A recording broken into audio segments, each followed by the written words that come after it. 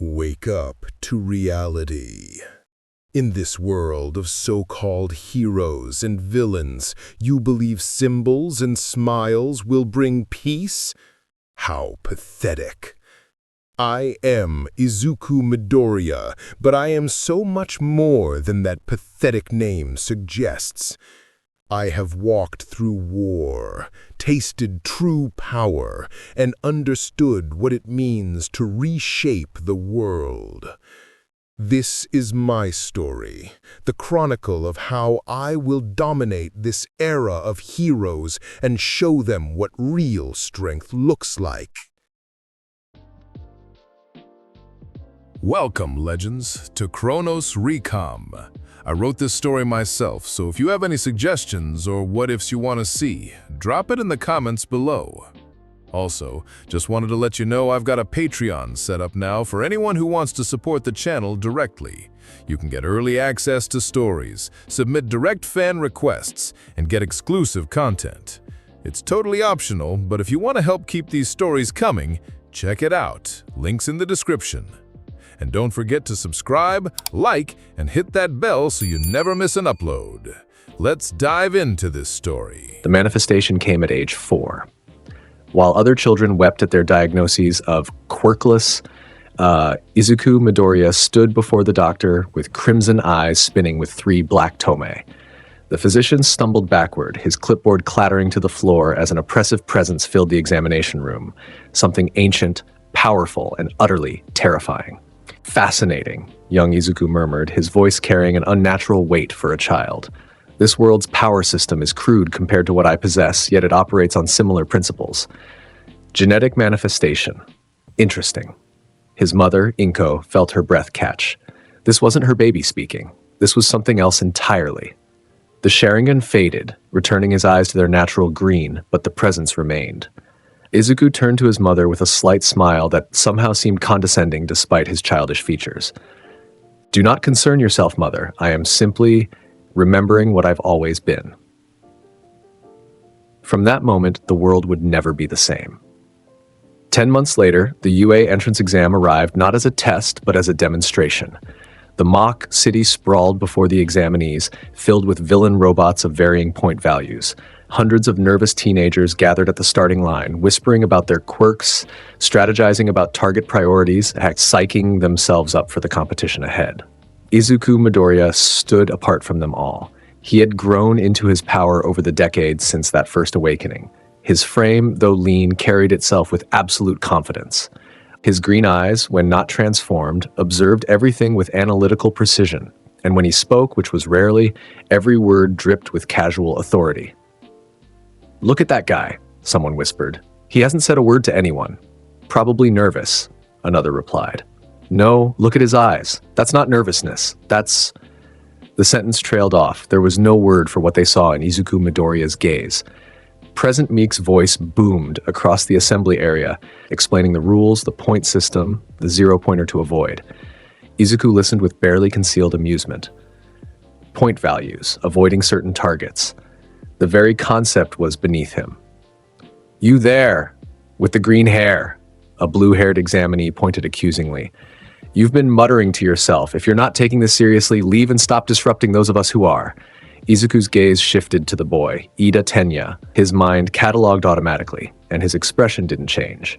"Humph. Your concern is noted and dismissed. I suggest you focus on your own performance rather than concerning yourself with your betters." The crowd went silent. Several examinees bristled at the arrogance, but something in Izuku's tone made them hesitate, an instinctive recognition that challenging him would be unwise. "Begin." Present Mike's voice shattered the tension. The crowd surged forward. Izuku walked, while others ran with desperate energy, using movement quirks or athletic ability to rush into the mock city. Izuku moved with measured steps. His eyes shifted, the Sharingan manifesting with casual ease, 3 tomei spinning lazily as they cataloged everything, building layouts, robot positions, examinee movements, optimal paths. A 3-pointer rounded the corner ahead, its mechanical voice announcing, "Target acquired," as it bore down on several examinees who scattered in panic. Izuku's hand rose almost lazily. Fire style, great fireball jutsu. He inhaled deeply and exhaled a massive sphere of crimson flames that engulfed the robot completely. The machine's metal chassis melted like wax, structural supports collapsing as it fell into a heap of slag. The heat was so intense that examinees 30 meters away felt their skin prickle. 3 points, Izuku muttered dismissively. Pathetic. He continued walking deeper into the mock city, leaving stunned silence in his wake. What followed was less a test and more a systematic dismantling. A 2-pointer emerged from a side street. Izuku's Sharingan tracked its movement, predicted its targeting algorithm, and dismissed it as beneath even minimal effort. Wood-style cutting sprigs jutsu. Wooden spikes erupted from his palm, piercing through the robot's core with surgical precision. It collapsed mid-step. 5 examinees worked together to bring down a 3-pointer, using combination attacks and teamwork. They celebrated their success, then froze as Izuku appeared in their peripheral vision. Without breaking stride, he formed a hand seal. Fire-style Phoenix Sage Fire Jutsu. Multiple smaller fireballs erupted from his mouth, each one guided with perfect precision to strike different robots throughout the street.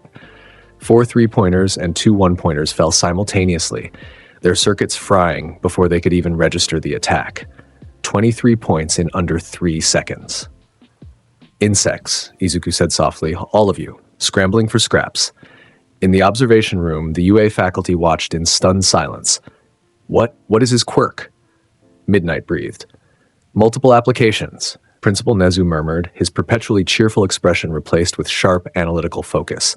Fire generation, wood manipulation, and those eyes, enhanced perception at minimum. Possibly more we haven't seen yet. The versatility is extraordinary. Never mind the quirk, Aizawa Shoda interjected, his own eyes narrowed. Look at how he moves. That's not a 15-year-old's combat awareness. That's veteran-level tactical thinking.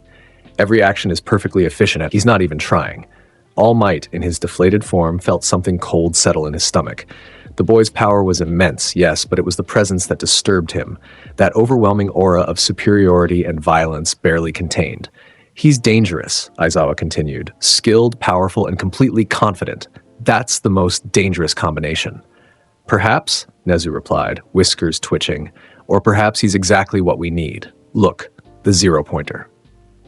The massive robot emerged right on schedule, towering over the mock city like a mechanical kaiju.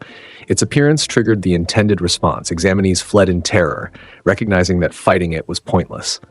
All except one. Izuku stopped walking and tilted his head, regarding the 0-pointer with something that might have been interest. Now this, he murmured, is at least somewhat closer to appropriate. Shall we dance?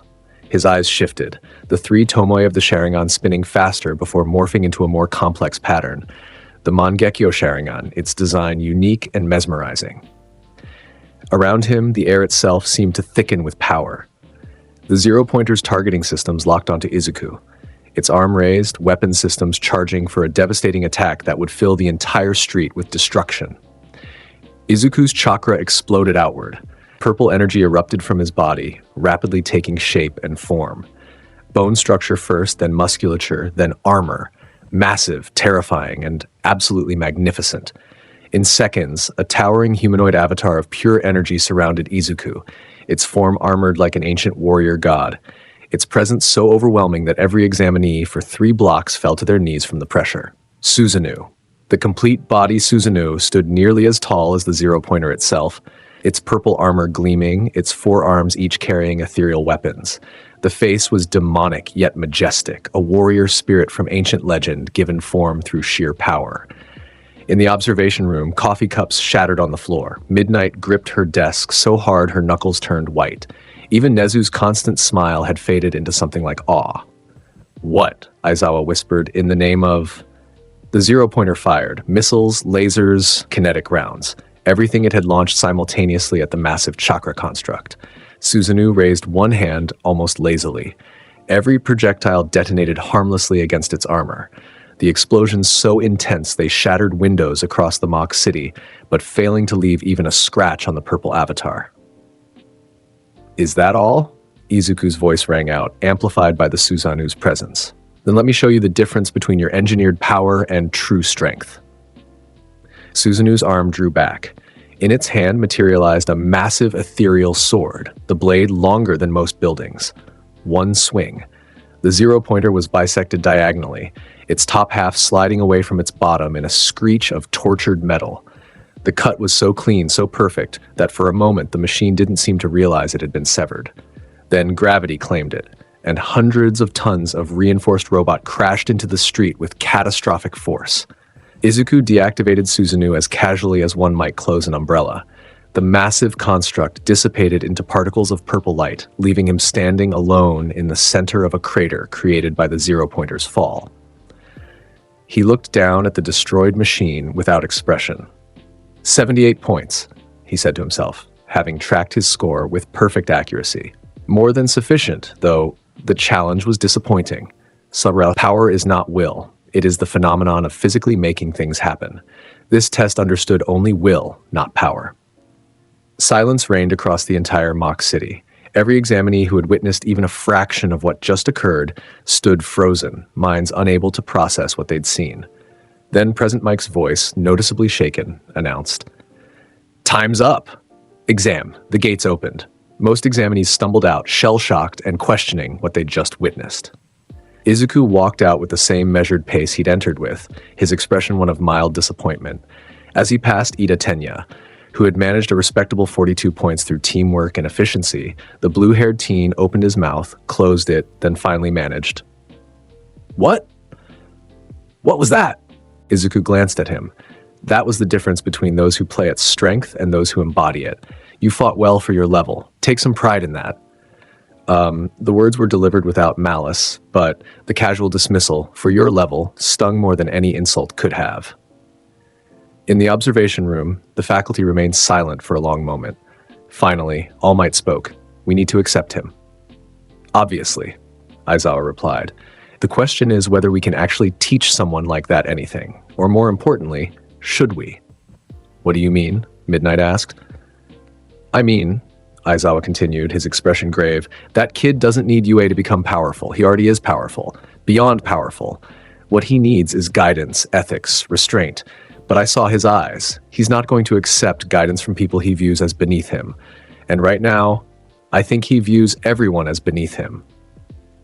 Nezu's smile returned, though it carried a sharper edge. "Then we'll simply have to prove him wrong. Besides, it's better to have someone that dangerous was where we can observe him, rather than operating without supervision. Young Midoriya will attend UA. The question is what he'll become during his time here." The acceptance letter would arrive 3 days later. Izuku would read it once, nod as if it confirmed what he already knew, and begin preparing for the next stage. UA. High school was about to encounter something it had never faced before, a student who didn't aspire to greatness but already embodied it, who viewed heroism not through the lens of justice but through the philosophy of power, who spoke with the words of a legend and fought with the strength of one. They were about to meet Madara Uchiha reborn, and nothing would ever be the same. The first day at UA arrived with spring sunshine and fresh possibilities. Class 1A's assigned students filtered into their homeroom with varying degrees of excitement and nervousness, finding their seats while exchanging introductions and speculation about their new teacher. Izuku Midoriya sat in the back corner, having claimed the seat without discussion or debate. Something about his presence, the way he moved, the way he looked at others, the sheer weight of his aura, had made every other student instinctively avoid that particular desk until he'd taken it. "Hey, you're the one from the entrance exam," a cheerful voice called out. A girl with pink skin and horns, Ashido Mina, his mind catalogued, bounded over with fearless enthusiasm. "That giant purple thing you made was incredible. What kind of quirk creates something that huge?" Izuku's green eyes regarded her with the same expression one might give an enthusiastic puppy. It is not something that can be easily explained to those unfamiliar with its principles. Suffice it to say, my abilities transcend what you understand as normal quirk applications. Mina blinked, her smile faltering slightly at the formal dismissive tone. Okay then, Midoriya." Katsuki Bakugo's voice cut through the classroom chatter like a blade. The explosive blonde stood near the door, hands shoved in his pockets, glaring at Izuku with barely contained aggression. "We need to talk." They'd known each other since childhood. Bakugo had watched Izuku's transformation from quirkless crybaby to whatever he was now. It had been gradual enough that Bakugo hadn't fully processed it until the entrance exam footage went viral online. Now, seeing Izuku sitting there with that insufferable calm, radiating power that made Bakugo's own explosive quirk feel like a firecracker next to a nuclear bomb, his pride couldn't take it. Izuku turned his head slowly, and for just a moment, his eyes flashed crimson with spinning tomoe. Bakugo Katsuki, your desire to establish dominance is noted and understood. However, I suggest you abandon such thoughts. The gap between us is not something effort alone can bridge. You are strong for your age and experience level. Be satisfied with that. The classroom went utterly quiet. Everyone recognized a challenge when they heard one, or in this case, a complete dismissal.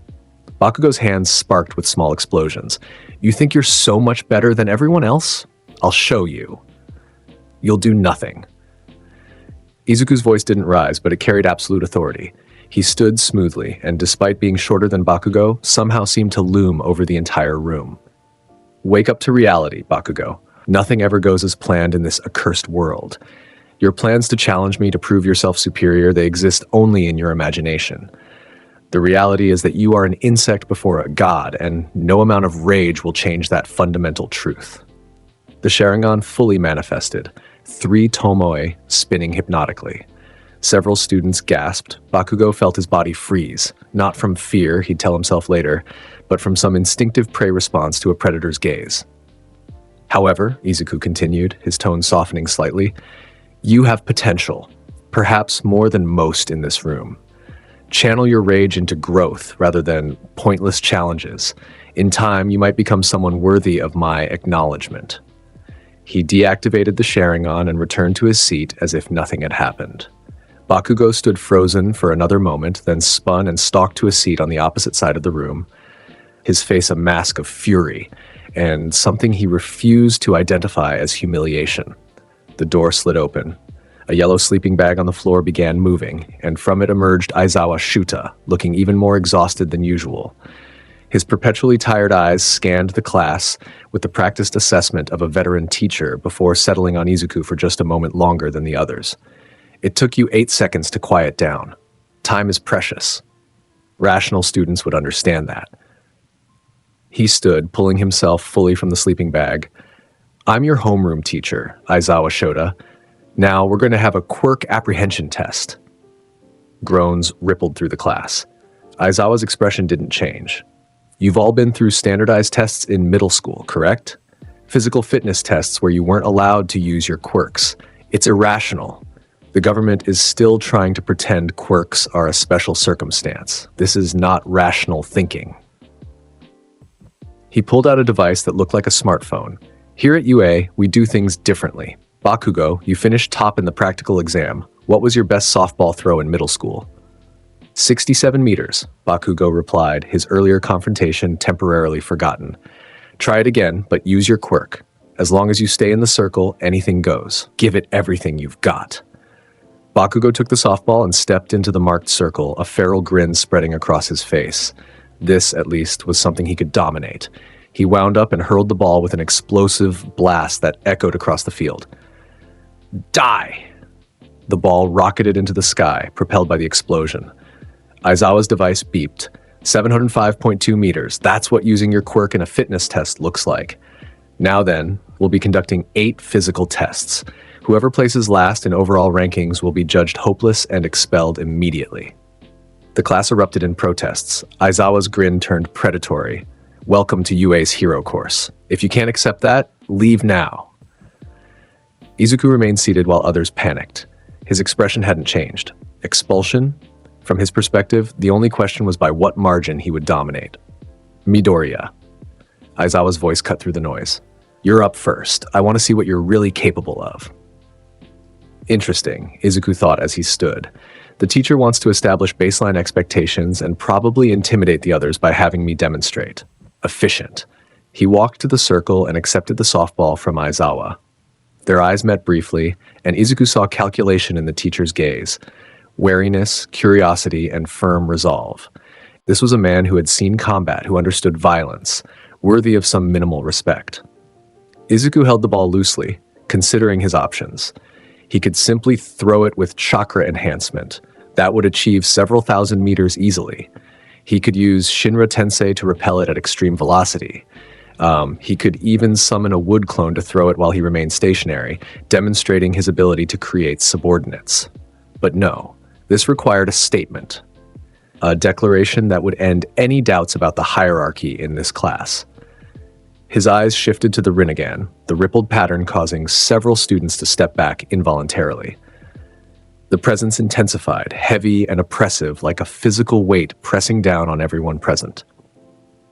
Bansho Tenin, he said quietly, and an invisible attractive force yanked a large boulder from the ground 50 meters away, pulling it through the air toward his outstretched hand. He caught it casually, demonstrating perfect control, then set it down, merely confirming the mechanics. Now then. He turned his attention to the softball, channeling chakra into his arm while simultaneously preparing a Shinra Tensei at the moment of release. The combination would create a throw that defied physical laws. Power is not will, he said, loud enough for everyone to hear. It is the phenomenon of physically making things happen. Observe the difference between effort and absolute strength. He threw. The softball left his hand with a sound like a small sonic boom. The shockwave from the Shinra Tensei sent nearby students stumbling backward. The ball accelerated impossibly, its trajectory so perfect it could have been drawn with a ruler, climbing higher and higher until it became a speck against the blue sky.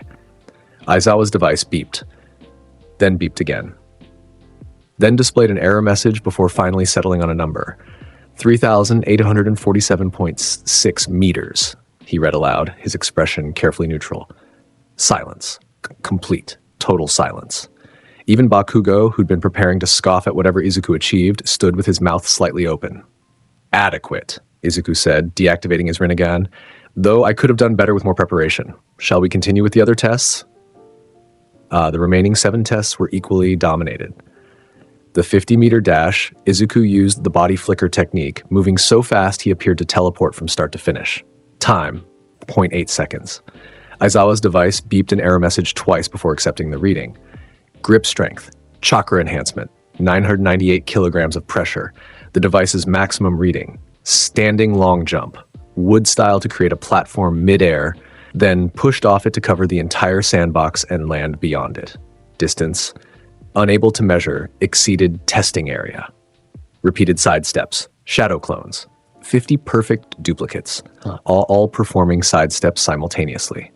Aizawa eventually called it at 500 steps in the allotted time and told Izuku to dismiss the clones, which disturbed the other students immensely. Sit-ups and toe touches were so trivial Izuku barely acknowledged them, achieving perfect scores through basic chakra control and physical conditioning that made Olympic athletes look sedentary. By the end, the rankings were predetermined before anyone else had even finished half the tests.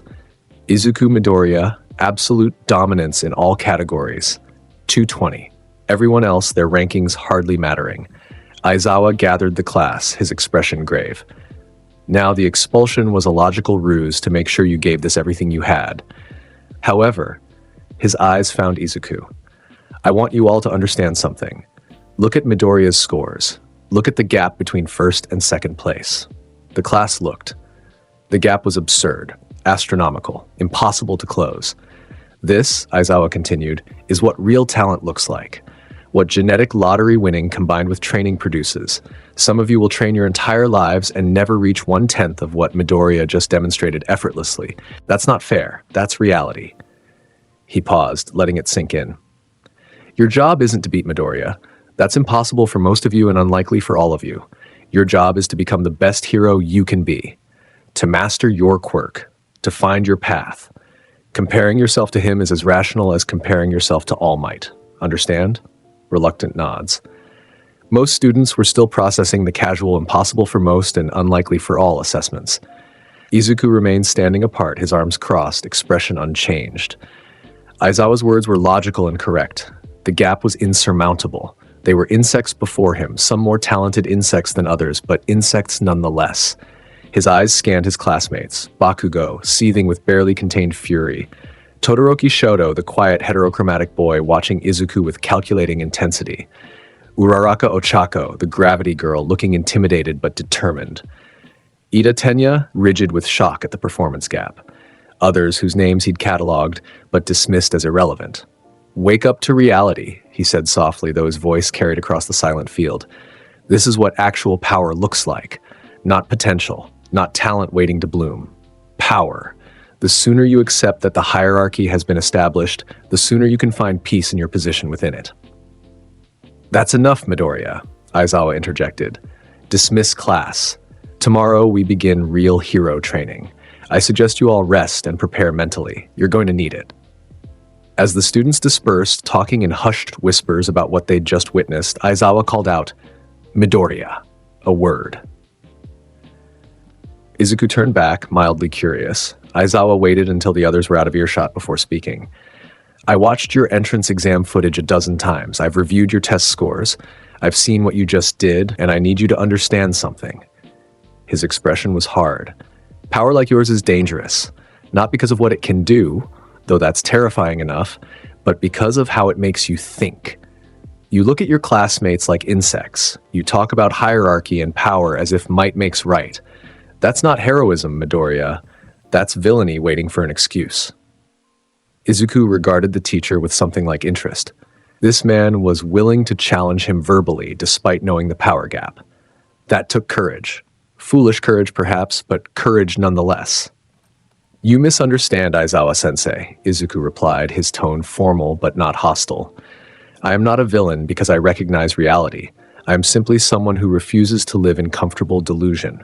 In this world, wherever there is light, there are also shadows. As long as the concept of winners exists, there must also be losers. I am a winner. They are losers. That is neither good nor evil. It simply is. And what happens when those losers need help? When civilians need saving? Will you help them or dismiss them as beneath you?" "I will protect those who cannot protect themselves," Izuku said after a moment. "Not out of some misguided belief in equality, but because the strong have a responsibility to maintain order. Allowing chaos to consume the weak serves no one's interests. But do not mistake my willingness to protect for belief that we are equal. We are not. We never will be." Aizawa studied him for a long moment, then sighed. "You're 15 years old, and you talk like a jaded war veteran. I don't know what created this philosophy in you, but I'm going to challenge it every day you're in my class. Not because I think I can beat you in a fight. I'm not delusional. But because someone needs to remind you that power without compassion, without empathy, without humanity, is just destruction wearing a different mask."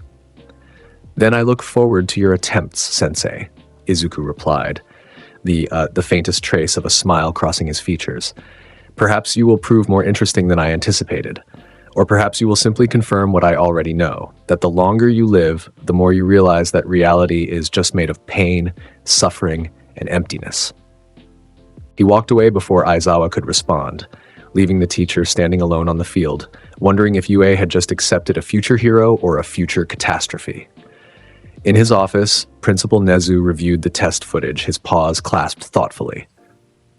"Fascinating," he murmured. "Young Midoriya exhibits every sign of someone who's experienced genuine combat, but his record shows nothing of the sort. No villain encounters, no underground fighting, nothing. Where did he learn to think like that? Where did he learn to fight like that?" He made a note to investigate further. Something about Izuku Midoriya didn't add up. Quirks didn't grant philosophical frameworks or combat experience. They granted power. Everything else had to be learned. So where had Izuku Midoriya learned to be Madara Uchiha? The question would haunt Nezu for quite some time. 3 days into their enrollment, Class 1A faced their first practical combat exercise. All Might, in his muscular form, stood before them with his characteristic broad smile, though those who looked closely might have seen a tightness around his eyes when his gaze passed over Izuku. "I am, coming through the door like a hero." His entrance was as theatrical as ever, drawing excited reactions from most students. Izuku merely watched with detached interest. "Welcome to the most important class at UA, High. Think of it as Heroing 101. Here you will learn the basics of being a pro and what it truly means to fight in the name of good. Today's lesson will be battle training." He pressed a button and panels opened in the wall to reveal numbered cases. These are the costumes you requested based on your quirk registrations. Get changed and meet me at Training Ground Beta.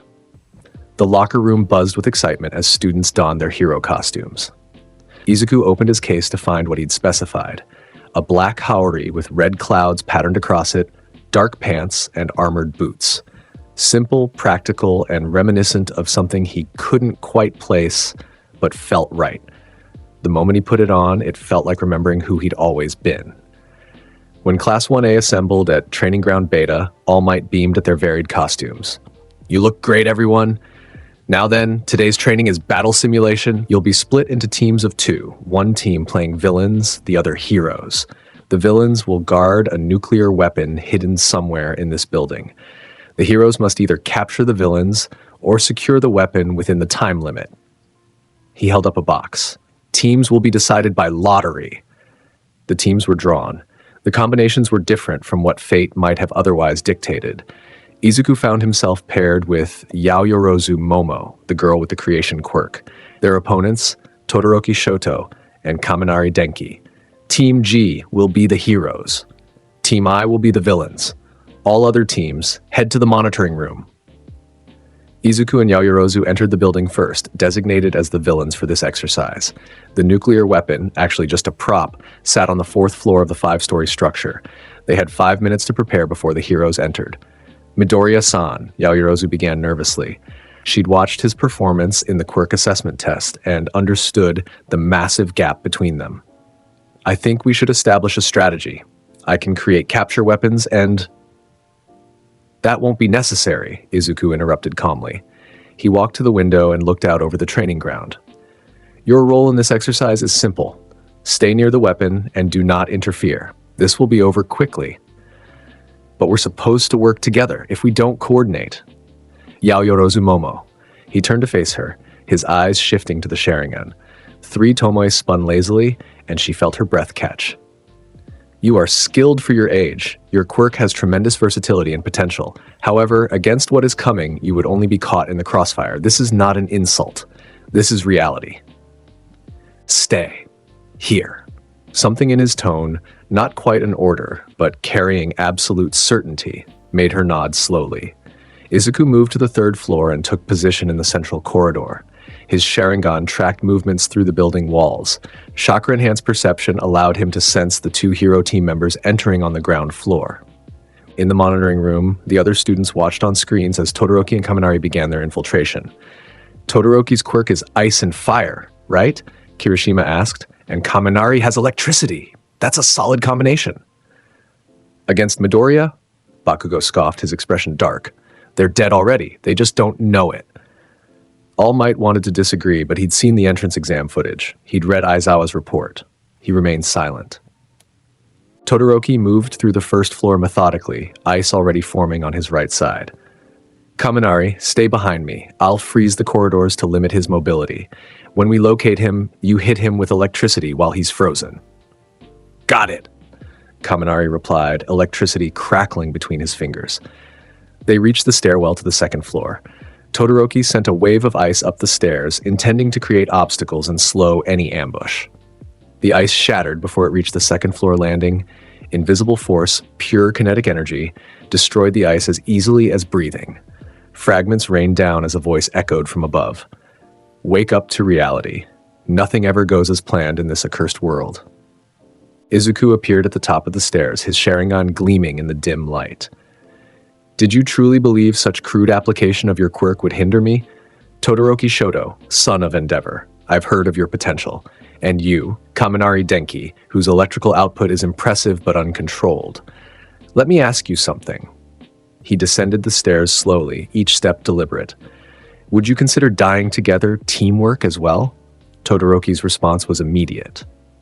A massive wave of ice erupted from his right side, filling the entire stairwell with freezing crystals meant to trap Izuku completely. Izuku's eyes shifted. The Mangekyō Sharingan replaced the 3 tomoe version, its intricate patterns spinning. Susanoo. Purple chakra erupted around him, forming a skeletal ribcage that shattered the ice like glass. The construct expanded rapidly, skeletal arms, muscle-like energy, then partial armor. Within seconds, Izuku stood within a 15-foot-tall humanoid avatar of purple chakra, its armored form radiating power that made the entire building shake. In the monitoring room, students gasped. All Might's smile faded completely. That thing from the entrance exam, Uraraka whispered. Todoroki and Kaminari stood frozen, staring up at the chakra construct that towered over them.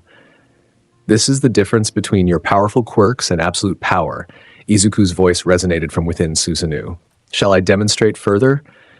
Susanoo's arm drew back, then punched forward, not at the students, but at the wall beside them. The entire section of wall exploded outward, steel and concrete reduced to rubble. The shockwave sent both students flying backward, tumbling across the floor. Their capture tape fell from their pockets from the impact. You lack conviction, Izuku continued, walking forward as Susanoo moved with him. Todoroki, you refuse to use your left side. You're fire. Why? Some misguided emotional attachment to proving a point to your father? Pathetic. Power exists to be used. Refusing half your potential out of spite only ensures you remain weak. Todoroki struggled to his feet, his expression twisted with shock and anger. You don't understand anything about... I understand everything. Izuku's voice turned cold. You are a child playing at rebellion while crippling yourself. That is not strength. That is cowardice dressed as principle. The Susanoo's hand reached down, fingers closing around Todoroki's torso, gently but firm enough that he couldn't move. Capture without injury. Kaminari, seeing his partner caught, unleashed his full electrical output. Indiscriminate shock. 1 million volts of electricity flooded the corridor, enough to knock out most opponents instantly.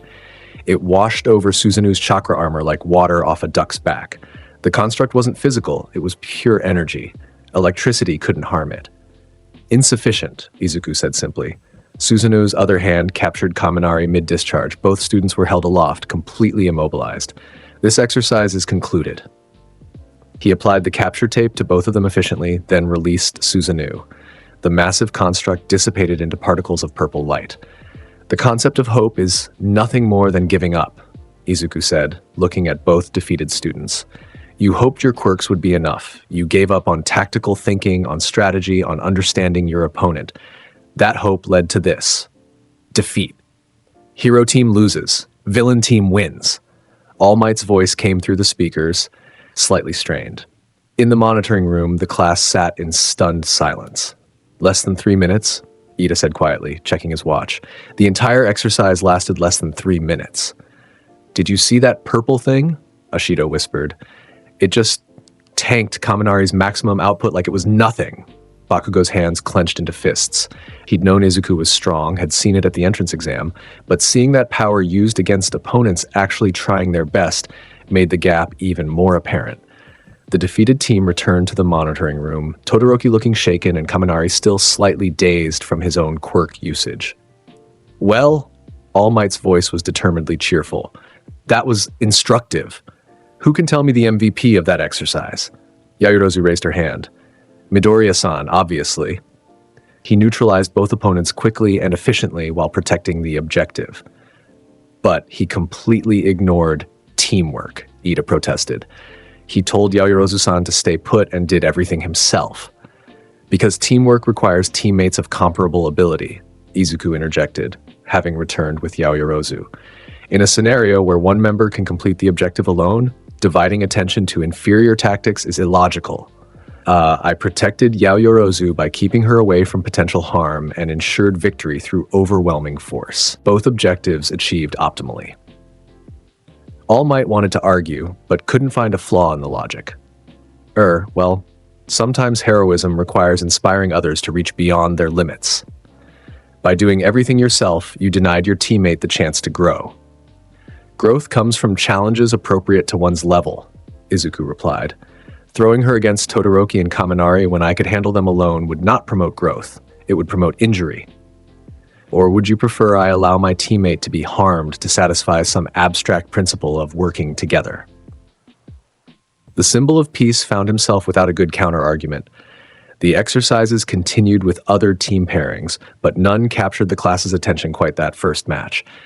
They'd all known Izuku was powerful, but seeing that power deployed with such ruthless efficiency drove the point home in a way statistics couldn't. When class ended, Todoroki approached Izuku, his expression complex.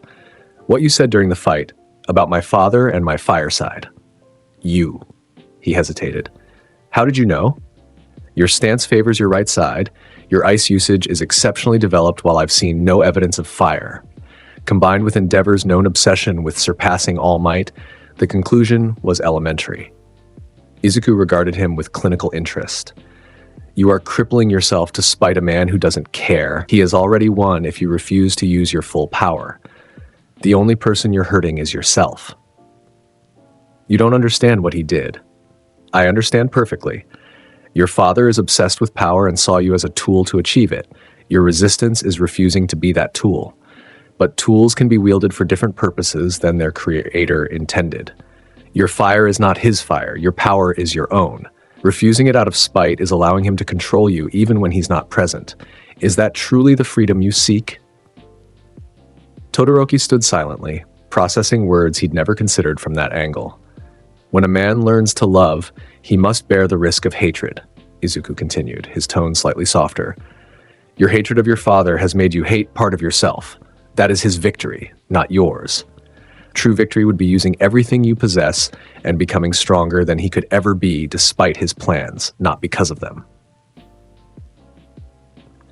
He walked away, leaving Todoroki staring after him with an expression that suggested his worldview had just been fundamentally challenged. In his office, All Might deflated with a heavy sigh. Young Midoriya was everything a hero should be from a power perspective: strong, skilled, efficient, capable of protecting people. But his philosophy, his worldview, the way he spoke about people like they were chess pieces on a board. "Nezu," All Might said into his phone. "We need to talk about Midoriya. I think he might be more dangerous than we realized. Not because of what he can do, but because of how he thinks. I'm already looking into it." His background is unusually clean, almost suspiciously so. No villain encounters, no underground fighting rings, no black market quirk training, yet he fights and thinks like someone with decades of combat experience. It's as if he was born knowing how to be a warrior. "Is that even possible?" "I don't know," Nezu admitted, "but I intend to find out." Neither of them noticed Izuku pausing outside the office door, his Sharingan active, having heard every word through his enhanced senses. He smiled slightly. Let them investigate. Let them wonder. They would find nothing because there was nothing to find. He simply was what he was, Madara Uchiha reborn, with all the power and philosophy that entailed, and no amount of investigation would change that fundamental truth. The Unforeseen Simulation Joint, USJ for short, was designed to train hero students in rescue operations across various disaster scenarios. Flood zones, fire zones, landslide zones, and more, all contained within a massive dome facility that rivaled most professional hero agencies in sheer scale. Class 1A arrived by bus, chattering excitedly about what scenarios they'd face. All Might was notably absent, having used up his transformation time for the day in earlier classes. Their substitute supervisor, the Space Hero 13, greeted them enthusiastically at the entrance. "Welcome, everyone. Today we'll be focusing on rescue training. Remember, your quirks are powerful, but they can also cause tremendous harm if used carelessly. Here, you'll learn to be heroes who save rather than destroy." Izuku stood apart from the group, his eyes scanning the facility with tactical precision. The sprawling complex, the multiple zones, the blind spots, from a defensive standpoint, it was a nightmare. Too much ground to cover, too many entry points, too many places for enemies to hide. His Sharingan manifested, spinning slowly as he analyzed everything. Something felt wrong. A premonition, perhaps, or simply combat instinct honed across a lifetime he couldn't quite remember but felt in his bones. "Midoriya-san?" Asuitsuyu's voice drew his attention. "Is something wrong, Ribbit?" Before he could answer, the lights flickered. At the central plaza, space itself began to tear open. A swirling purple portal of darkness materialized, growing larger with each passing second. From within it emerged figures, dozens, then hundreds of people wearing mismatched clothing and expressions of malicious intent. "Villains, 13. Protect the students," Aizawa shouted, his capture weapon already unfurling. The portal villain, Kurogiri, as he would introduce himself moments later, spoke in a polite, chilling voice. "Greetings, UA students. We are the League of Villains. Please don't worry, we're not here for you specifically. We've come to kill All Might. But since he's not present, we'll have to make do with slaughtering his students to draw him out. More villains poured through the portal. 50, 100, 200. They filled the central plaza like an infestation, armed with weapons, dangerous quirks, and murderous intent. Aizawa's eyes widened. This wasn't a simple break-in. This was an army. 13. Begin evacuation procedures. Ida, run to the school and alert. Evacuation?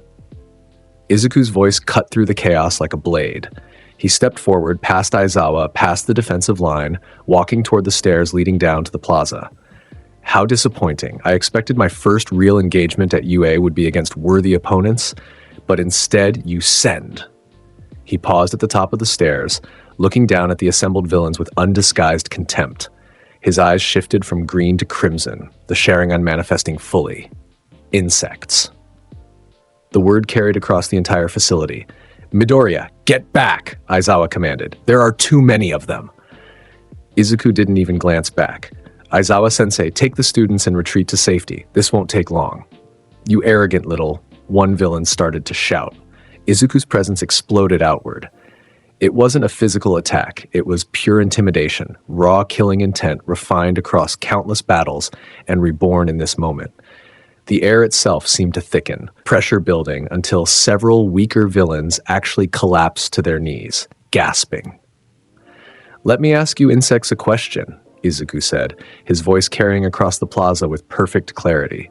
Do you know what happens when you send hundreds of insects against a god? Would you like me to show you? His eyes shifted. The three tomoe of the Sharingan spun and morphed, evolving into the more complex pattern of the Mangekyō Sharingan. And then the massacre began.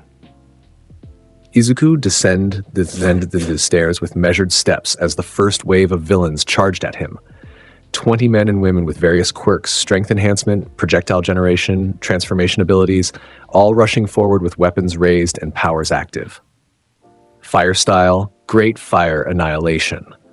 Izuku inhaled deeply, his chest expanding beyond normal human capacity, and exhaled a wall of flames that spanned 40 meters wide. The fire wasn't normal, it was chakra-infused, burning at temperatures that instantly liquefied concrete and turned metal to slag. The first wave died screaming. Bodies caught in the inferno were reduced to ash before they could even comprehend what had killed them. Those at the edges of the blast suffered worse, burned but alive, their skin peeling away as they collapsed, still conscious enough to experience agony. The casual brutality of it shocked everyone watching. "What the hell?" one villain shrieked, watching his companions incinerated. "That's impossible," another shouted. "Fire quirks don't burn that hot. What is he?" Izuku stood in the center of the scorched impact zone, completely unaffected by the residual heat. "I am the difference between your pathetic borrowed powers and true strength. I am the reality you refuse to wake up to. I am." More villains charged, refusing to believe one teenager could be that dangerous. "Your death." His hands flashed through seals. Wood style, deep forest emergence. The ground beneath the plaza shattered. Massive trees erupted from the concrete, their growth explosive and violent. Trunks 20 meters thick burst upward, roots spreading like grasping fingers, branches extending with enough force to impale. Villains were caught in the growth, their bodies pierced by wooden spikes or crushed between emerging trunks.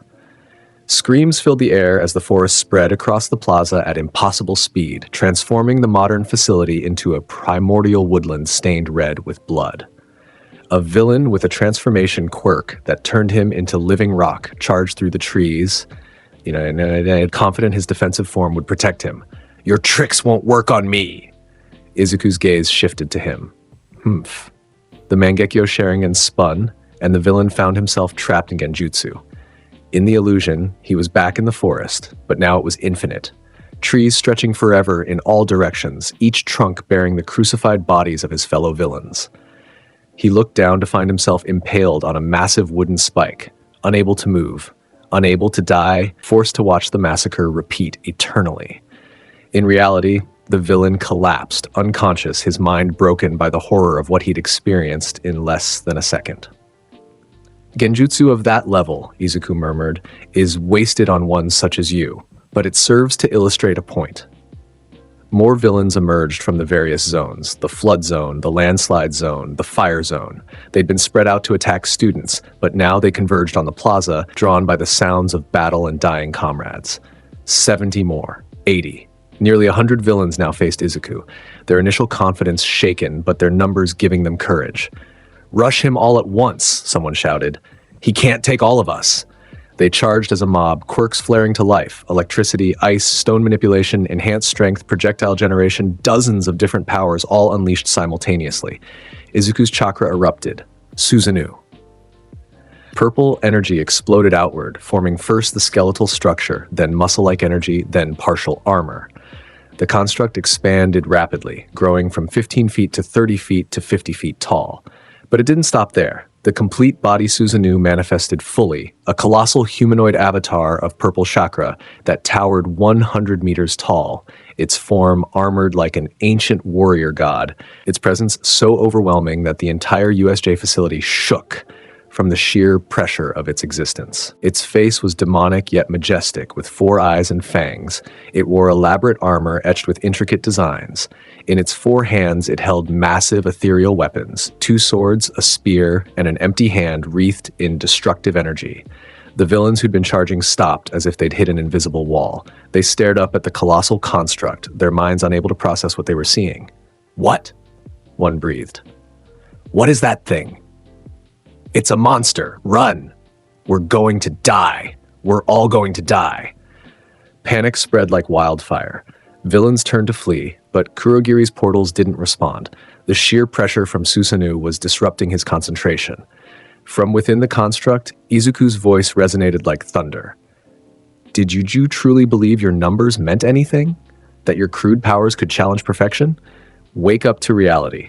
Nothing ever goes as planned in this accursed world. Your plan to kill All Might ends here. Your plan to escape ends here. Your lives end here." Susanoo's sword swung. The blade, easily 200 meters long, cut through the air with devastating force. It didn't just slice through the villains in its path. The sheer pressure wave from the swing liquefied their bodies, reducing dozens of people to red mist instantly. The blade continued through the facility's geography, cutting a massive trench through the flood zone that drained it in seconds. The complete body, Susanoo's second sword swung in the opposite direction, this time releasing a wave of cutting wind that shredded another group of villains attempting to flee. Body parts rained down across the plaza. "Please," a villain begged, dropping his weapons. "I surrender. You surrendered the moment you threatened students under UA's protection." Izuku's voice was devoid of mercy. "You surrendered when you allied yourselves with those who would kill children to make a political statement. You surrendered when you chose villainy over living peacefully. The time for mercy has passed." Susanoo's spear thrust forward, impaling 15 villains in a single strike. The weapon withdrew, and their bodies slid off it like meat from a skewer. In the observation area, Class 1A watched in absolute horror. He's killing them," Uraraka whispered, her face pale. "He's actually killing them. They're villains," Kirishima protested weakly. "They came here to kill us. But this is a massacre," Todoroki finished, his expression unreadable. This is what he meant during battle training, about being ruthless, about power. We were watching an insect before a god, and we didn't even realize it. Bakugo stood silently, watching the carnage, his fists clenched so tight his palms bled from where his nails dug into skin. This was the person he'd known since childhood? This monster wearing Izuku's face? Aizawa activated his erasure quirk, attempting to cancel whatever power was generating that massive construct. His eyes burned as he focused on Izuku, and nothing happened. The Susanoo remained. "That's impossible," Aizawa breathed. "My quirk should cancel his. Unless it wasn't a quirk, or unless it was something so fundamentally integrated into Izuku's existence that canceling it was like trying to cancel someone's heartbeat."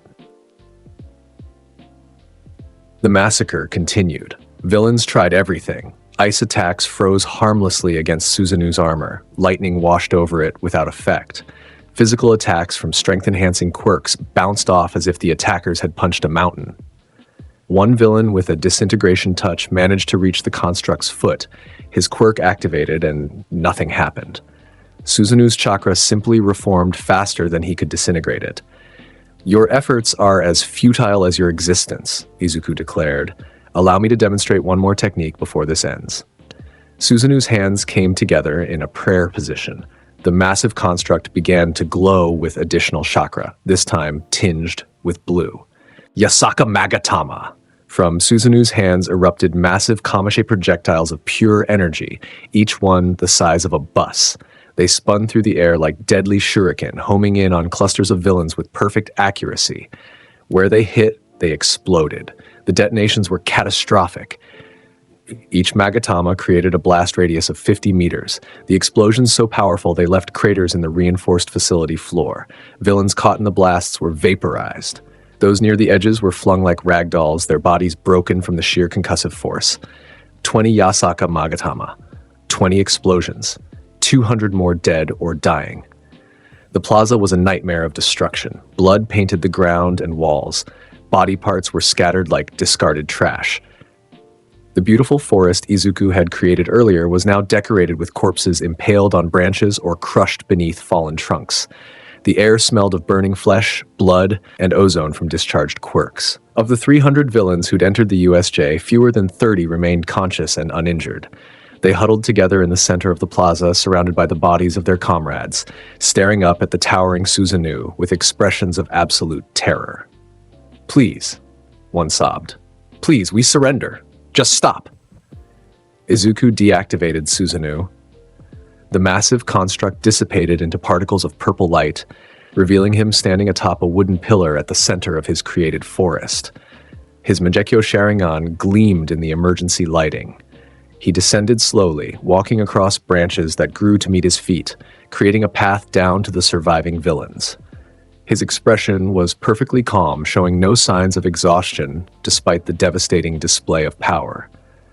"In this world, wherever there is light, there are also shadows," he said, his voice carrying across the blood-soaked plaza.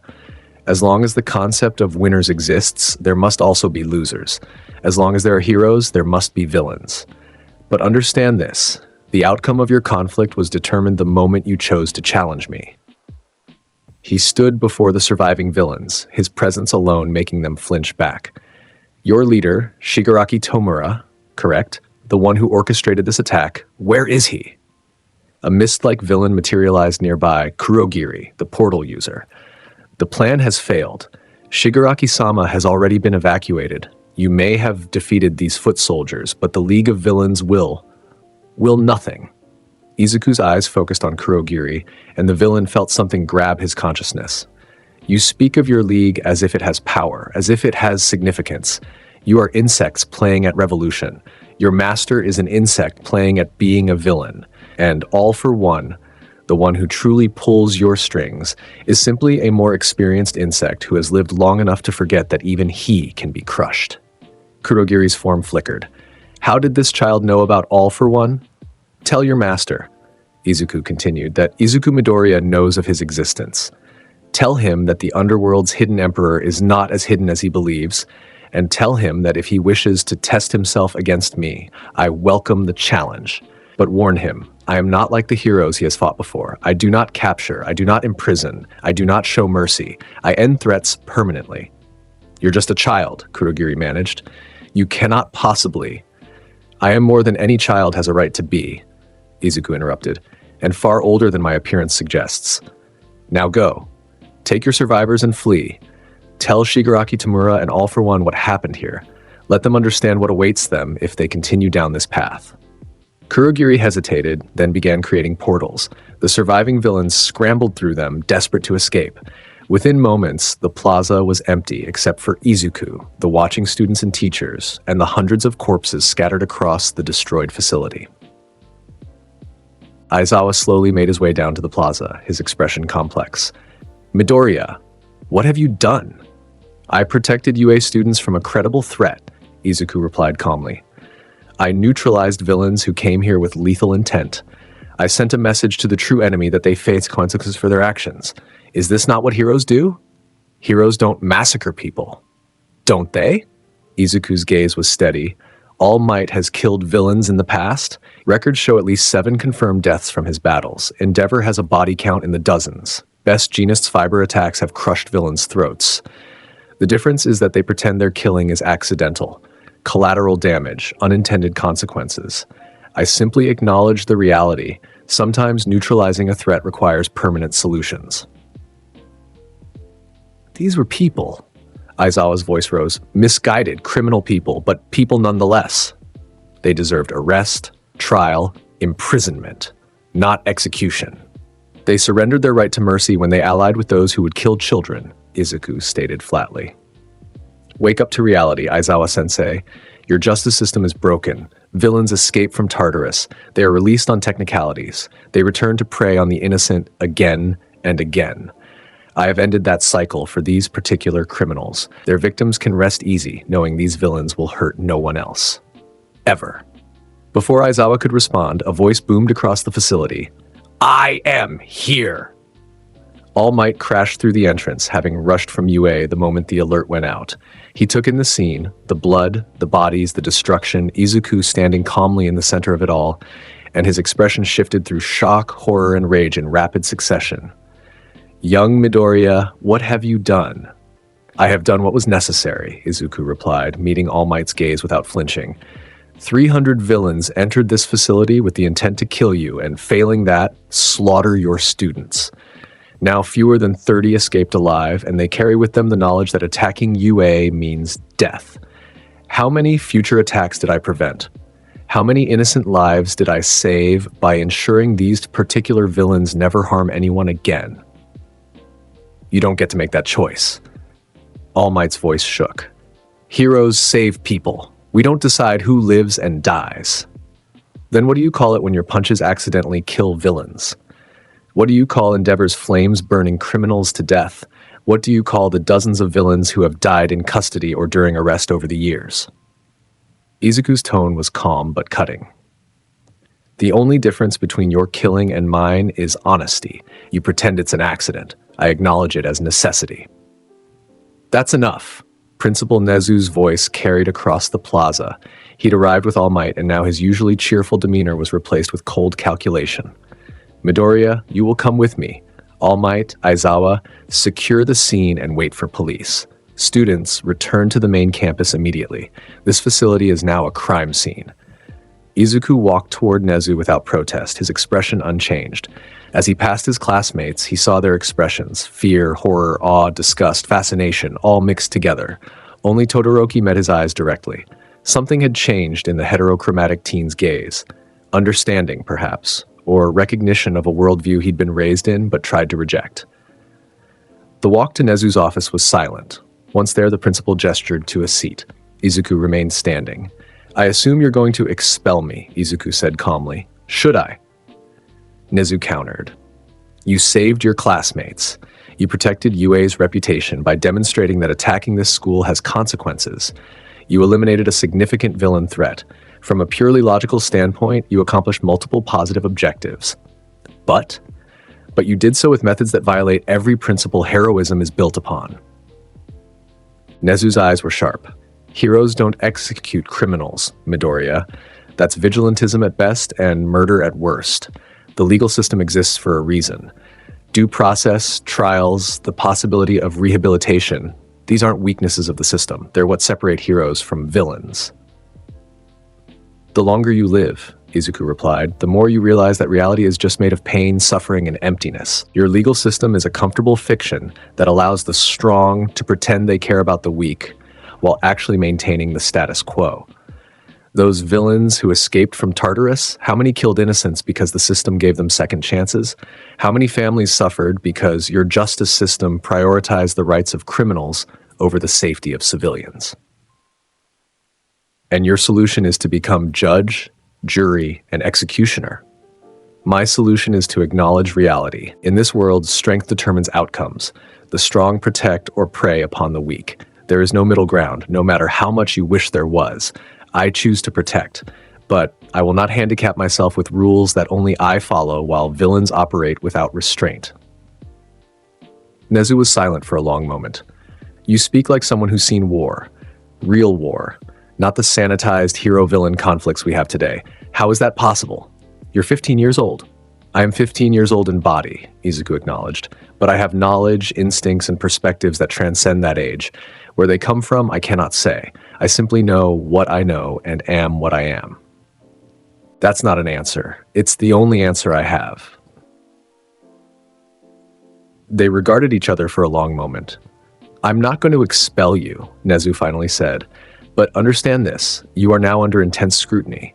The Hero Public Safety Commission will want answers, the police will investigate, your classmates will fear you, teachers will question whether you should be here, and I will be watching every move you make because I genuinely cannot determine if you're a hero in the making or a villain waiting for an excuse. I am neither, Izuku replied. I am simply powerful. How that power is used depends entirely on who stands before me. Threaten innocence and you face annihilation. Respect peace and you have nothing to fear. It is that simple. Nothing is ever that simple. Then that is where you and I differ, Principal Nezu, because from my perspective, the complexity you see is just an excuse to avoid difficult decisions, and I have never been one to avoid difficult decisions. Izuku turned to leave. One more thing, Nezu called out. What did you mean when you told that portal villain about All for One? How do you know about him? Izuku paused at the door. The same way I know many things, Principal. Instinct, knowledge that exists without explanation. When I heard the League of Villains mentioned, I simply knew there was someone in the shadows pulling strings, knew his name, knew his existence, just as I know that someday he and I will face each other. And when we do, your world will change permanently. He left without waiting for a response. In the days that followed, the USJ incident became national news. The media covered it endlessly. Student massacres, villains at UA facility, 300 dead in school attack. Is UA's new student a hero or killer? Public opinion was sharply divided. Some called Izuku a hero who'd done what was necessary. Others called him a murderer who'd gone too far. The Hero Public Safety Commission demanded he be expelled. Pro-heroes debated his methods on talk shows.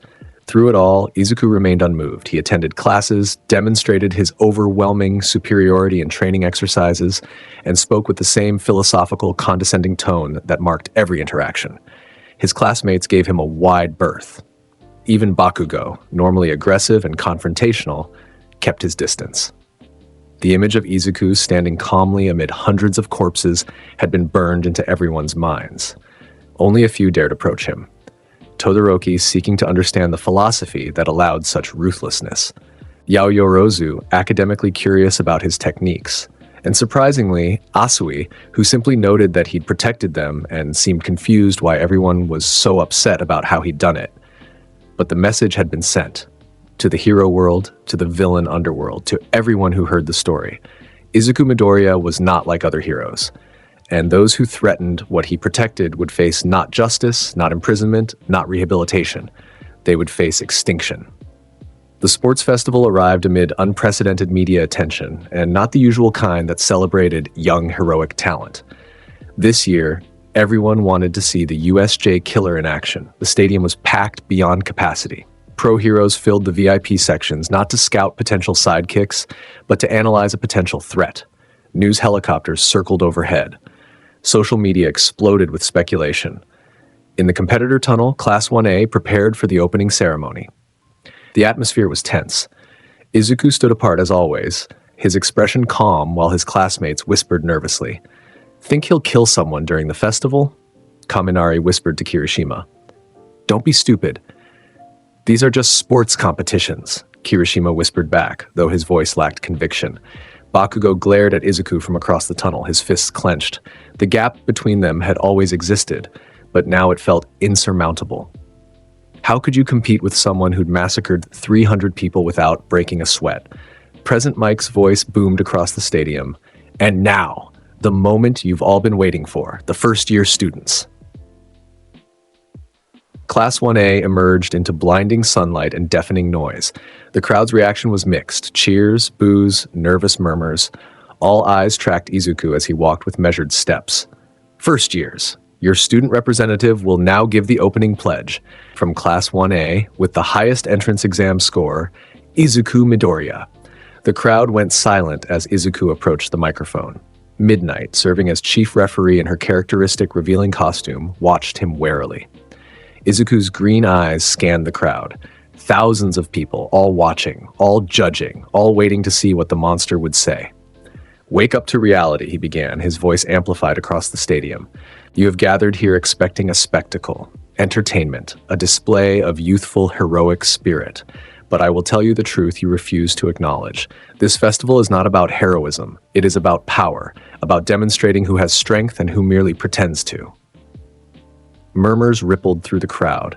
This was not the typical inspirational speech. In this world, wherever there is light, there are also shadows. As long as the concept of winners exists, there must also be losers. Today, you will witness both. You will see those with genuine strength rise above those who lack it. You will see your comfortable illusions about everyone having potential shattered against the reality of absolute difference in ability. His gaze swept across his fellow students. "To my competitors, I acknowledge your courage in facing me, but understand that courage without power is meaningless. You will lose. That is not arrogance. It is reality. The only question is whether you accept that reality gracefully or struggle futilely against it." The stadium was dead silent. However, his tone shifted slightly. "Do not mistake inevitability for worthlessness. Power is not will. It is the phenomenon of physically making things happen. Even in defeat, you can demonstrate your will. Show me your absolute best. Make me acknowledge your existence, even if I surpass it. That is the only victory available to you." He stepped back from the microphone. The crowd erupted, some booing, some cheering, everyone talking at once. Midnight cleared her throat. "Well, that was unique. Now then, let's begin the first event. It is." A massive screen displayed the event. "An obstacle race. All students will race around the stadium's 4-kilometer course. Anything goes, as long as you stay on the track. Now, everyone to the starting line." The students crowded into the narrow tunnel exit, the deliberate bottleneck meant to test their ability to handle obstacles immediately. "Begin." The crowd surged forward, students using quirks to gain advantage, ice spreading, people flying, mutations activating. It was chaos. Bodies pressing together, everyone fighting for position. Izuku walked. He didn't rush, didn't push, simply walked at a measured pace while his Sharingan cataloged everything. Who was using what quirk, who had strategic thinking, who was panicking. Todoroki created a massive ice wave behind him, freezing dozens of students in place to secure his lead. Clever, but ultimately pointless. The first obstacle appeared, Robo Inferno. Massive robots from the entrance exam now serving as moving barriers. Students scattered, trying to dodge or fight. Todoroki froze several solid.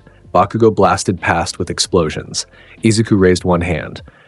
Fire style, majestic destroyer flame. An immense torrent of fire erupted from his mouth, a technique that made his previous fire attacks look like matches by comparison.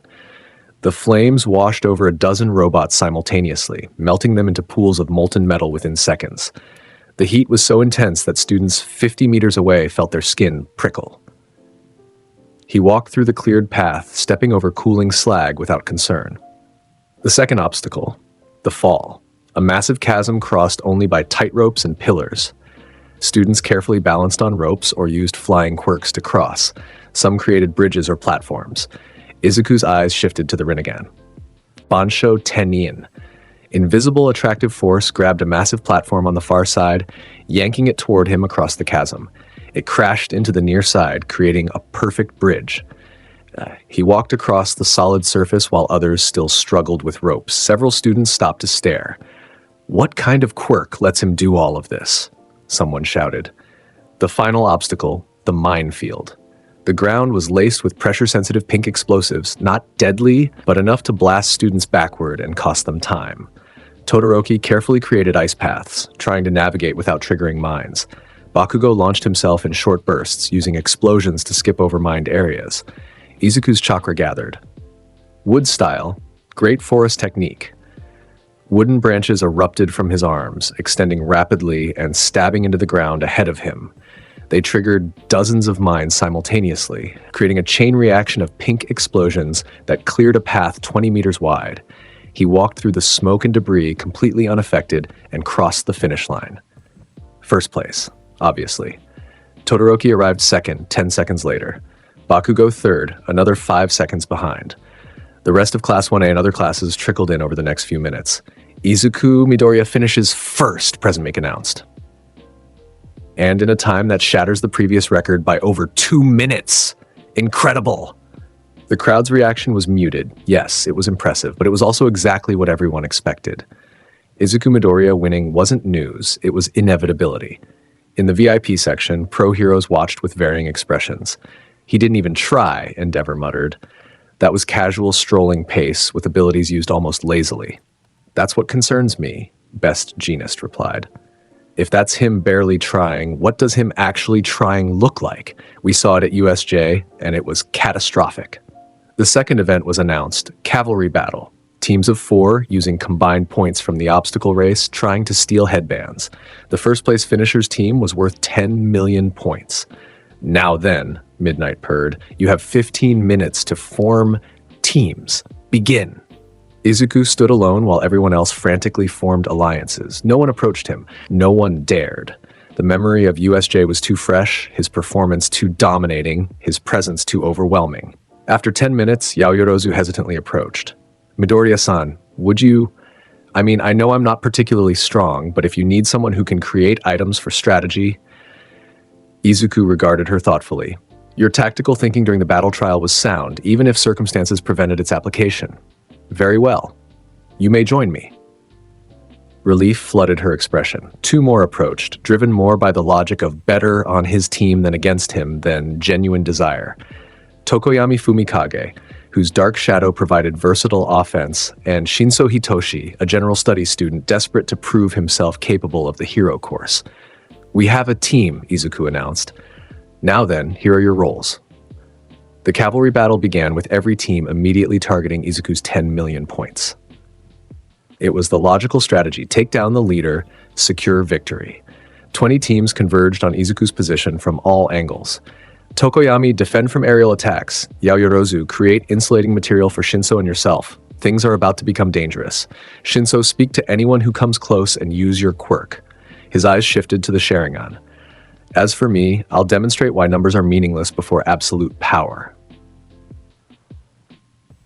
The first team reached them, Bakugo's group, aggressive and fast. "Give me that headband, bastard!" Bakugo roared, explosions propelling him forward.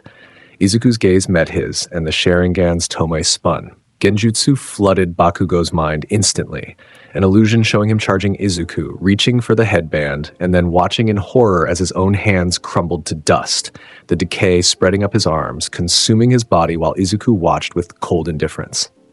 Bakugo stumbled backward, breathing hard, sweat dripping down his face. The illusion had lasted less than a second, but the phantom pain felt real. His team was forced to retreat while he recovered. Fire style, Phoenix Sage Fire. Multiple smaller fireballs erupted from Izuku's mouth, each one guided with perfect precision to strike at different teams. They exploded on contact, not enough to injure, but enough to force teams to scatter or defend, disrupting their coordinated assault. Todoroki's team approached from the right, ice spreading across the ground to limit mobility. "Your tricks won't work on everyone, Midoriya." "Tricks?" Izuku's expression didn't change. "Very well. Let me show you something beyond tricks. Susanoo." Purple chakra erupted, but not the full construct. Instead, Izuku manifested only Susanoo's ribcage and one massive arm, a partial manifestation that provided defense while remaining within the rules, since only headbands were forbidden from being protected, not the riders themselves. The massive purple arm swung, its speed deceptive for its size. It struck the ground near Todoroki's team, the impact creating a shockwave that sent them stumbling backward. "Impossible," Todoroki breathed. "He can use that defensively and offensively simultaneously?" 10 teams surrounded them now, having regrouped for a coordinated assault. They attacked from all angles at once, using long-range quirks to bombard Izuku's position, while speedsters tried to dart in and grab the headband. Wood-style, wood-locking wall. Curved wooden pillars erupted from the ground, interlocking to form a dome that protected Izuku's entire team. Quirk attacks bounced harmlessly off the wooden barrier. One speedster who tried to slip through a gap found wooden vines wrapping around his ankle, immobilizing him until Shinso could activate his mind control. "How many points does Team Tetsu have?" Shinso asked the controlled student. 415, the student replied mechanically. "Yaoyorozu, mark his headband. That team is now our secondary objective." The cavalry battle raged for the full 15 minutes. Team after team threw themselves at Izuku's position using increasingly desperate combinations and strategies. None succeeded. When the time expired, the results were clear. First place, Team Midoriya, 10,000 points, untouched. Second place, Team Todoroki, 615 points. Third place, Team Bakugo, 470 points. Team Midoriya wins with their full points intact. Present Mike announced, "Not a single successful steal. That's got to be a festival record." The crowd erupted. This was the dominance they'd expected but still found shocking to witness. During the lunch break, Izuku found himself approached by an unexpected visitor, All Might, in his deflated form. Young Midoriya, a word? They moved to a private corridor. All Might's expression was grave. "The Hero Public Safety Commission wants you expelled. They've been pressuring Nezu constantly since USJ. The only reason you're still here is because he's politically powerful enough to resist them. For now." "I see." Izuku's expression didn't change. "And you? What do you want, All Might?" "I want to understand you," All Might replied honestly. "You have the power to be the greatest hero this world has ever seen. Stronger than me, probably, but you talk like a villain. You kill without remorse. You view people as beneath you. Why? What made you this way?" Izuku was quiet for a moment. "When a man learns to love, he must bear the risk of hatred. I have no hatred, All Might. I simply see the world clearly. The strong protect or prey upon the weak, the just and the unjust, the victor and the defeated. These dichotomies are eternal. I have chosen my side. I protect, but I will not handicap myself with rules that my enemies don't follow." "That's not how heroes think." "Then perhaps I am not a hero by your definition," Izuku acknowledged. "Perhaps I am something else entirely. Does that make me less effective at protecting people? At neutralizing threats? At ensuring villains fear the consequences of their actions?" All Might had no response. The final event was announced. Tournament bracket. One-on-one battles, traditional elimination style. The matchups were revealed. Midoriya versus Shinso, Todoroki versus Sero Ida versus Hatsume Bakugo versus Uraraka and others. Izuku's first match against Shinso was brief. The mind control user tried his quirk immediately, asking, "Why are you so strong?" Izuku's answer came before the quirk could take effect. "Because power is not will. It is the phenomenon of physically making things happen, and I make reality bend to my will." The Sharingan manifested, and Genjutsu flooded Shinso's consciousness. The boy collapsed without Izuku even moving, trapped in an illusion of infinite void where no sound existed, no light reached, only emptiness forever. Midnight called the match after Shinso didn't respond to her count. Medical staff rushed him out, still unconscious. The crowd was silent. Todoroki versus Sero was equally one-sided, with Todoroki creating a massive ice glacier that pushed his opponent out of bounds. But everyone could see the difference. Todoroki had used overwhelming force. Izuku had used incomprehensible power. The tournament continued. Ida defeated Hatsume when her gadgets malfunctioned. Bakugo barely defeated Uraraka after a desperate, explosion-filled brawl. Then came the semifinals. Izuku versus Todoroki. The heterochromatic teen stood across the arena, his expression determined. "Midoriya, you said during training that refusing to use my fire was allowing my father to control me. I've thought about it. You're right, so I'm going to use everything against you. Not to prove anything to him, but to prove something to myself." Izuku's expression showed something that might have been approval. "Good. Acknowledge your power. Use it fully. Only then can you understand how vast the gap between us truly is." "Begin!"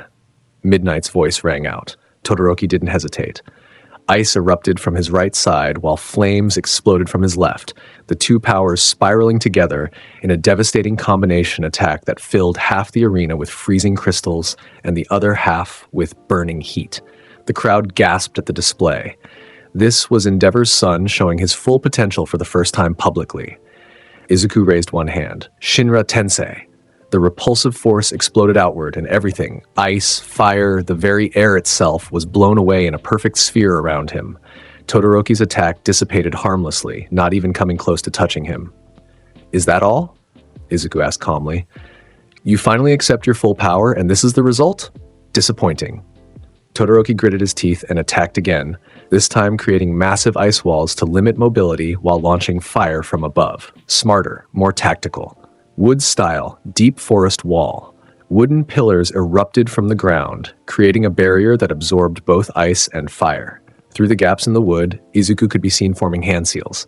Fire-style, Great Fire Annihilation.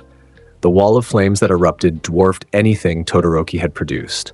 It filled the entire arena, its heat so intense that spectators several rows back felt sweat drip down their faces. Todoroki barely managed to create an ice shield thick enough to survive, and even then he was forced to one knee from the residual heat. When the flames cleared, Izuku stood untouched in the center of scorched earth. His opponent knelt 20 meters away, breathing hard, costume singed. "You've improved," Izuku acknowledged. "You're using your full power. But Todoroki Shoto, understand this. The gap between talented and absolute is not something determination alone can bridge. You are talented. I am absolute." He walked forward slowly. Todoroki tried to stand, tried to attack again, but his body had reached its limit. Ice and fire, used simultaneously at maximum output, had depleted his stamina. Izuku's hand touched his shoulder, gentle but firm. "Yield. There is no shame in acknowledging a superior opponent. You fought well. That is enough." Todoroki's legs gave out. He collapsed to one knee, breathing hard, then looked up at Izuku with an expression caught between frustration and something like respect. "I yield." The crowd erupted, not because Todoroki had lost, everyone expected that, but because he'd actually pushed Izuku to use multiple name techniques.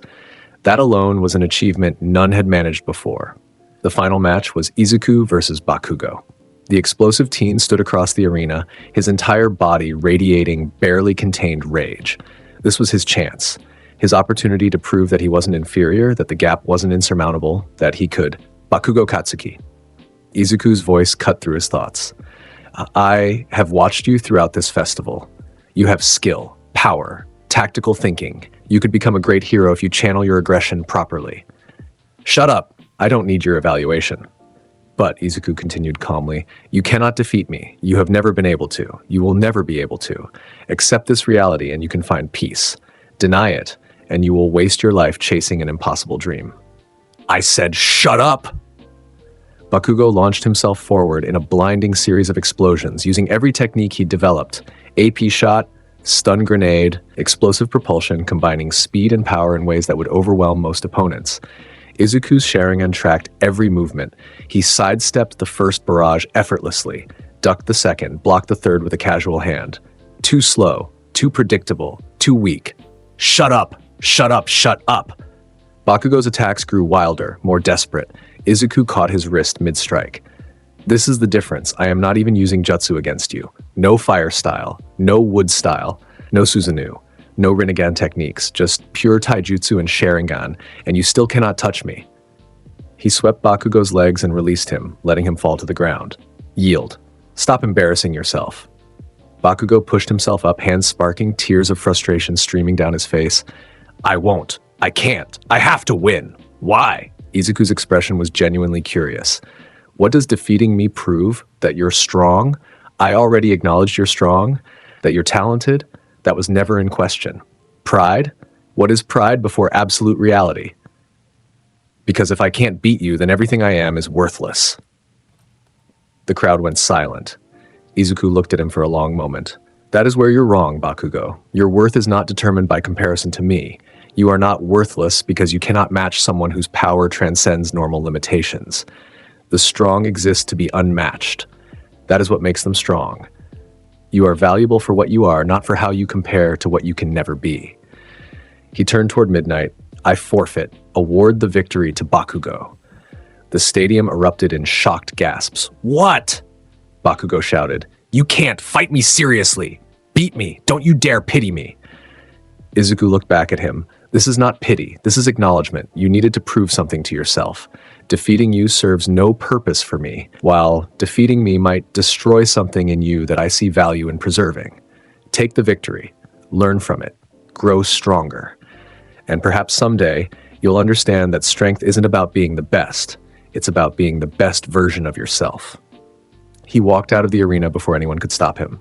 The final match was awarded to Bakugo by default, but the victory tasted like ash.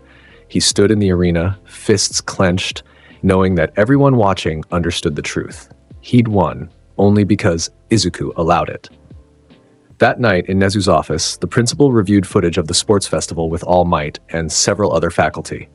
"His power is undeniable," Nezu said quietly. "His skill is extraordinary. His tactical thinking is beyond his years. But what concerns me most is his philosophy." That speech to Bakugo, it showed he understands people's psychology, can manipulate emotions, knows how to inspire or break someone with just words. "Are you saying he's a villain?" All Might asked. "I'm saying he's dangerous because he could become anything. Hero, villain, something entirely new. And right now we have no idea which direction he'll choose, or if he's even capable of choosing, given whatever drives him." They watched footage of Izuku walking away from his final match. His expression was utterly calm, showing no regret for his decision, no pride in his victories, just absolute certainty in every action. "What are you, Izuku Midoriya?" Nezu whispered. "And more importantly, what will you become?" The week following the sports festival brought an unexpected development. Internship requests. Most Class 1A students received offers from pro-hero agencies, with the number varying based on their festival performance. Todoroki and Bakugo each received multiple offers. Ida, Yaoyorozu, and others saw respectable interest. Izuku received 1,743 requests. The number broke the UA record by a factor of 10. Every major hero agency in Japan wanted him, or more accurately, wanted to either recruit or neutralize him. The requests range from genuinely interested agencies to those clearly acting on behalf of the Hero Public Safety Commission's desire to control him. Izuku reviewed the list with detached interest, then selected a small agency in Hosu City run by a hero named Manuel. The hero's quirk involved water manipulation. Nothing impressive, but his agency profile indicated genuine dedication to rescue over publicity. Hosu City? Aizawa raised an eyebrow when Izuku submitted his choice. "You could intern with any top 10 hero in the country, and you choose a local water hero?" "The top heroes wish to control me, not train me," Izuku replied. "Manuel's agency operates in an area with significant villain activity. I will have opportunities to test myself against real threats rather than participating in publicity stunts." What Izuku didn't mention was another factor. Hosu City was where the hero killer Stain operated, and Stain's philosophy, twisted as it was, represented something worth examining.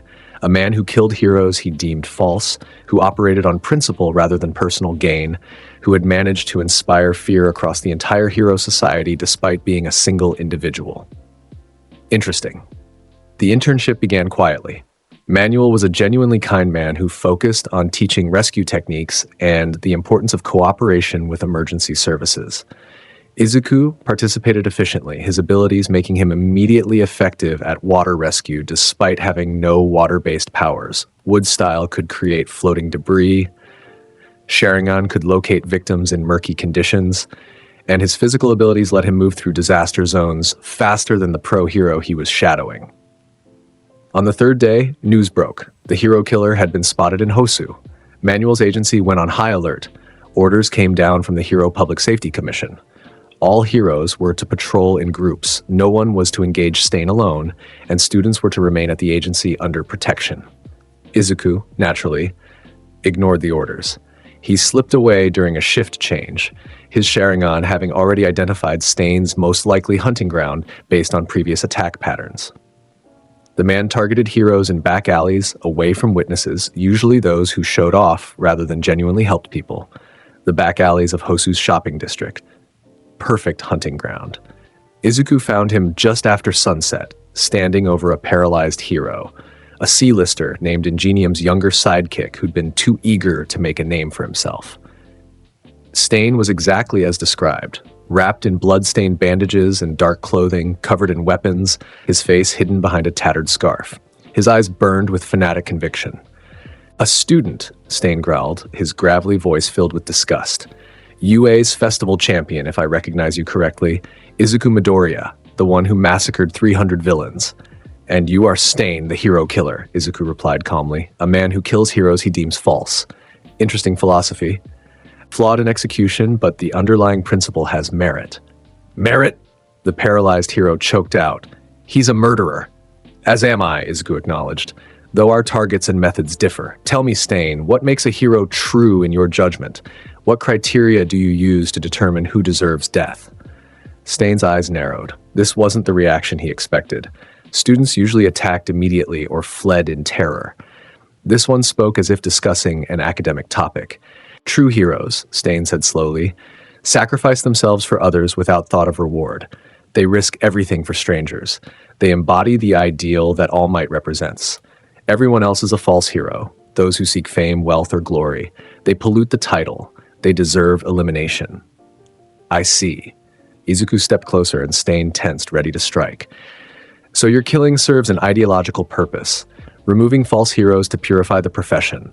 A goal similar to revolution, destroying the corrupt to rebuild something better. You understand? Stain sounded genuinely surprised. I understand your logic, Izuku clarified. I do not agree with it. Your premise is flawed that heroes must be selfless to be valuable. But effectiveness matters more than motivation. A hero who saves lives for glory still saves lives. A hero who fights for wealth still protects people. Their internal motivation is irrelevant compared to their external results. Stain's expression darkened. That's the thinking that created this rotten society. Heroes who don't truly care, who treat it like a job rather than a calling. And Izuku's tone remained calm. Do police officers truly care about every law they enforce? Do doctors weep for every patient they save? Professionalism and effectiveness do not require passion. They require competence. Your crusade eliminates potentially effective heroes because their hearts aren't pure enough by your arbitrary standard. That is waste. That is inefficiency. You dare. I dare because I recognize something in you, Stain. You are strong, skilled, dedicated to your beliefs. You could be a tremendous asset for societal improvement if you directed your killing toward actual threats rather than imperfect heroes. The villains I killed at USJ came to slaughter children. They had no redeeming qualities, no potential for reform. Their elimination made society safer. Your victims? Many were imperfect, but still contributed positively. Their elimination made society weaker. Stain's hand went to his sword. You would lecture me about proper targets for killing? You who massacred 300 people? 300 villains who came to kill students, Izuku corrected. I make no apologies for that action, but I chose my targets based on their threat level and actions, not on my subjective judgment of their philosophical purity. That is the difference between us. Then I'll add you to my list of false heroes who need elimination. Stain lunged, his blade flashing toward Izuku's throat with speed born from years of killing experience, a strike that had claimed dozens of pro-heroes. Izuku's Sharingan tracked the attack easily. He sidestepped, caught Stain's wrist, and twisted. Not enough to break, but enough to demonstrate the speed and strength difference. Is that all? Izuku asked softly. This is the skill that terrorized the hero society? Disappointing. Work with me rather than against society. Together, we could genuinely improve this world. Work with you? A child who thinks power trumps ideology? I am 15 in years, but far older in understanding, Izuku replied. And yes, power does trump ideology. All the noble beliefs in the world mean nothing if you lack strength to enforce them. I have power. You have ideology. Combined, we could reshape society. Separately, we are simply two killers operating on different wavelengths. For a moment, genuine consideration flickered in Stain's eyes. This boy understood him in a way no one else had. Saw value in his purpose, even while disagreeing with his methods. Perhaps. Then footsteps echoed from the alley entrance. Ida Tenya appeared, his expression twisted with rage. Stain, but his eyes still burned with fanatical conviction. I won't yield to someone who doesn't understand true heroism. Then you will die failing to understand reality. Izuku's hands flashed through seals. Wood-style, wood-locking wall. Wooden pillars erupted from the ground, forming a dome that sealed the entire alley. No escape, no outside interference. Just Izuku and Stain, isolated. Inside the dome, lit only by emergency lighting filtering through gaps, Stain launched his most desperate assault. Every blade, every technique, every trick he'd developed over years of killing heroes, all deployed simultaneously. It lasted 4 seconds. Izuku's Sharingan predicted every attack. His taijutsu, refined through lifetimes of combat experience, deflected blades with minimal movement. When Stain tried to use his quirk, ingesting blood to paralyze opponents, Izuku simply didn't allow himself to be cut. Then Izuku went on offense. A palm strike to the solar plexus, perfectly placed to knock wind from lungs. A leg sweep that used Stain's momentum against him. A hand that caught the hero killer's sword arm and twisted with just enough force to dislocate the shoulder without shattering bone. Stain collapsed to one knee, his right arm hanging useless, his breathing labored. "You are skilled for a human," Izuku acknowledged. "Your killing technique is refined. Your ideology gives you strength. But you lack true power. You are an insect trying to change the world through individual action, never understanding that real change requires overwhelming force applied strategically." He stood over the fallen hero killer.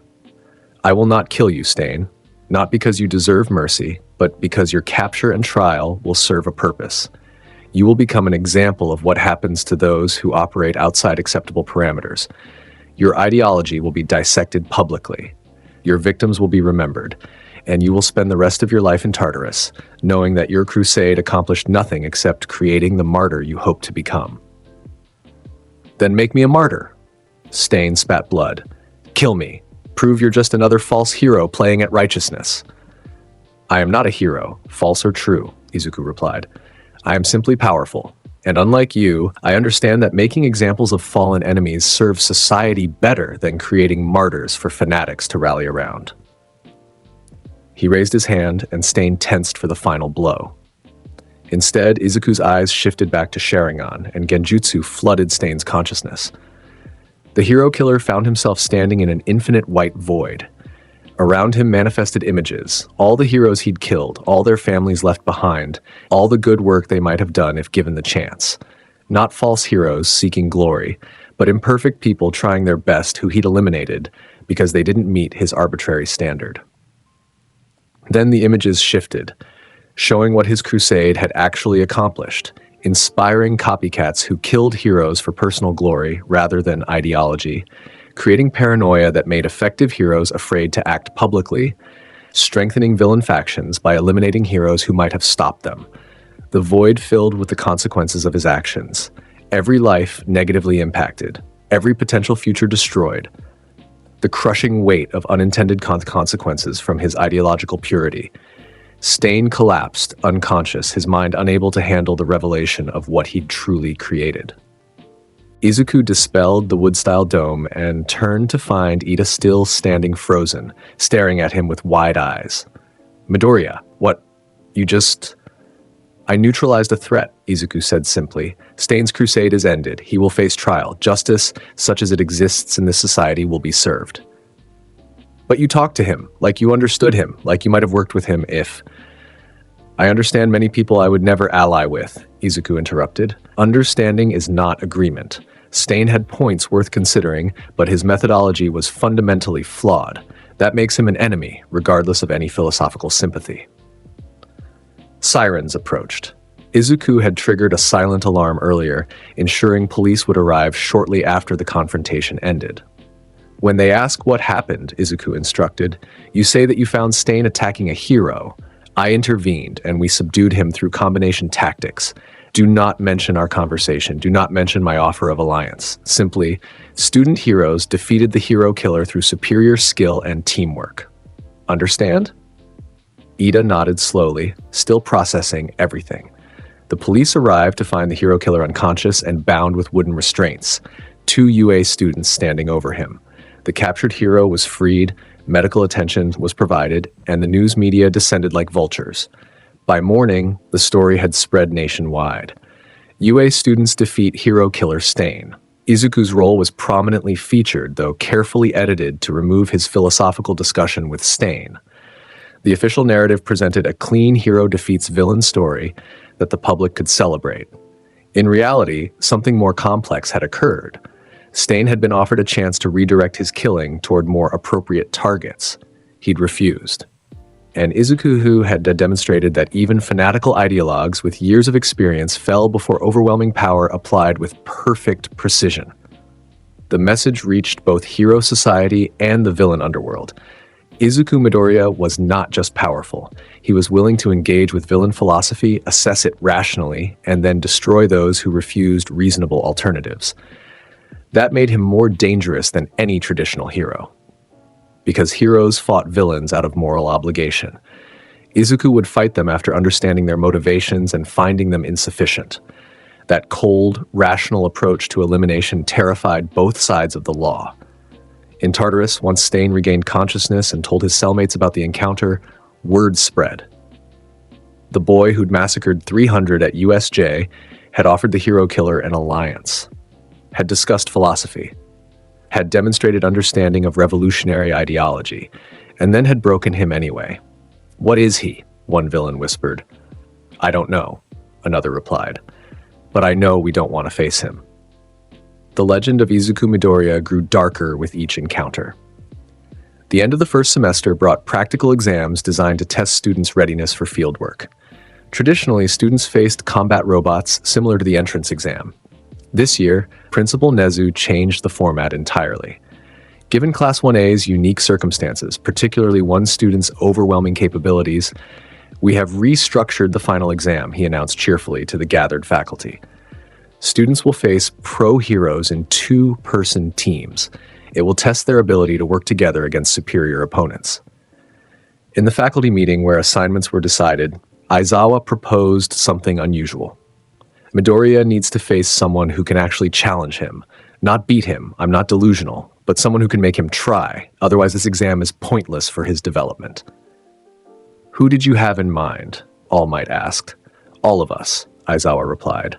Midoriya and one partner face 5 pro heroes simultaneously. You, me, Nezu, 13, and Snipe. 5 different quirk types, 5 different combat specialties. Even if he wins, which he probably will, it forces him to demonstrate strategic thinking against multiple opponents with varied abilities. The room fell silent. "That's insane," Midnight said flatly. 5 pros against 1 student? Even accounting for Midoriya's power, that's excessive. "Is it?" Nezu's eyes gleamed. "I've reviewed every piece of footage we have of young Midoriya.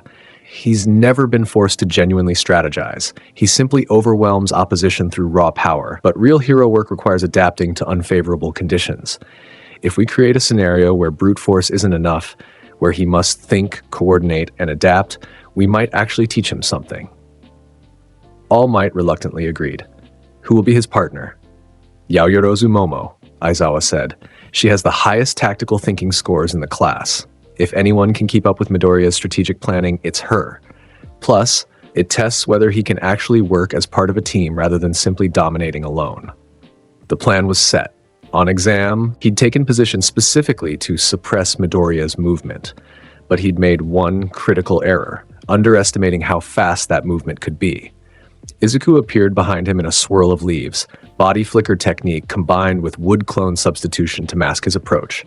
Before Snipe could turn, wooden vines erupted from the rooftop, wrapping around his arms and rifle. Wood style, binding nest. More wood emerged, creating a cocoon that immobilized Snipe completely. Izuku applied the capture restraint efficiently. 1 down. Your position gave you superior range, but inferior escape options. A tactical error. He left the bound hero and moved to the next target. Aizawa emerged from his alley, capture weapon ready, Erasure quirk active. The moment he saw Izuku, his eyes focused, attempting to cancel the boy's powers. Nothing happened. The Sharingan remained active. Wood style still responded to Izuku's commands. It was like trying to erase someone's circulatory system, so fundamental to their existence that removing it would kill them, so the quirk refused to activate. "Aizawa-sensei," Izuku said calmly, walking forward. "Your erasure is effective against most quirks because they're external additions to the user's biology. But my abilities are integrated at a level your quirk cannot reach. They are not something I activate. They simply are." Aizawa's capture weapon lashed out, the cloth wrapping around Izuku's torso. But before the teacher could use it to restrict movement, Izuku's hand caught the weapon and pulled. The strength behind the pull was immense.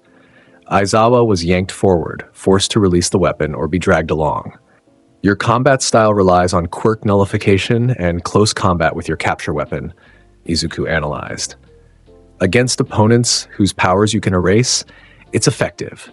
Against me, you're just a skilled human facing someone who transcends human limitations."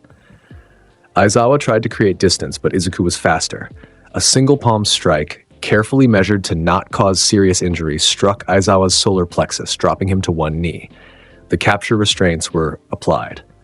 2 down. 13 waited in the plaza, aware that both Snipe and Aizawa had likely fallen. The Space Hero's quirk, Black Hole, could suck in and disintegrate anything, a devastating defensive ability. Midoriya-kun, 13 called out as Izuku entered the plaza. I know you're powerful, but my quirk can absorb even your strongest attacks. If you try to fight me directly, you'll be pulled into the vortex. Perhaps we should discuss terms for your surrender? An interesting quirk, Izuku acknowledged, but ultimately limited by its activation requirements and your reaction speed. Tell me, 13-sensei, can you activate Black Hole faster than I can move? He demonstrated by appearing directly behind 13 in a blur of motion, body flicker again, his speed exceeding what the hero could track. But 13 had anticipated this. The hero's suit activated from the back, creating a vortex that pulled Izuku toward the disintegration field. Except Izuku had substituted again. A wood clone pulled into the vortex while he manifested 10 meters away. Clever, he admitted. Using your suit's full coverage to create defensive vortexes in all directions. That eliminates blind spots. However, it also consumes tremendous energy. How long can you maintain full activation? The answer was, not long enough. 13's suit began overheating from the strain. The vortexes weakened, and in that moment of vulnerability, Izuku struck. Fire style, Phoenix Sage Fire. Small, guided fireballs, carefully measured to not injure, just overwhelm defenses. They forced 13 to focus the vortex in specific directions, creating the opening Izuku needed to close distance and apply the restraints. 3 down, which left All Might and Principal Nezu. The symbol of peace appeared in a rush of wind, his muscular form radiating power. Young Midoriya, I must admit you've performed exceptionally, but this is where your exam ends, because I am here. All Might, Izuku said calmly. The world's strongest hero, symbol of peace, the pillar that holds society together. I have wanted to test myself against you properly since entering UA. This isn't a real fight, my boy. Just an exam. Then let's make it educational. Izuku's eyes shifted to the Mangekyō Sharingan, Susanoo. The massive purple construct began to manifest, first skeletal, then gaining muscle and armor. But before it could complete, All Might moved with his tremendous speed, aiming a punch at Izuku's position. The punch connected with Susanoo's ribcage. The impact created a shockwave that shattered windows for 2 blocks. But the chakra construct held and All Might pulled back his fist, wincing slightly. Incredible defense, All Might admitted. But you can't attack while defending with that, can you? Can't I? Susanoo's massive arm swept forward, forcing All Might to dodge. The backswing destroyed a building. They traded blows. All Might's tremendous strength against Susanoo's defensive power. The plaza became a war zone, buildings collapsing from collateral damage, the ground cratering from missed punches. Izuku analyzed the fight even as he participated. All Might was holding back significantly, probably to avoid actually harming a student. But even at partial strength, the symbol of peace demonstrated why he was considered the strongest hero. His speed, power, and tactical use of air pressure created an opponent who genuinely required Izuku to think. Fire style, Majestic Destroyer Flame. Izuku exhaled massive flames while Susanoo created an opening. All Might generated wind pressure with a punch, Detroit Smash, that dispersed the fire but left him momentarily stationary. In that instant, Izuku struck, not with Susanoo, not with fire, with Genjutsu. The Mangekyō Sharingan's pattern spun, and All Might found himself frozen in an illusion. It lasted less than a second. The hero's tremendous willpower broke free almost immediately, but a second was enough. Wooden vines erupted from the ground, wrapping around All Might's arms and legs. The symbol of peace tore through them with raw strength, but each moment spent freeing himself was a moment Izuku used to position the capture restraints. Gotcha! All Might's hand closed around Izuku's shoulder, ready to immobilize him. Except it was another wood clone. The real Izuku stood 10 meters away, capture restraint in hand, connected to a vine that snaked around All Might's ankle. Yield, All Might, or should I demonstrate more aggressive techniques? The hero looked down at the restraint, then at Izuku, then laughed. Well done, young Midoriya. You've captured me fair and square. 4 down, which left only Principal Nezu. The diminutive principal emerged from a building, clapping his paws together. Excellent work, Midoriya-kun. You've demonstrated tactical thinking, adaptability, and the ability to defeat opponents whose quirks specifically counter different aspects of your power. But I wonder if you've noticed the real exam. Izuku's Sharingan tracked Yaoyorozu's position, still where he'd left her, but now surrounded by explosives that had been placed during the fight. Remote-triggered charges positioned to create a box with no safe exit. The exam was never about defeating us, Nezu continued cheerfully. It was about protecting your partner while completing objectives. You've been so focused on efficiently eliminating threats that you abandoned Yaoyorozu-san, leaving her vulnerable. If this were a real mission, your partner would now be a hostage. If this were a real battlefield, she'd be dead. Izuku was quiet for a moment. You're correct. I prioritized efficiency over team safety. A tactical error. More than tactical, philosophical. You default to individual action because you're powerful enough to handle most situations alone. But hero work requires cooperation, trust, the ability to delegate and coordinate. These are skills you lack because you've never needed them. And if I had stayed with Yaoyorozu, what then? Then the five of us would have engaged you simultaneously, forcing you to defend a position while protecting a relatively weak teammate. You might still have won, but it would have required genuine teamwork. Instead, you treated her as baggage to be kept safe while you handled everything alone. Izuku considered this, then nodded slowly. A fair assessment. I failed the true objective of this exam. Did you? Nezu's eyes gleamed. Or did you pass a different exam than the one I intended? You defeated 5 pro heroes through tactical superiority. That's not something any first-year student should be capable of. Your failure to cooperate is noted, but your ability to adapt and overcome is exceptional. The principal deactivated the explosives.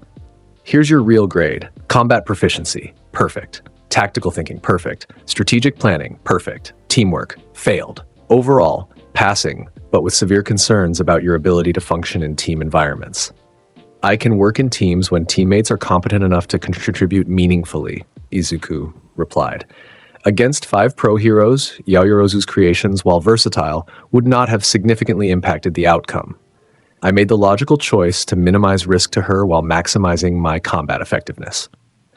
And that, Nezu said quietly, is exactly the problem. You're not wrong. Pragmatically, you made the correct choice. But heroism isn't always about pragmatism.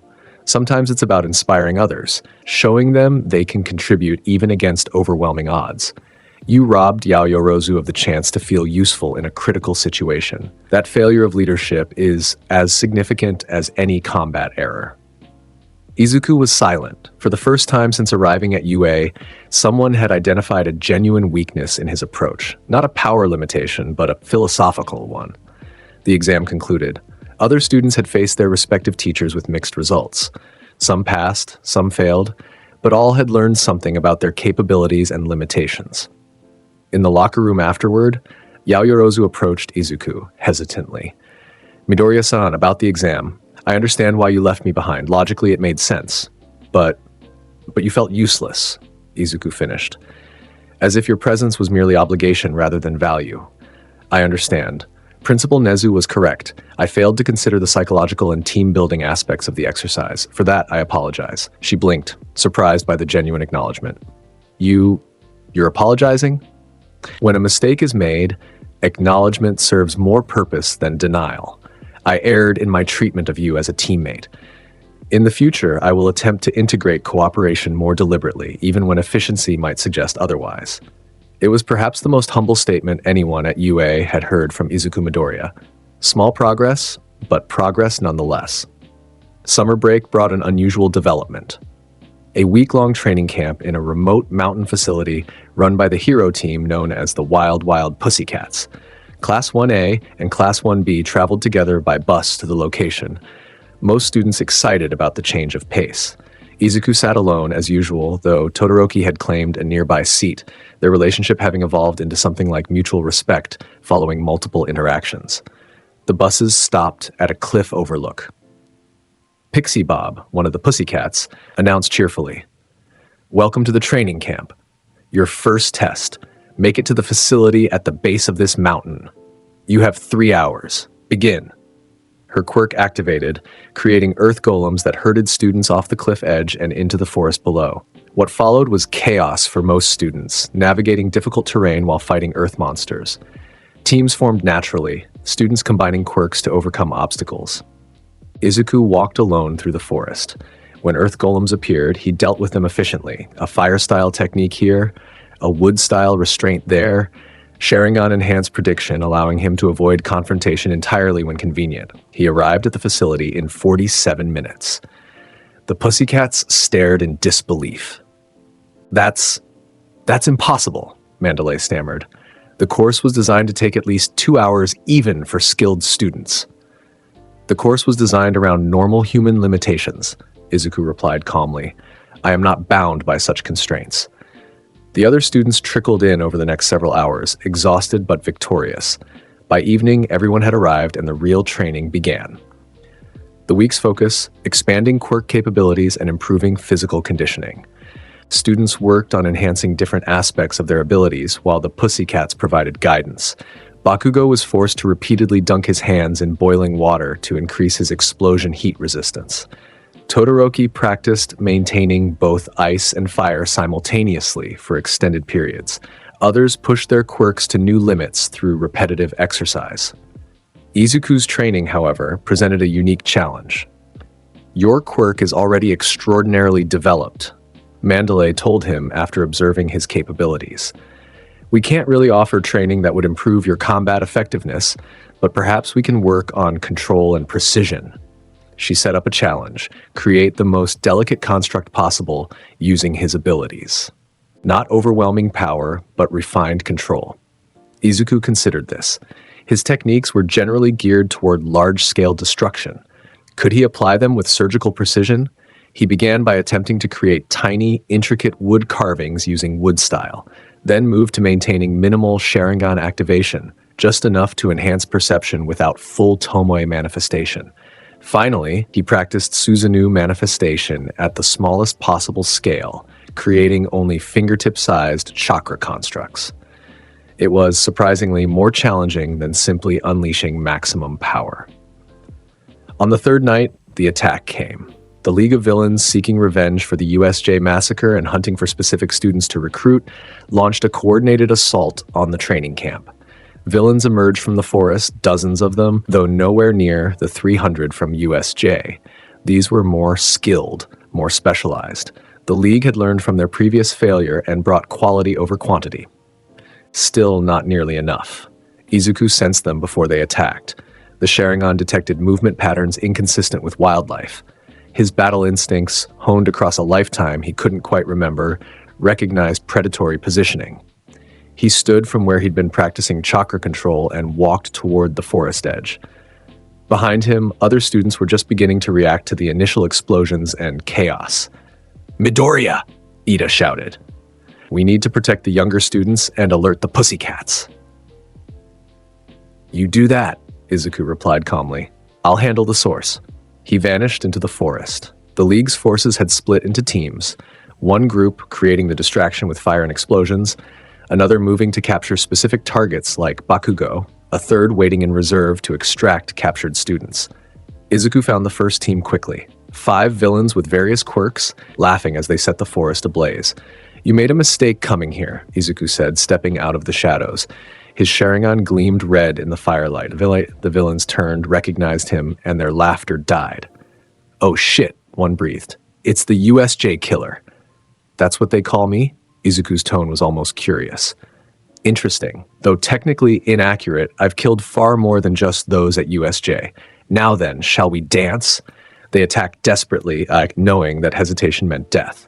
It didn't save them. Izuku's hands flashed through seals. Fire style, great fire annihilation. The massive wave of flames dwarfed the forest fire the villains had created. It engulfed all 5 simultaneously, their screams brief and then silent. When the flames cleared, only ash remained. He moved deeper into the forest, tracking the second team by their chakra signatures, or rather by the disturbance their movement created in the natural flow he could sense with sage mode-like perception. This group had managed to capture Bakugo, restraining him with specialized equipment designed to nullify explosive quirks. "Let me go, you bastards!" Bakugo shouted, struggling against his bindings. "Sorry, kid," one villain replied. "The boss wants you for recruitment. Something about your power and personality fitting with the League's goals. You should be honored." A wooden spike erupted from his chest. The villain looked down in shock at the meter-long wooden spear protruding from his sternum, blood already dripping from the wound. He collapsed without another word. "Who?" Izuku appeared in the center of their group, having used substitution techniques to bypass their perimeter. His Mangekyō Sharingan manifested, the intricate pattern spinning. Tsukuyomi, every villain except the one already dead, fell instantly, trapped in genjutsu. They stood frozen, their minds experiencing 72 hours of torture in the space of a second. When the technique released, they collapsed, unconscious, several of them weeping from the psychological trauma. Izuku freed Bakugo, cutting the restraints with a precise application of chakra. "I didn't need your help," Bakugo muttered, though his voice lacked its usual conviction. "Of course not, but efficiency dictated intervention regardless of your preferences." They returned to the facility to find chaos gradually settling. The Pussycats had engaged some villains, other students had defended themselves successfully, and overall casualties were minimal, except for the 8 villains Izuku had killed in the forest. When pro-heroes arrived to sweep the area, they found the bodies and the traumatized survivors. The pattern was becoming familiar. Overwhelming force, no hesitation, permanent solutions to threats. The next morning, the Hero Public Safety Commission sent representatives to the training camp. They interrogated Izuku for 3 hours about the killings, documented every detail, and left without making any arrests because technically he'd acted in defense of himself and others. But the political pressure was building. "Midoriya-kun," one representative said before leaving, "you're making powerful enemies in the commission. Heroes who kill criminals without trials or due process represent everything we're trying to prevent. Vigilantism. Execution without oversight. At some point, even your talent won't protect you from consequences. Then that will be the day your commission demonstrates it values legal process over actual protection of civilians," Izuku replied calmly. "Every villain I've killed came with lethal intent toward innocence. Every single one. If your organization would prefer I allowed them to succeed in order to preserve legal niceties, then your priorities are fundamentally broken." The representative had no response. That night, as students processed the trauma of being attacked, and some having witnessed Izuku's ruthless defense, Todoroki approached him on the dormitory balcony. "You enjoy it, don't you?" Todoroki asked quietly. "Killing them." Izuku considered the question carefully. "Enjoy is imprecise. I feel satisfaction. When a threat is neutralized permanently, when I know that specific villain will never harm anyone again, there is satisfaction in that certainty. Is that enjoyment? Perhaps. Does it matter?" "It matters because heroes aren't supposed to feel satisfaction in killing," Todoroki replied. "We're supposed to feel regret, sadness, the weight of taking a life. But you feel nothing." "I feel many things," Izuku corrected, "but regret over eliminating threats is not among them. Should I regret protecting you all? Should I feel guilt for ensuring those villains never kidnap another student or burn another forest? The longer you live, the more you realize that reality is just made of pain, suffering, and emptiness. I reduce that suffering by removing its sources. If society condemns me for that, society is wrong." Todoroki was quiet for a long moment. "You sound like my father. Power justifying action, might making right." "No. Your father uses power to glorify himself. I use power to protect. The difference is intent. Endeavor seeks to surpass all might for ego. I seek to eliminate threats for safety. Superficially similar, fundamentally different." "And if the commission orders your expulsion or arrest?" Izuku's Sharingan manifested briefly, gleaming in the darkness. "Then they will learn what happens when politics confronts absolute power. I am not a hero who will quietly accept unjust authority. I am not a villain who will lash out at society. I am simply someone who exists outside their comfortable categories. And categories cannot contain reality. They can only describe it inadequately." The rest of the training camp proceeded without incident, though the atmosphere had changed. Students looked at Izuku with even more wariness than before. Teachers watched him constantly. The Pussycats requested he spend the remaining days on individual training rather than group activities. By the week's end, 8 more names had been added to Izuku Midoriya's body count. The legend continued to grow, and somewhere in the shadows, All For One watched through his network of informants and smiled. This boy, this impossibly powerful student who killed without hesitation and spoke with ancient wisdom, he was either the greatest threat or the greatest opportunity the villain world had seen in generations. It was time to arrange a meeting. The aftermath of the training camp attack created political chaos. 8 dead villains, multiple traumatized students, evidence that the League of Villains had specifically targeted UA students for recruitment or elimination. The media coverage was relentless, public confidence in Hero Society wavered, and the Hero Public Safety Commission demanded action. That action came in the form of a coordinated raid on known League of Villains locations. Pro-heroes mobilized in force. All Might, Endeavor, Best Jeanist, Edge-a-Shot, and dozens of others prepared to strike at multiple hideouts simultaneously, intending to crush the League's infrastructure before they could launch another attack. UA students, naturally, were ordered to remain safely on campus. Izuku, naturally, ignored that order. His Sharingan had tracked the movements of League members during their escape from the training camp. His Rinnegan's sensory abilities had cataloged their chakra signatures, or rather the unique energy distortions created by their quirks. And through logical deduction based on their retreat patterns, he'd identified their likely base of operations, a warehouse district in Yokohama. The same district where the pro-heroes were planning their raid. Perfect. Izuku left campus through a combination of substitution technique and wood clone misdirection.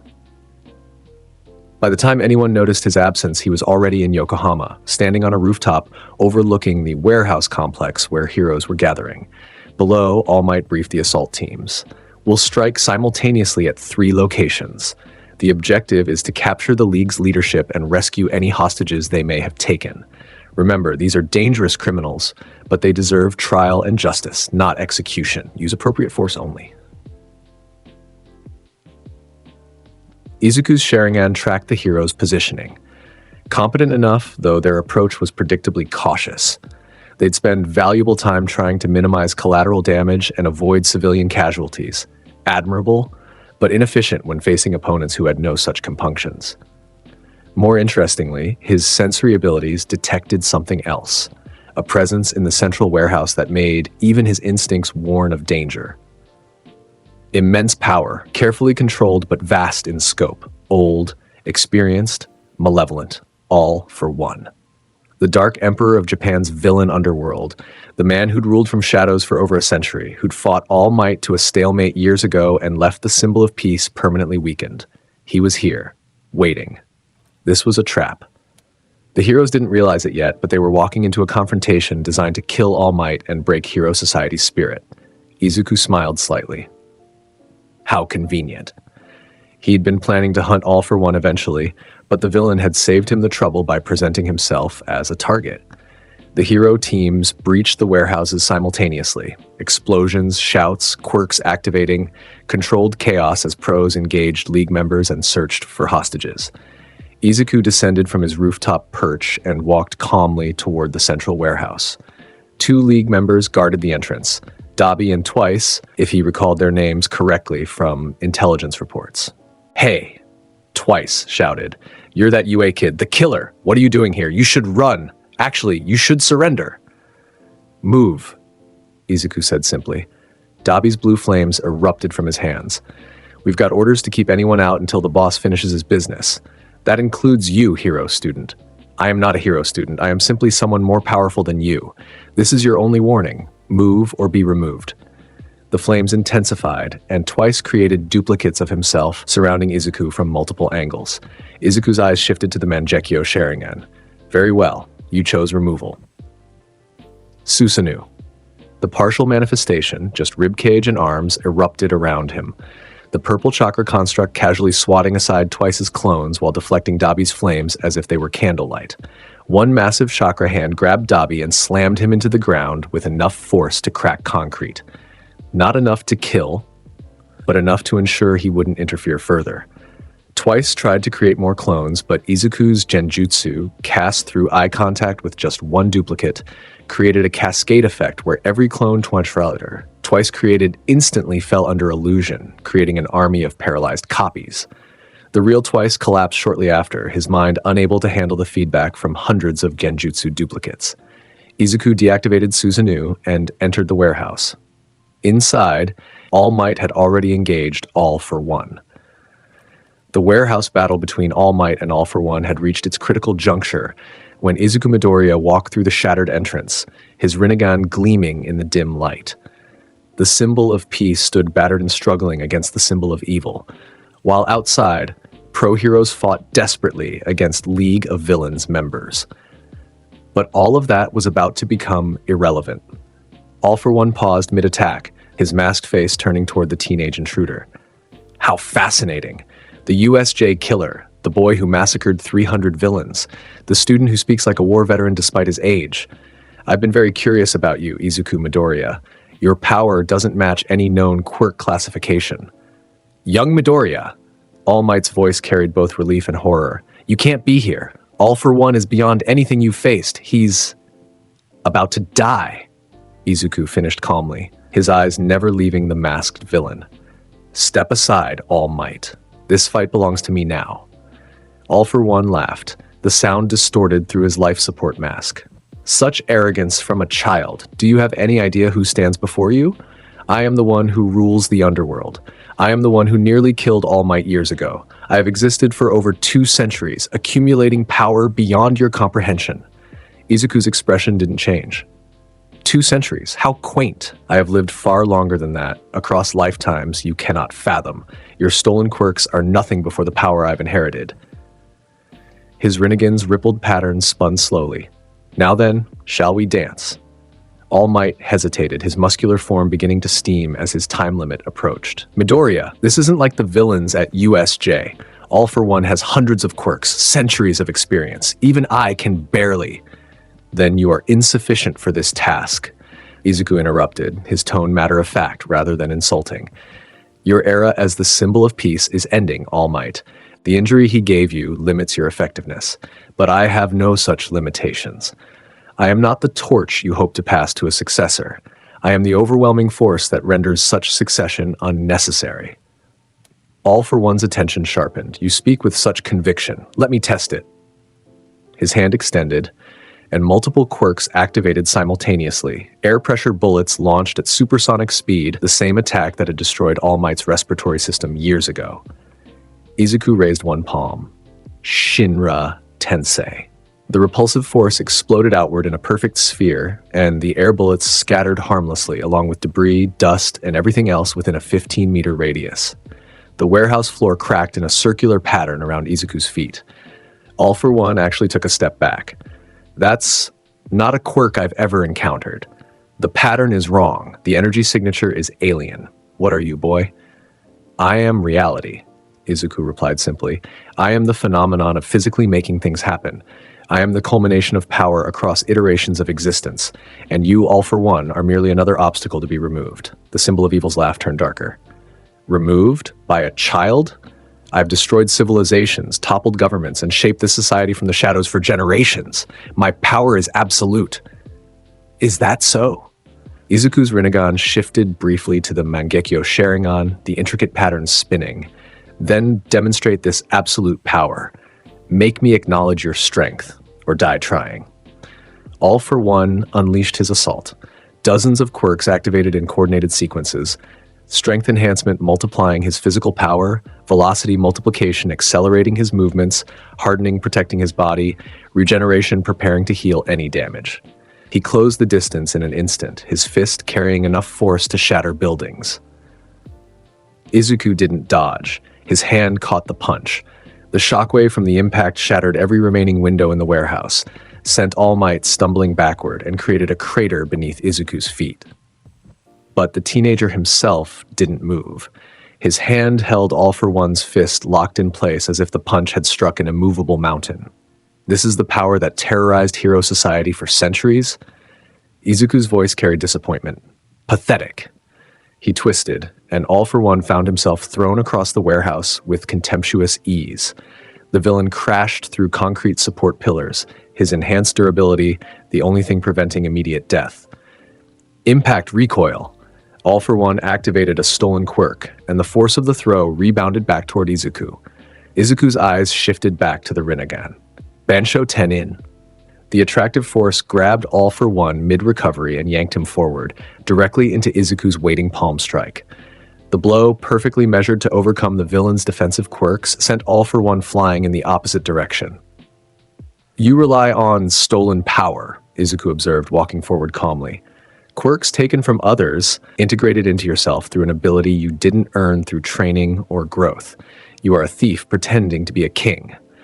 But a collection of stolen treasures does not make one wealthy. It merely makes one a successful burglar. All for One pushed himself up, blood dripping from beneath his mask. His regeneration quirk worked overtime to repair internal damage. You dare lecture me about earning power? You, who were clearly born with whatever monstrous ability you possess. Born? No. Izuku's expression remained unchanged. This power was earned through lifetimes of struggle, conflict, and understanding. I am the reincarnation of something greater than your comprehension allows. I carry the memories, the skills, the philosophy of the legendary Madara Uchiha, and through that inheritance I have become what you could never achieve through all your centuries of theft. Absolute. Madara Uchiha, All for One's head tilted. I've never heard that name. Another delusion from a powerful child? Whether you've heard the name is irrelevant. Izuku's hands came together, forming seals faster than All for One could track. You will learn what it means soon enough. Wood-style, deep forest emergence. The warehouse floor exploded as massive trees erupted from concrete and steel, growing at impossible speeds. Thick wooden branches snaked through the air, each one seeking All for One with predatory intent. The villain tried to dodge, using a combination of airwalk and velocity multiplication to stay ahead. Air cannon! All for One unleashed compressed air blasts that shattered some wooden branches, but 3 more replaced each one destroyed. Within seconds, the entire warehouse had become a forest of deadly lumber. A branch caught All for One's leg. Then another grabbed his arm. Within moments, he was bound, suspended in the air by wooden restraints that tightened with crushing force. Strength multiplier, body enhancement, hardening. All for One activated multiple quirks simultaneously, his muscles bulging as he strained against the wood. The branches cracked, began to splinter. Fire style, great fire annihilation. Izuku exhaled and a wall of flames erupted from his mouth, washing over the wooden forest. But the fire didn't burn his own wood style. It followed his chakra control, flowing around his constructs and focusing entirely on the trapped All for One. The symbol of evil screamed as the flames engulfed him. His regeneration quirk fought desperately to heal the burns, but the heat was too intense, too sustained. His hardening quirk prevented immediate death, but the pain was extraordinary. Then the flames ceased. The wooden restraints released. All for One collapsed to the scorched ground, his suit burning, his mask cracked, his body smoking. Get up, Izuku commanded. You cannot die so easily. You are the legendary All for One, the symbol of evil who has terrorized this nation for generations. Surely you have more to offer than this pathetic display. All for One pushed himself to his knees, his regeneration slowly repairing the damage. You're enjoying this. You want me to fight back. You want to test yourself against a worthy opponent. Finally, you understand. Izuku's Sharingan manifested, the 3 tome spinning slowly. I have fought insects since arriving in this world. Weak villains at USJ who died in masses. The hero killer who fell in seconds. League members who couldn't touch me. Even the pro heroes at my exam barely made me try. But you have the potential to entertain me. So show me everything. Use every quirk you've stolen. Fight with all the desperation of someone who knows death approaches. Make this dance worth my time. The symbol of evil stood, and something in his posture changed. The arrogance was gone. The playful malevolence had evaporated. What remained was pure, cold calculation from a being who had survived centuries by adapting to threats. Very well, boy. You want to see everything? Then witness the power accumulated across lifetimes. All for One's body began to change. Multiple quirks activated in synchronized sequences that he'd perfected over decades. His muscles expanded with strength multipliers stacking geometrically. His skin hardened to titanium-level durability. Energy crackled around him from kinetic absorption and discharge quirks. Wind and fire and electricity danced across his form from elemental quirks. His very presence became oppressive, the air itself seeming to thicken from the concentrated power. And he moved. Faster than before, enhanced by velocity multiplication and airwalk and kinetic propulsion simultaneously. His fist, carrying the combined force of 20 strength-enhancing quirks plus kinetic energy storage, slammed toward Izuku's head. The Sharingan tracked the movement. Izuku's head tilted slightly. The punch missed by millimeters. His counterstrike caught All For One in the ribs with a palm infused with chakra. The blow, despite Izuku's smaller size, sent the villain flying across the warehouse.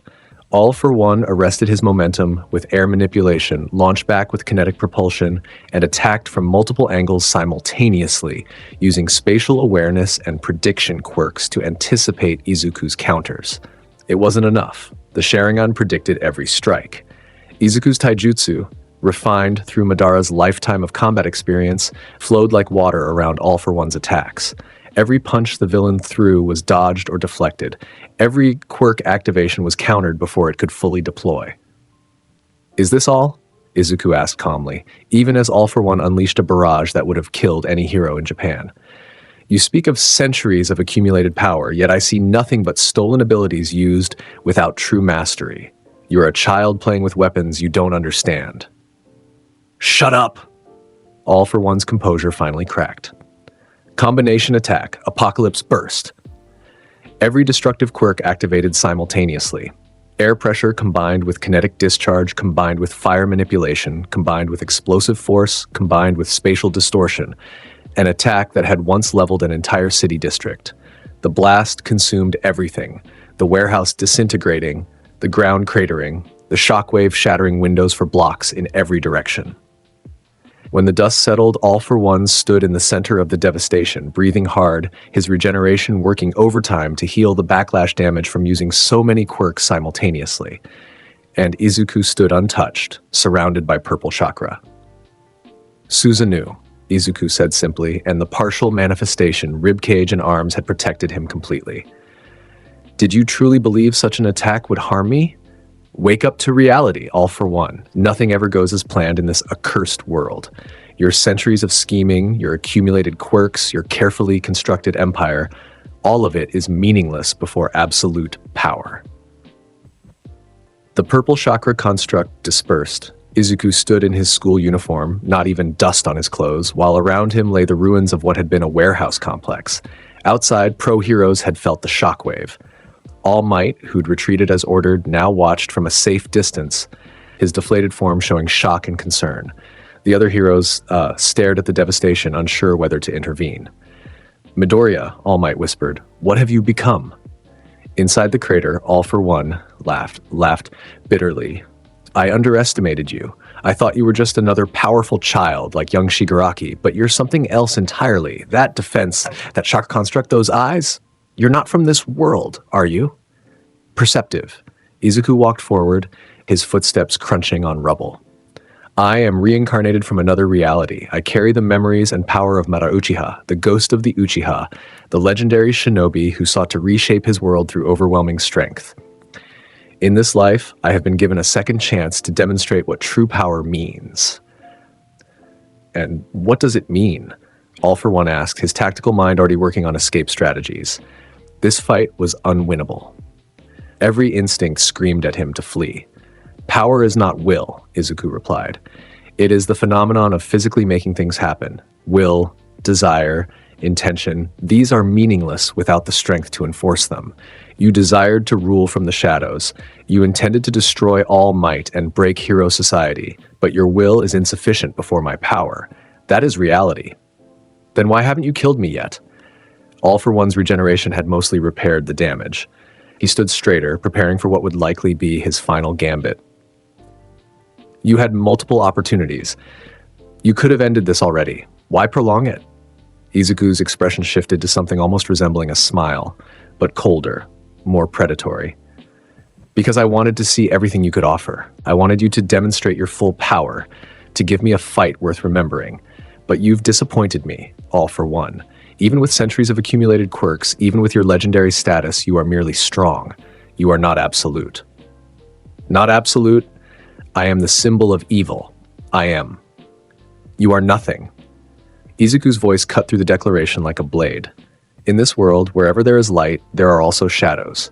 As long as the concept of winners exists, there must also be losers. You have lost, all for one. You lost the moment you engaged me in combat. Every attack you've launched, every quirk you've deployed, every strategy you've attempted, all meaningless before the gap in our abilities. All for One's fists clenched. If you're going to kill me, then do it. Stop this theatrical. Theatrical? Izuku's Rinnegan gleamed. You mistake explanation for theater. I am educating you in your final moments. Teaching you the truth you've denied throughout your pathetic existence, that true power transcends accumulation. You collected quirks like a hoarder, collecting trinkets, never understanding that quantity cannot overcome quality at the absolute level. The symbol of evil made his decision. If he was going to die, he would take this arrogant child with him. Final gambit, life force conversion.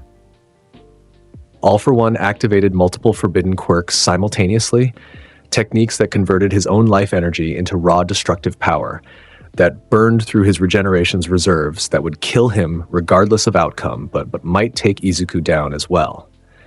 His body began to glow with crimson energy as biological matter converted to pure force. The ground beneath him disintegrated. The air itself seemed to scream from the energy concentration. This was the attack that had forced All Might to use One for All at 100% to survive years ago. The attack that had left the symbol of peace permanently wounded. Die with me, child! All for One launched himself at Izuku, his entire body now a suicide bomb of compressed energy that would detonate on contact with enough force to obliterate several city blocks. Izuku's eyes shifted. The Eternal Mangekyō Sharingan manifested, and then transformed. The Tomei connected, formed a different pattern, and then that pattern shifted into the rippled circles of the Rinnegan. But this was different. The Rinnegan now carried the Sharingan's pattern integrated within it, creating a fusion of both dojutsu at their peak. You forced me to acknowledge you, Izuku said quietly. That attack would have killed most beings in this world. But I am not most beings. I am the reincarnation of a legend, and legends do not fall to desperation. He raised his hand, and truth-seeking orbs manifested around him, black spheres that radiated power of a completely different magnitude than anything seen before. These are truth-seeking orbs, formed from all 5 basic nature transformations and yin-yang release. They nullify all ninjutsu, and in this world, they nullify quirks. They are the power of the Sage of 6 Paths, the god who created shinobi. Witness power beyond your comprehension. The orbs moved to intercept All for One's suicide charge. The moment they made contact with the crimson energy, it simply ceased. The life force conversion quirk was nullified. The energy dissipated. All for One found himself falling short, his ultimate attack reduced to nothing. Impossible, he breathed. That energy was pure life force, not a quirk activation. How could you? Because these orbs nullify all foreign power, Izuku explained calmly. Your quirks, your stolen abilities, your very life force, all are rendered meaningless. You have nothing left, all for one. No tricks, no escape, no final surprise, simply inevitability. The symbol of evil collapsed to his knees, his body failing as the life force conversion technique's backlash hit him without the devastating attack to justify the cost. He was dying regardless now, his regeneration completely depleted. Then finish it. All for One rasped. No monologues, no explanations, just end this. As you wish. Izuku walked forward until he stood directly before the kneeling villain. But first, answer me this. Do you regret? Regret the path you chose, the people you destroyed, the chaos you created? All for One laughed, blood bubbling from his lips. Regret? Never. I shaped this world according to my vision. I created the society that exists today, for better or worse. I gave humanity quirks, and then I manipulated how they used them. I am the architect of the modern age. Why would I regret achieving godhood? Then you learned nothing. Izuku's expression showed something that might have been pity, but colder. You are not a god. You never were. You were simply a powerful human who outlived your relevance. True gods do not fall so easily. True legends reshape reality itself, not just society's structure. You were influential, all for one. But you were never absolute. His hand touched the symbol of evil's chest. Chakra flowed, and All For One felt something fundamental being disrupted inside him. Every stolen quirk began activating simultaneously and uncontrollably. Regeneration fighting with destruction, strength enhancement conflicting with weakness induction, every ability he'd accumulated over centuries, triggering at once in chaotic discord. What? What are you doing? All For One gasped, feeling his body begin to tear itself apart from the conflicting quirks. Ensuring your death is definitive, Izuku replied. I am using chakra to force every quirk you've stolen to activate simultaneously. They will destroy you from within. Your regeneration will fight your decay. Your strength will battle your weakness. Your elemental quirks will combust inside your body. You will die knowing that the power you accumulated so greedily became the instrument of your execution. All For One tried to scream, but his vocal cords were already disintegrating as contradictory quirks ravaged his biology. His body began to glow from internal combustion, to freeze and burn simultaneously, to harden and soften, to expand and contract. The longer you live, Izuku said quietly, watching the symbol of evil's agonizing death, the more you realize that reality is just made of pain, suffering, and emptiness. You caused tremendous pain, you inflicted endless suffering, and now in your final moments, you face the emptiness of your existence. Goodbye, All For One. The symbol of evil dies here. The villain's body exploded from the conflicting quirks, reduced to ash and scattered energy that dispersed harmlessly into the air. The life support mask clattered to the ground, cracked and empty. All For One, the symbol of evil, the villain who had terrorized Japan for over 2 centuries, was dead. Izuku stood in the silence that followed, his eyes reverting to their normal green. Around him, the devastated crater smoldered. The warehouse district was unrecognizable, and from the perimeter, pro-heroes slowly approached, their expressions showing shock, fear, and awe in equal measure. All Might reached him first, his deflated form barely able to stand. Young Midoriya, You killed him. Yes, Izuku confirmed simply. All For One is eliminated. The symbol of evil is no more. The threat he represented to hero society has been permanently neutralized. But you, the way you fought, the things you said, All Might struggled to find words. That power, those techniques, you told him you're reincarnated, that you carry the memories of someone from another reality? Madara Uchiha, Izuku said calmly. That is the identity I inherit. That is the source of my power and philosophy. I am not from this world originally, All Might. I am something that transcends your understanding of quirks and heroism. Other heroes arrived: Endeavor, Best Jeanist, Edgeshot, Gran Torino, and dozens more. They stared at the crater, at the remains of the warehouse district, at the teenager standing calmly in the center of it all. He destroyed All For One, Gran Torino whispered. The villain who nearly killed All Might, who has existed for centuries, defeated by a first-year student. Defeated? Endeavor's flames flickered with barely controlled emotion. Look at this destruction. He didn't just defeat All For One. He obliterated him. This level of power, it's not human. I never claimed to be merely human, Izuku replied, his voice carrying across the crater. I am the reincarnation of a legend. I am power made manifest. I am the reality that exists beyond your comfortable categories of hero and villain. I protected society by eliminating its greatest threat. That should satisfy your concerns. Satisfy? Best Jeanist stepped forward. You killed him. Heroes don't kill. We capture villains. We bring them to justice through legal means. What you did was execution. Legal means? Izuku's expression didn't change, but his tone carried clear disdain. All For One has evaded your legal means for over 2 centuries. He has killed thousands, destroyed countless lives, and corrupted the very foundation of your society. And you would have preferred I capture him? Place him in a prison he would inevitably escape? Allow him to continue threatening the world from confinement? That's not the point. Best Jeanist's voice rose. The point is that we follow rules. We maintain order. If heroes start executing villains based on their own judgment, we become no better than... Then what? Izuku interrupted. Then villains? No. Villains kill for selfish gain, for chaos, for ideology that harms the innocent. I kill to protect, to eliminate threats that your rules cannot contain. There is a fundamental difference that you refuse to acknowledge because it challenges your comfortable worldview.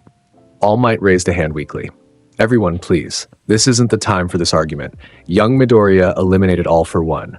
Whether we agree with his methods or not, the symbol of evil is gone. We need to secure the area, tend to the injured League members who survived, and process what just happened. The heroes reluctantly agreed, though many cast wary glances at Izuku as they spread out to handle the aftermath. Gran Torino approached Izuku quietly. "Kid, I fought alongside All Might when he first battled All for One years ago. That fight nearly destroyed an entire ward. We used everything we had and barely survived.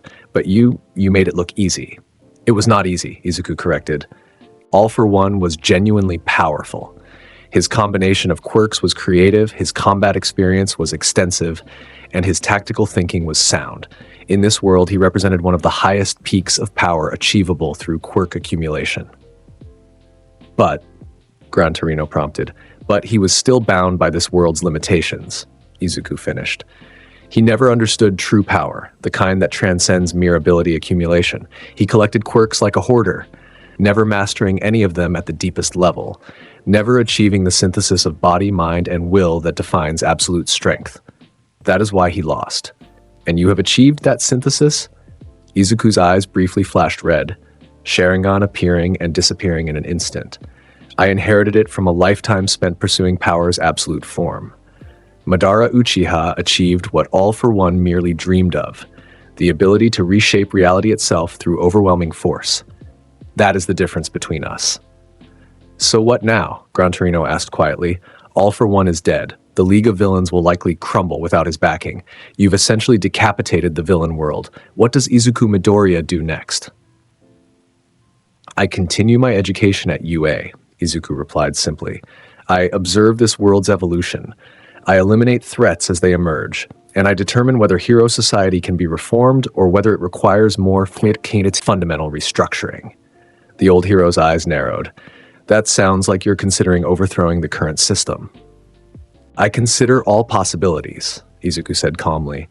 "The current hero society is flawed, corrupted by commercialism, weakened by bureaucracy, constrained by rules that protect the guilty as much as the innocent. Whether it can be salvaged or must be replaced remains to be seen. For now, I play the role of student, but make no mistake, Gran Torino, I am not bound by anyone's expectations or rules. I am simply here, observing and acting when necessary." The old hero sighed. "You remind me of someone. That same certainty, that same overwhelming presence, that same willingness to act outside the system. All Might in his early days before he learned to temper his power with wisdom. All Might is a hero constrained by his self-imposed limitations," Izuku observed. "He holds back. He worries about public perception. He tries to be the symbol of peace that society needs rather than the force of absolute justice the world requires. And I have no such constraints. I am what I am, regardless of society's comfort level." Before Gran Torino could respond, a commotion arose from the perimeter. Media had arrived, having tracked the location through emergency reports and the massive energy signatures. Camera crews and reporters pushed against hero cordons, desperate to document the scene. Is it true that All for One has been defeated? Who is responsible for this destruction? Was it All Might? Is the symbol of peace victorious? All Might, still in his deflated form and unable to transform due to exhaustion, looked at Izuku helplessly. "What do we tell them?" "The truth," Izuku said simply. He walked toward the media perimeter, ignoring attempts by several heroes to stop him. The reporters fell silent as he approached. The teenager in his UA uniform somehow commanded more presence than the dozens of pro heroes behind him. "I am Izuku Midoriya, first-year student at UA High School," he announced, his voice carrying clearly. "I engaged All for One in combat and eliminated him permanently. The symbol of evil is dead. The threat he represented to hero society has been neutralized." The silence lasted exactly 2 seconds before the reporters erupted with questions. "How did a student defeat All for One? Did you kill him? Did you execute the symbol of evil? What about All Might? Why didn't he?" "All Might engaged All for One first," Izuku continued calmly, cutting through the noise. "He weakened the villain significantly, creating the opportunity for my intervention. However, All Might's previous injury limits his effectiveness against opponents of All for One's caliber. I possessed abilities specifically suited to countering the symbol of evil's quirk collection. Therefore, I acted. It was a diplomatic answer that gave All Might credit while establishing Izuku's role. The symbol of peace shot him a grateful look from the background. What abilities? What is your quirk?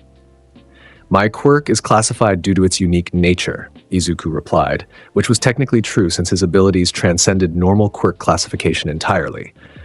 What matters is the result. All for One is eliminated. His organization will crumble. The villain underworld has lost its king. Hero society is safer for his absence. But you killed him. Heroes don't kill. Izuku's expression remained unchanged. Heroes protect the innocent. Sometimes that requires eliminating threats that cannot be contained through conventional means. All for One has evaded capture for over 2 centuries, has escaped or corrupted every prison designed to hold him, and has orchestrated countless atrocities. Capture was not a viable option. Elimination was necessary. So you're saying killing is acceptable for heroes? I am saying that pragmatism must sometimes supersede idealism, Izuku clarified. The goal of heroism is protecting people.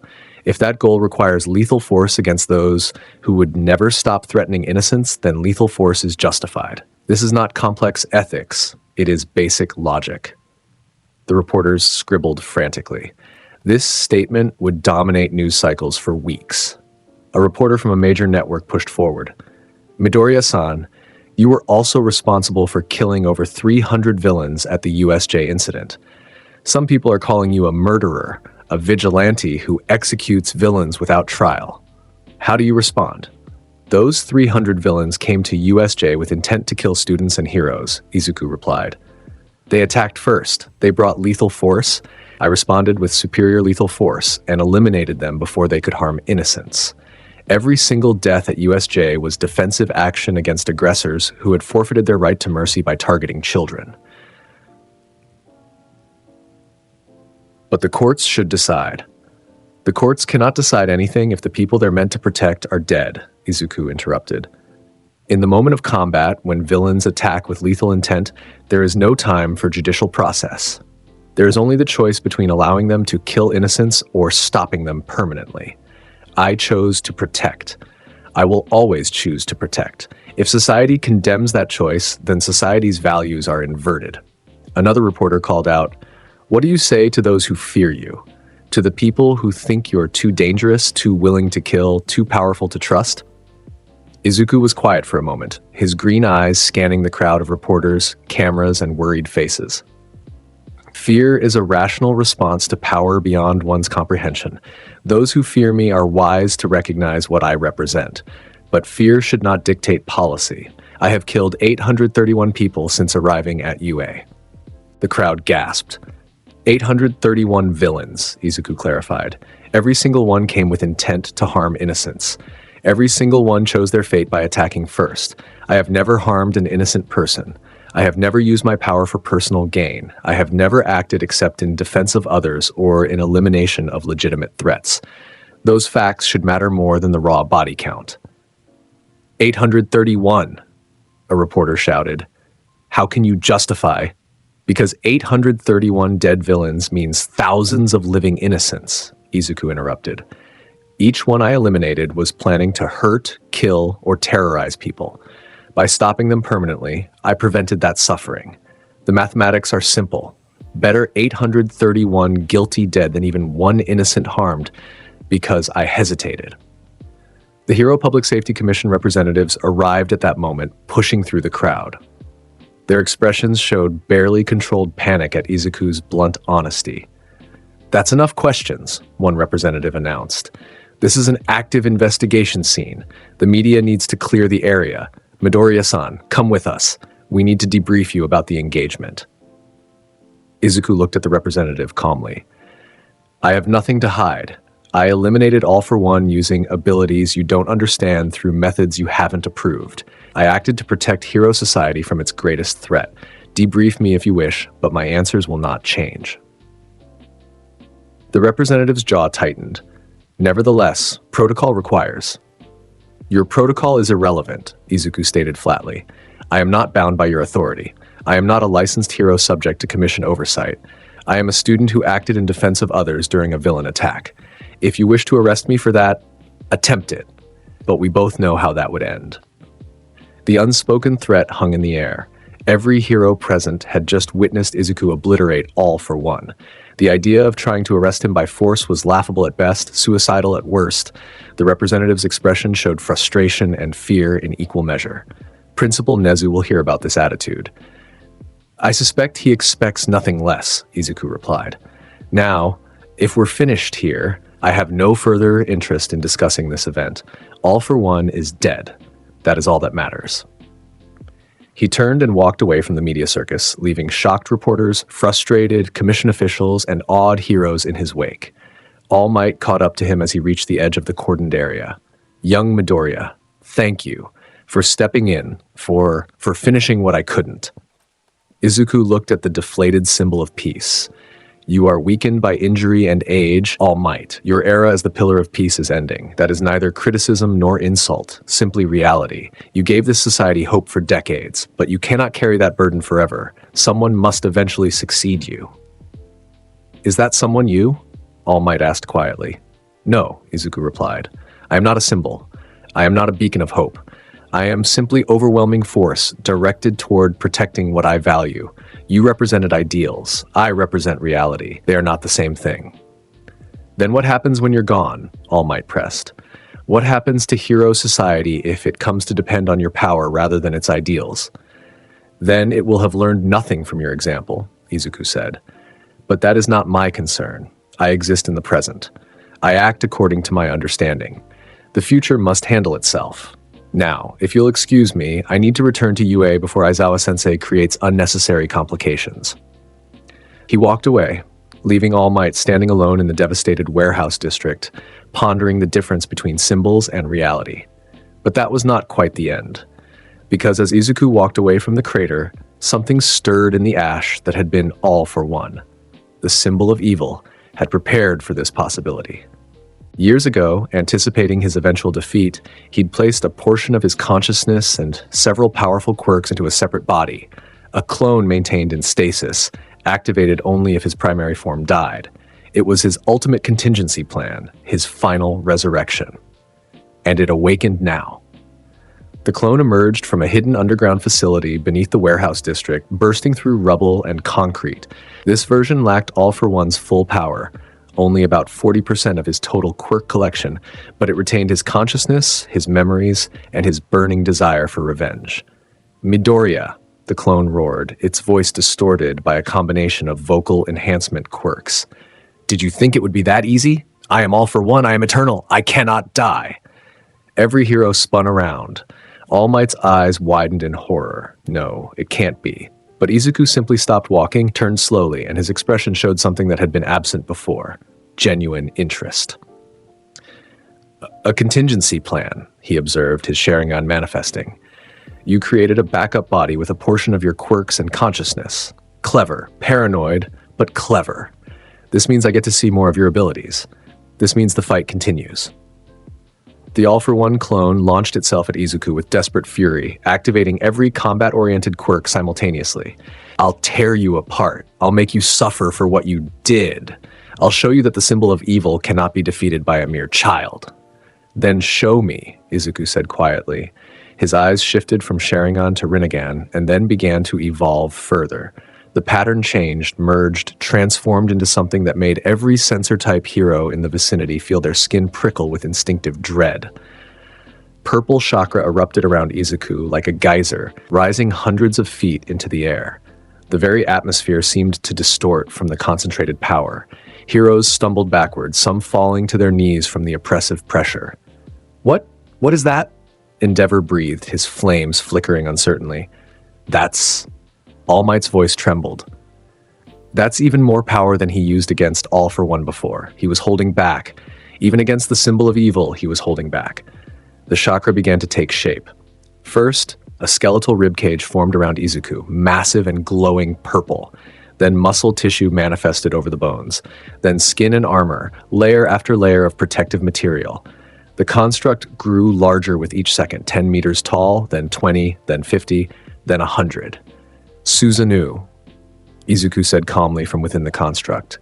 This is the final evolution of the Mangekyō Sharingan, the ultimate defense and offense combined. But you haven't seen its complete form yet, all for one. You haven't witnessed what true power looks like. The construct continued growing, 200 meters tall, 300. The heroes had to evacuate the area as the sheer size threatened to crush them. Buildings crumbled from the pressure of the chakra construct forming. Finally, it stabilized. The perfect Susanoo stood 400 meters tall, a colossal humanoid warrior clad in elaborate armor. It had 4 arms, each one holding a different weapon, 2 katanas, a bow, and a perfect sphere of energy. Its face was noble and fearsome, covered by an ornate helmet. Massive wings spread from its back, each wing alone larger than most buildings. The perfect Susanoo stood like a mountain in the middle of Yokohama, its purple form visible from across the city. Its mere presence changed the landscape, casting shadows that covered entire districts. Behold, Izuku's voice echoed from within the construct, amplified to thunderous levels. This is perfect Susanoo, the materialization of the warrior god. This is the power that Madara Uchiha wielded to fight the combined forces of the 5 great nations. This is what I wanted to show you, all for one. This is what stands between you and any hope of victory. The all-for-one clone stared up at the mountain-sized chakra construct, its 40 quirks suddenly feeling pathetically inadequate. This is impossible. No quirk should be able to. This is not a quirk, Izuku corrected, his voice booming across the city. This is chakra manipulation at the absolute peak. This is the power of the Sage of 6 Paths inherited through Madara Uchiha's legacy. This is beyond your world's classification system entirely. He raised one of perfect Susanoo's massive arms, the motion causing windstorms from the displaced air. Now then, shall we continue this dance? You wanted to show me that the symbol of evil cannot die. I will show you what happens when immortal ambition meets absolute power. The katana slashed downward, the blade alone over 100 meters long. The all-for-one clone tried to dodge, but the speed of the strike defied the construct's size. The blade caught the clone, and the resulting impact created a crater a kilometer wide. The clone survived barely, using every defensive quirk it possessed simultaneously to avoid being bisected. But it was now buried under tons of rubble in the center of the new crater. Impact recoil, force multiplication, kinetic amplification. The clone activated quirks desperately, trying to create an attack powerful enough to damage perfect Susanoo. The combined energy blast shot upward, striking perfect Susanoo's armored chest with the force of a nuclear weapon. The armor glowed briefly from the impact. Then the glow faded. Perfect Susanoo was completely undamaged. Your attacks cannot reach me, Izuku stated from within the construct. Perfect Susanoo is absolute defense. Even the strongest attacks in Madara's world could not penetrate it at full manifestation. Your quirks, powerful as they are in this world's context, are insufficient. The second katana swept horizontally, and the all-for-one clone was forced to use spatial manipulation to teleport away from the strike. The blade carved through the ground where it had stood, cutting a gouge 300 meters long and 20 meters deep. Air cannon combined with kinetic multiplier. The clone tried a long-range assault, launching compressed air bullets the size of cars at perfect Susanoo. Perfect Susanoo's bow manifested an arrow made of pure chakra. Izuku drew and fired in one smooth motion. The arrow, glowing purple and trailing energy, struck the air cannon attack head-on. The resulting explosion could be heard across the entire city. The shockwave shattered windows for miles. A mushroom cloud rose into the sky. When it cleared, the air cannon attack had been completely negated, and the chakra arrow had continued through to strike where the all-for-one clone had been standing. Another crater, this 1/2 kilometer wide, marked where the arrow had impacted. The clone crawled from the rubble, its regeneration working overtime. This can't. I refuse to. I am all for one. You are a pale shadow of all for one, Izuku corrected. You are 40% of his power, operating from desperation rather than strategy. You are already dead. You simply refuse to acknowledge it. Perfect Susanoo's 4 arms moved in coordinated sequence. The 2 katanas slashed in an X pattern from different angles. The bow fired 3 chakra arrows simultaneously. The energy sphere manifested and launched as a massive beam. The all-for-one clone used every mobility quirk it possessed: airwalk, spatial manipulation, velocity multiplication, kinetic propulsion, desperately trying to evade the coordinated assault. It wasn't enough. One katana caught the clone's left arm, severing it. The second katana struck its torso, like creating a massive gash. 2 chakra arrows impaled its legs. The energy beam hit directly, and the clone was launched backward like a meteor, crashing through buildings until it finally stopped 3 kilometers away. Perfect Susanoo walked forward, each step causing earthquakes that registered on seismographs across Japan. The construct moved with impossible grace despite its size, covering the 3 kilometers in less than a minute. The all-for-one clone lay in the ruins of a collapsed building, its body broken, its regeneration failing from the accumulated damage. It looked up at the approaching mountain-sized warrior and felt something it hadn't experienced in over a century: true despair. "You were right," the clone whispered. "I was never absolute. I was just powerful. But you are something beyond power. You are inevitable." Perfect Susanoo's hand reached down, and chakra chains erupted from the palm, wrapping around the clone and lifting it into the air. The chains tightened, suppressing every quirk, preventing any final desperate attack. "When a man learns to love," Izuku's voice echoed from Perfect Susanoo, "he must bear the risk of hatred. All for one, you loved power. You loved control. You loved your vision of a world where strength determined all. But that love brought you hatred. Hatred from all those you oppressed, from the society you corrupted, from the heroes who fought against your tyranny. And now that hatred has manifested as me. I am the consequence of your actions. I am the reality that kills your dream." The chains began to glow with intense chakra. "This is the end, all for one. No more resurrections. No more contingencies. No more symbol of evil terrorizing this world. Just finality." The chakra intensified, and the all-for-one clone screamed as every quirk in its body was forcibly extracted. The stolen abilities, the accumulated power, everything all-for-one had taken over centuries. All of it was pulled out and dispersed into nothing by the overwhelming chakra. What remained was just an ordinary human body, powerless and broken. Perfect Susanoo crushed the body in its massive hand. There was no dramatic explosion, no final desperate attack, no miraculous escape. Just the simple, brutal reality of overwhelming force applied against insufficient resistance.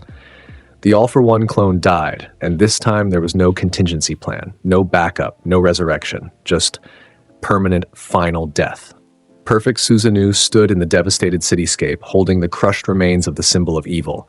Then the construct began to dissolve, the chakra dissipating, the massive form shrinking until only Izuku remained, standing calmly in the center of destruction that had reshaped a significant portion of Yokohama. He looked at the remains in his hand, then let them fall to the ground. It is finished. All for one, the symbol of evil, the king of the villain underworld, eliminated in both body and contingency.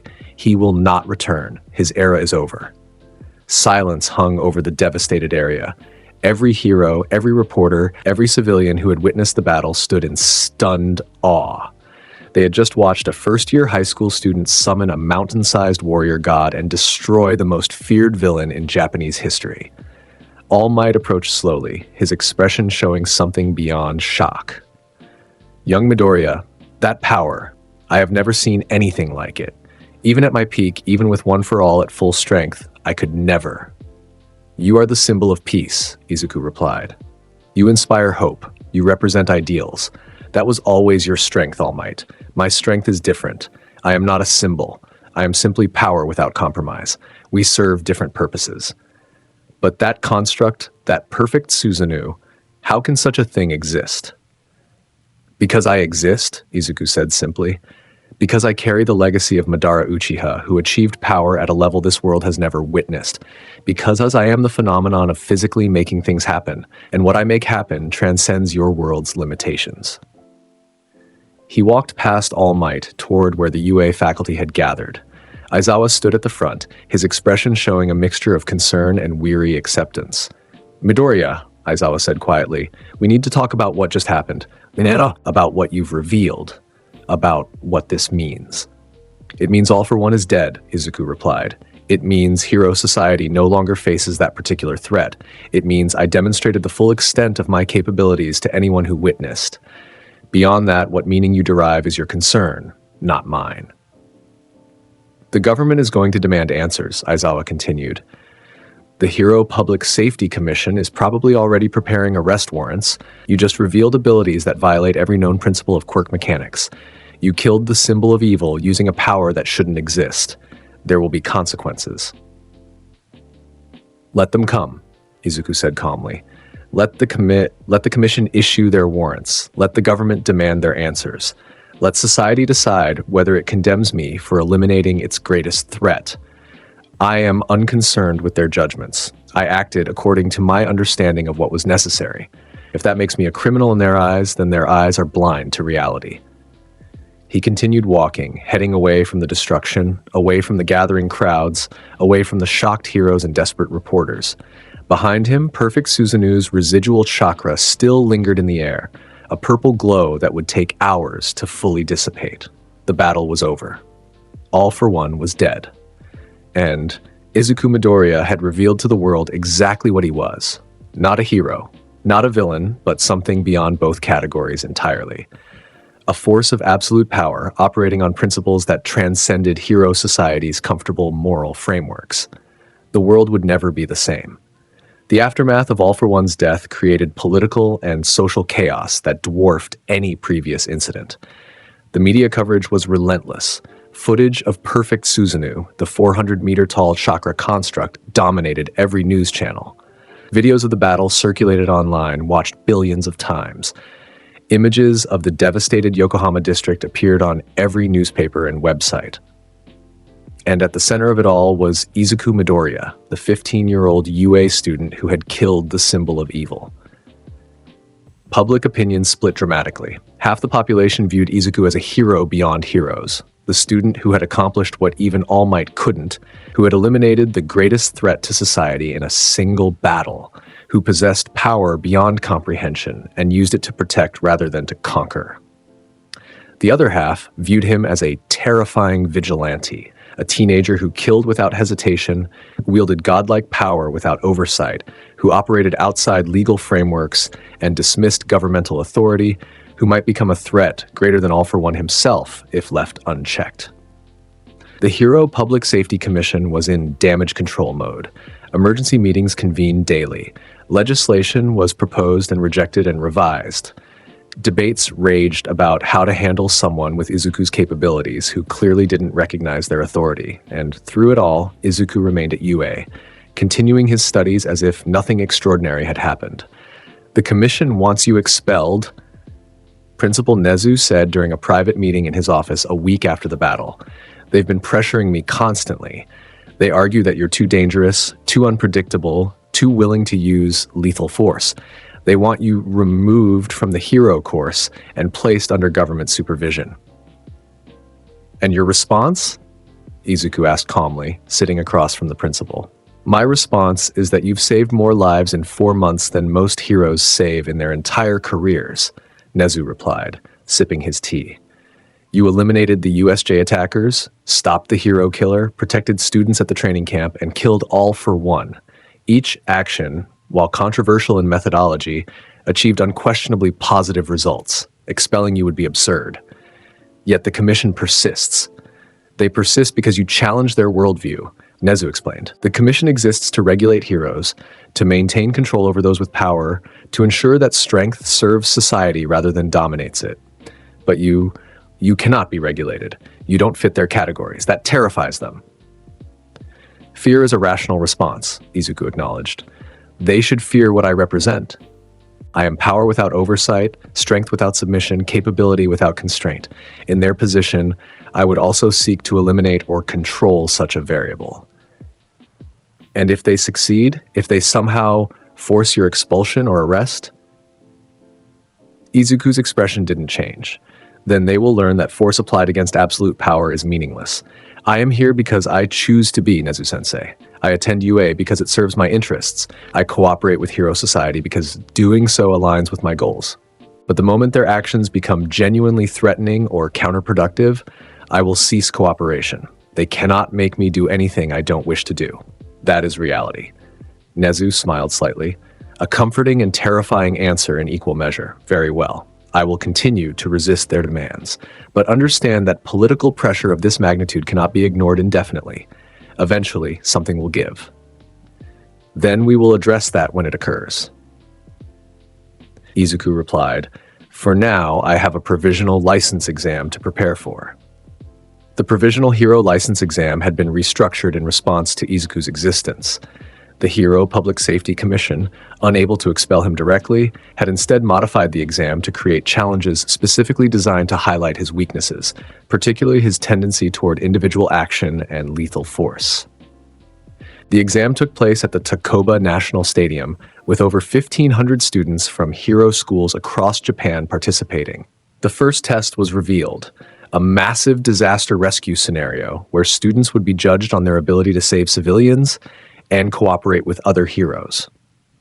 But there was a twist. This year, the examiner announced, "We have a special rule. Izuku Midoriya of UA will be operating under severe restrictions. He is not permitted to use lethal force under any circumstances. He is required to work with teams of at least 3 other students at all times, and he will be given 3 times the number of civilians to rescue as any other participant." These restrictions reflect the reality that powerful heroes must learn restraint, cooperation, and responsibility. The other students murmured. Some looked relieved, glad that Izuku would be handicapped. Others looked skeptical, doubting any restrictions could truly contain him. Izuku, for his part, showed no reaction. "Understood. I will comply with the stated restrictions." The exam began. Immediately, chaos erupted. The disaster scenario involved a simulated earthquake with subsequent building collapses, fires, flooding, and trapped civilians throughout a mock city environment. Students scattered, using their quirks to rescue people and stabilize situations. Izuku found himself assigned to a sector with particularly heavy damage and over 200 civilian actors playing injured or trapped victims. 2 other students, one from Ketsubutsu Academy and one from Shiketsu High, were assigned to his team, looking nervous about working with the infamous UA killer. Midoriya-san, the Ketsubutsu student, began hesitantly. "How should we approach?" Wood-style deep forest wall. Wooden structures erupted throughout the damaged sector, shoring up collapsing buildings, creating bridges over flooded areas, and forming barriers to contain fires. In 30 seconds, Izuku had stabilized the entire sector's infrastructure without harming a single person. "Now then," he continued calmly, "you two will handle direct civilian rescue. Your quirks are better suited to physical assistance. I will coordinate overall sector response and provide support when you encounter situations beyond your capabilities." "But the rules said you have to work with teams," the Shiketsu student objected. "That means equal participation, not..." "Equal participation is inefficient when capabilities differ dramatically," Izuku interrupted. "I am providing strategic coordination and infrastructure support. You are providing direct civilian assistance. That is teamwork adapted to respective strengths. Or would you prefer I micromanage every rescue personally, making you redundant?" They reluctantly agreed, recognizing the logic even if it chafed against the exam's spirit. Over the next hour, Izuku's team achieved the highest rescue numbers in the entire exam. His wood style provided platforms for reaching high locations, bridges for crossing dangerous gaps, and barriers for protecting civilians from secondary disasters. His Sharingan let him identify trapped victims through rubble and coordinate multiple simultaneous rescue operations. And his restraint, following the stated rules, demonstrated that he could operate non-lethally when circumstances required. The second phase of the exam involved combat scenarios where students faced professional heroes playing villains. The twist: students were required to subdue opponents without causing serious injury, and cooperation between different schools was mandatory. Izuku was assigned to face 5 pro heroes simultaneously, a team specifically chosen for their diverse quirks and combat experience. His teammates were students from 3 different schools, none of whom had worked together before. "Midoriya-san," one teammate said nervously, "how do we coordinate against 5 pros? That's basically impossible for first years." "It is not impossible," Izuku replied. "It simply requires you to follow instructions precisely. I will engage the opponents directly. Your role is support, creating openings, disrupting their coordination, and assisting when I indicate. Can you do this?" They nodded, though their expressions showed doubt. The battle began, and the 5 pro heroes attacked with practiced coordination. They'd clearly strategized specifically for facing Izuku, maintaining distance, attacking him from multiple angles, simultaneously, using quirks designed to counter different types of offensive capabilities.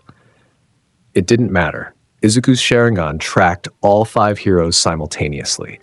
When they attacked in coordination, he moved through the gaps in their assault with perfect efficiency. When they tried to overwhelm him with numbers, he used his teammates as strategic pieces, directing them to create barriers, provide distractions, or capitalize on openings he created. Fire-style Phoenix Sage Fire. Multiple small, guided fireballs erupted from Izuku's mouth, each one carefully controlled to be hot enough to force evasion, but not hot enough to cause serious injury. The heroes scattered, breaking their formation. "Now," Izuku commanded, "Teammate A, use your ice quirk on the speedster's path. Teammate B, your density manipulation on the strongman's footing. Teammate C, barrier in front of the ranged attacker. Execute." His teammates followed instructions, and the coordinated support created exactly the openings Izuku needed. He moved through the disrupted formation like water, applying precise strikes that disabled without severely injuring. Pressure points, joint locks, controlled impacts, all executed with surgical precision, guided by the Sharingan. In 4 minutes, all 5 pro heroes were subdued and restrained with capture equipment. The examiners watched in silence. This was supposed to be the hardest combat scenario in the exam. 5 experienced pros should have required significant struggle from even the best student teams. Izuku had made it look routine. "Your teamwork was excellent," the chief examiner said afterward, trying to find fault with the performance. "But Midoriya-san, you essentially commanded your teammates rather than collaborating as equals. That's not the spirit of cooperation we're trying to foster."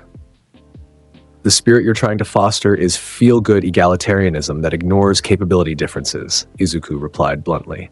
"In real hero work, teams have leaders. Experienced heroes direct less experienced ones. Specialists provide specific support while generalists handle coordination.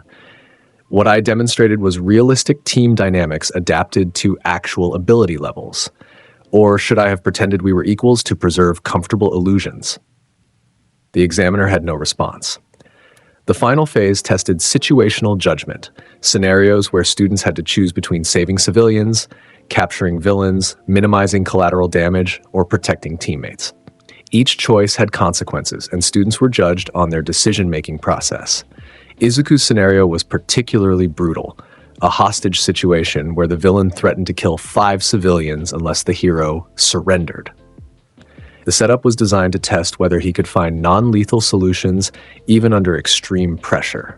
The actor playing the villain delivered his ultimatum: "Surrender yourself, hero, or I kill these people. You have 10 seconds to decide."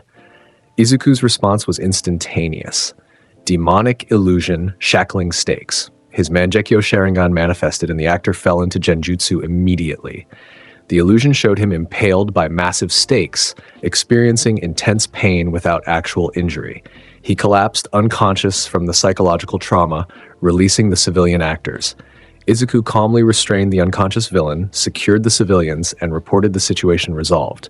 The examiners stared at the footage. That was a mental attack. We didn't even know mental quirks could work that fast or that effectively. But more importantly, you didn't kill him. You could have, your reputation suggests you would have, but you chose a non-lethal solution. "The exam rules forbid killing," Izuku replied simply. "I follow rules when doing so serves a purpose.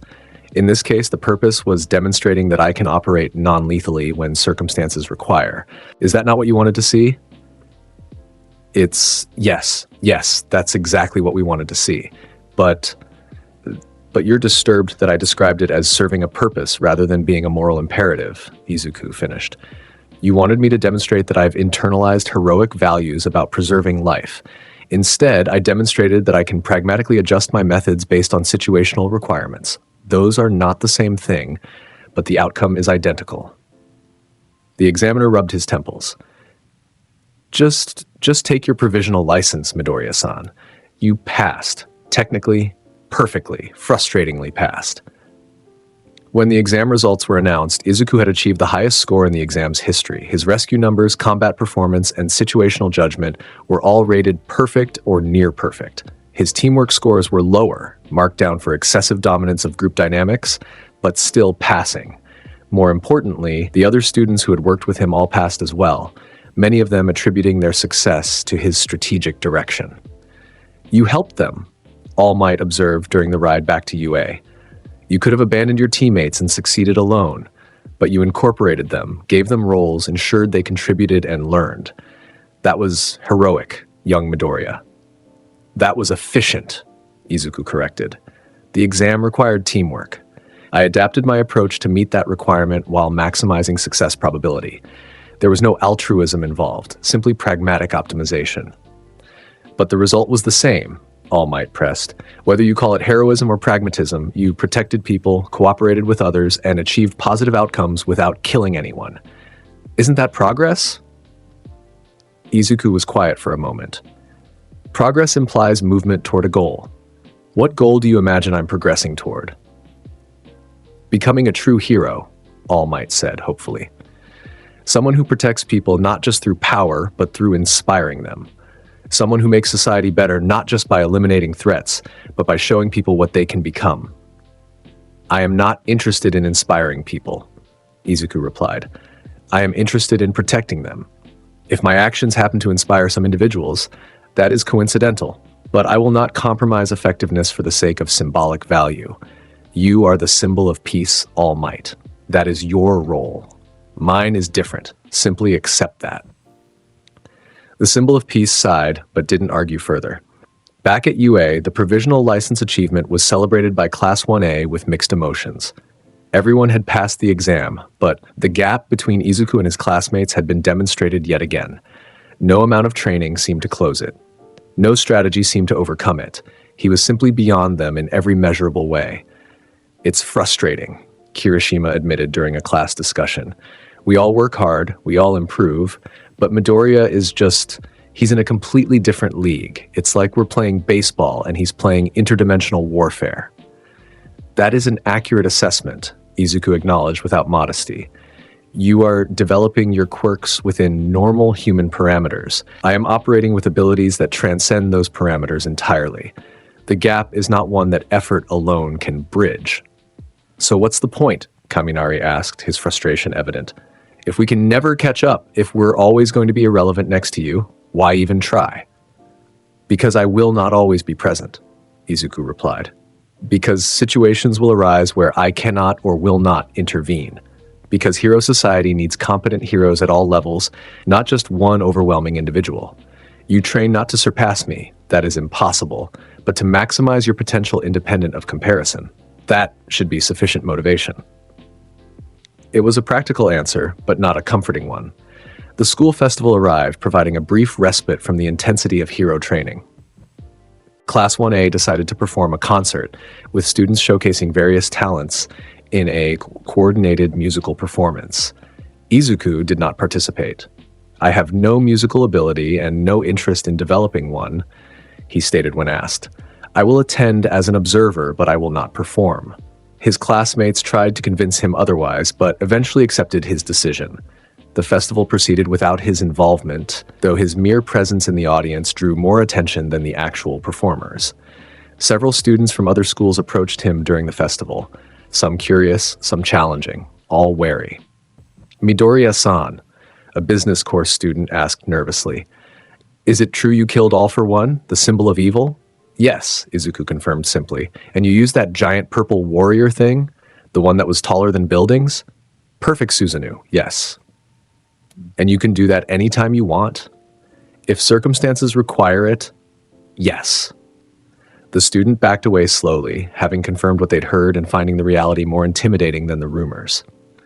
Later, a support course student approached with different intent. "Midoriya-san, I've been studying the footage of your battles. Your abilities don't match any known quirk mechanics. You mentioned at the press conference that you're somehow reincarnated from another reality. Can you explain how that works?" "No," Izuku replied. "The mechanics of my existence are beyond this world's scientific framework. Attempting to explain them using quirk theory would Be like trying to describe color to someone who's never seen. The concepts don't translate. But surely there's some way to... There is not. Accept that I exist, that I possess capabilities beyond your understanding, and that pursuing deeper comprehension is pointless. Focus on what you can actually affect. The support student left, frustrated but recognizing the futility of further questions. The only genuinely positive interaction came from Eri, a young girl who had been rescued from the Shi Hasaikai, a development from a previous arc. She approached Izuku hesitantly, remembering that he had saved her from Overhaul's experiments. "Midoriya-san," she said quietly, "thank you for saving me. Everyone says you're scary, but you were nice to me."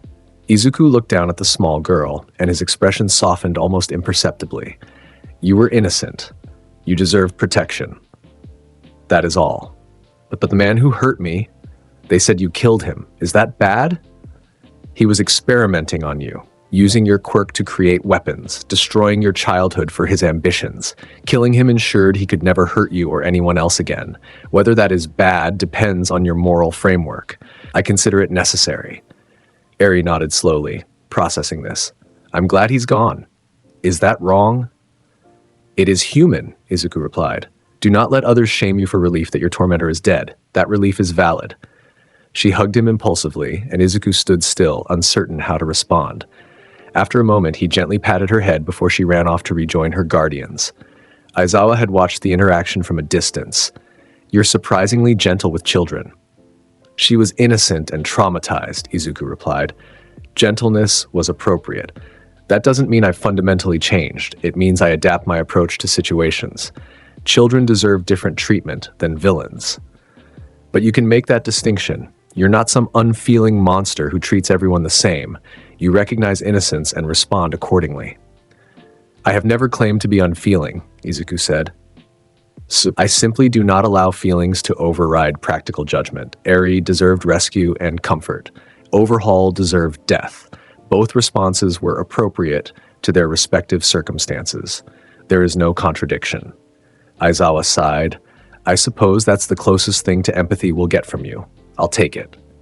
The festival concluded without incident, though Izuku's presence had clearly impacted the atmosphere. Students from other courses and schools had seen him, confirmed the rumors about his power, and spread those confirmations further. His legend continued to grow, but that legend was about to face its most serious political challenge yet. The Hero Public Safety Commission, frustrated by their inability to control or expel Izuku through normal channels, had prepared a different strategy. They would create a situation where he either submitted to their authority or revealed himself as truly dangerous, and in the latter case, they would have justification for more extreme measures. The stage was set for a final confrontation between individual power and institutional authority. The Shi Hasaikai arc had occurred during Izuku's internship period, but it had unfolded very differently than in the original timeline. Sir Night Eye's hero agency had been investigating the Yakuza organization led by Overhaul, a villain whose quirk allowed him to disassemble and reassemble matter at the molecular level. The investigation revealed that Overhaul was experimenting on a young girl named Eri, using her quirk to create bullets that could permanently erase other people's quirks. In the original timeline, this would have led to a massive coordinated raid with multiple hero agencies working together. In this timeline, Izuku heard about it and handled it personally in one night. He'd infiltrated the Shi Hasaikai compound alone, his Sharingan detecting every guard, every trap, every security measure. The Yakuza members tried to stop him with their various quirks, transformation abilities, fusion powers, enhanced strength, but they were insects before a god. Izuku moved through the compound like death itself. Guards fell to genjutsu, trapped in illusions of their worst fears. Those who managed to attack were countered with minimal effort, a palm strike here, a pressure point there, efficient and ruthless. He found Overhaul in the deepest laboratory, the villain standing over Eri's restrained form, ready to continue his experiments. "Who?" Overhaul began, activating his disassembly quirk. Izuku's hand caught Overhaul's wrist before the technique could deploy. "Chisaki Kai, also known as Overhaul, you have been experimenting on a child to create quirk-destroying weapons. You have killed and disassembled numerous people in your quest for power. You represent a threat to innocence and a blight on this society. Let go! Overhaul tried to activate his quirk on Izuku directly, attempting to disassemble the teenager's arm. Nothing happened. Your quirk cannot affect me, Izuku stated calmly. My cellular structure is reinforced by chakra at a level your ability cannot reach. You are powerless against me, Overhaul. Acknowledge this reality. Overhaul tried to pull away, to create distance, to do anything to escape the grip. But Izuku's hand was immovable. You sought to restore the Yakuza to glory by creating an anti-quirk weapon, Izuku continued. You believed that controlling quirk erasure would give you leverage over hero society and villain organizations alike. Your plan was tactically sound but morally bankrupt. You sacrificed an innocent child's well-being for ambition. That is unforgivable. The girl is just a tool, Overhaul shouted. Her quirk is the key to reshaping society. You don't understand. I understand perfectly. Izuku's other hand rose, and wooden spikes emerged from his palm, hovering inches from Overhaul's face. You are a man consumed by ambition, willing to destroy anything and anyone to achieve your vision. I have met many like you across lifetimes. You all share the same flaw, believing your goals justify your methods. They do not. The wooden spikes drove forward, piercing through Overhaul's arms and pinning them to the laboratory wall. The villain screamed as his limbs were impaled, his quirk rendered useless by the sudden damage and his inability to touch the wood with his hands. You will not die, Izuku said calmly. Not yet. First, you will watch as I dismantle everything you've built. Your organization, your plans, your ambitions, all reduced to nothing. Only then, when you understand the completeness of your failure, will I end your existence. He released Overhaul, leaving the villain pinned and bleeding, and turned to Eri. The young girl stared at him with wide, fearful eyes, traumatized by months of experimentation and conditioned to expect pain from anyone who approached. You are safe now, Izuku said, his voice gentler. This man will never hurt you again. I will ensure it. Eri trembled but didn't speak, too traumatized to trust words. Izuku knelt to her eye level. My name is Izuku Midoriya. I am a hero student from UA High School. I came here specifically to rescue you. Do you understand? You are not in danger from me. Everyone says that, Eri whispered. Then they hurt me anyway. I am not everyone, Izuku replied. He deactivated his Sharingan, returning his eyes to their normal green. Look at me. I have power beyond what you've witnessed. If I intended to hurt you, you could not stop me. Therefore, resistance would be pointless. But I do not intend to hurt you. I intend to protect you. Do you understand the difference? Eri studied his face, searching for deception. Finding none because Izuku spoke only truth, she nodded slowly. Good. Izuku created a wooden clone which carefully freed Eri from her restraints. The real Izuku turned back to Overhaul. Now then, Shisaki Kai, let us discuss your organization. Over the next hour, Izuku systematically dismantled the Shiha Saikai. Every member was found, subdued, and restrained. Every laboratory was destroyed. Every sample of the anti-quirk bullet was incinerated. Every piece of research data was erased. And through it all, Overhaul hung impaled on the laboratory wall, forced to watch his life's work destroyed by a single teenager who treated it all as a minor inconvenience. Finally, when the compound was secure and police had been alerted to the location, Izuku returned to Overhaul. Your organization is gone. Your plans are ruined. Your allies are captured. You have accomplished nothing except causing suffering. Do you have any final words? Overhaul's eyes burned with hate and fear in equal measure. You're a monster. You destroyed everything. You're worse than any villain. Perhaps, Izuku acknowledged, but I am a monster who protects innocence. You were a monster who exploited them. That is the only difference that matters. He raised his hand and wooden spikes manifested. Goodbye, Overhaul. May your next life be less wasted. The spikes drove through Overhaul's chest, piercing his heart. The villain died within seconds, his expression frozen in shock and hatred. Izuku turned away from the corpse and returned to Eri, who sat with the wooden clone. It is finished. He will never hurt you again. You are free. Eri looked at Overhaul's body, then at Izuku. You killed him. Yes. Is that what heroes do? It is what I do, Izuku corrected. Other heroes have different methods. They would have captured him, placed him in prison, hoped the system would handle him appropriately. But I do not trust the system to handle threats definitively. I handle them myself. Are you a bad person? Eri asked quietly. Izuku was silent for a moment, considering the question seriously. That depends on your definition of bad. I kill those who threaten innocence. I act outside legal frameworks when those frameworks are insufficient. I do not value villain lives over victim safety. By some definitions, that makes me bad. By others, it makes me necessary. You must decide for yourself. Eri looked at him for a long moment, then took his hand. You saved me. That makes you good to me. It was perhaps the purest judgment Izuku had received since arriving in this world. The aftermath of the Shihasaikai raid had been complicated. The police were grateful that the organization was dismantled, but concerned about the methods. The Hero Public Safety Commission added another mark against Izuku's record, and Hero Society debated whether his efficiency justified his brutality. But Eri was safe. The anti-quirk bullets were destroyed. The threat was eliminated. To Izuku, that was all that mattered. Now, back in the present, Eri's presence at the school festival served as a reminder of that night. She had been placed in Yue's care afterward, under Aizawa's guardianship, slowly recovering from her trauma. And she represented the complicated truth about Izuku Midoriya. He was ruthless, he was brutal, he was willing to kill without hesitation, but he protected innocence with absolute dedication. That duality made him impossible to categorize as simply hero or villain. He was something else entirely. The weeks following the provisional license exam and school festival were deceptively calm. Classes continued normally, students trained and improved. Life at UA proceeded with routine regularity, but beneath the surface, tension was building. The Hero Public Safety Commission had exhausted their subtle approaches. They couldn't expel Izuku through normal channels. They couldn't pressure Nezu into removing him. They couldn't restrict his activities through bureaucratic means. Every attempt to control or contain him had failed. So they prepared a more direct approach.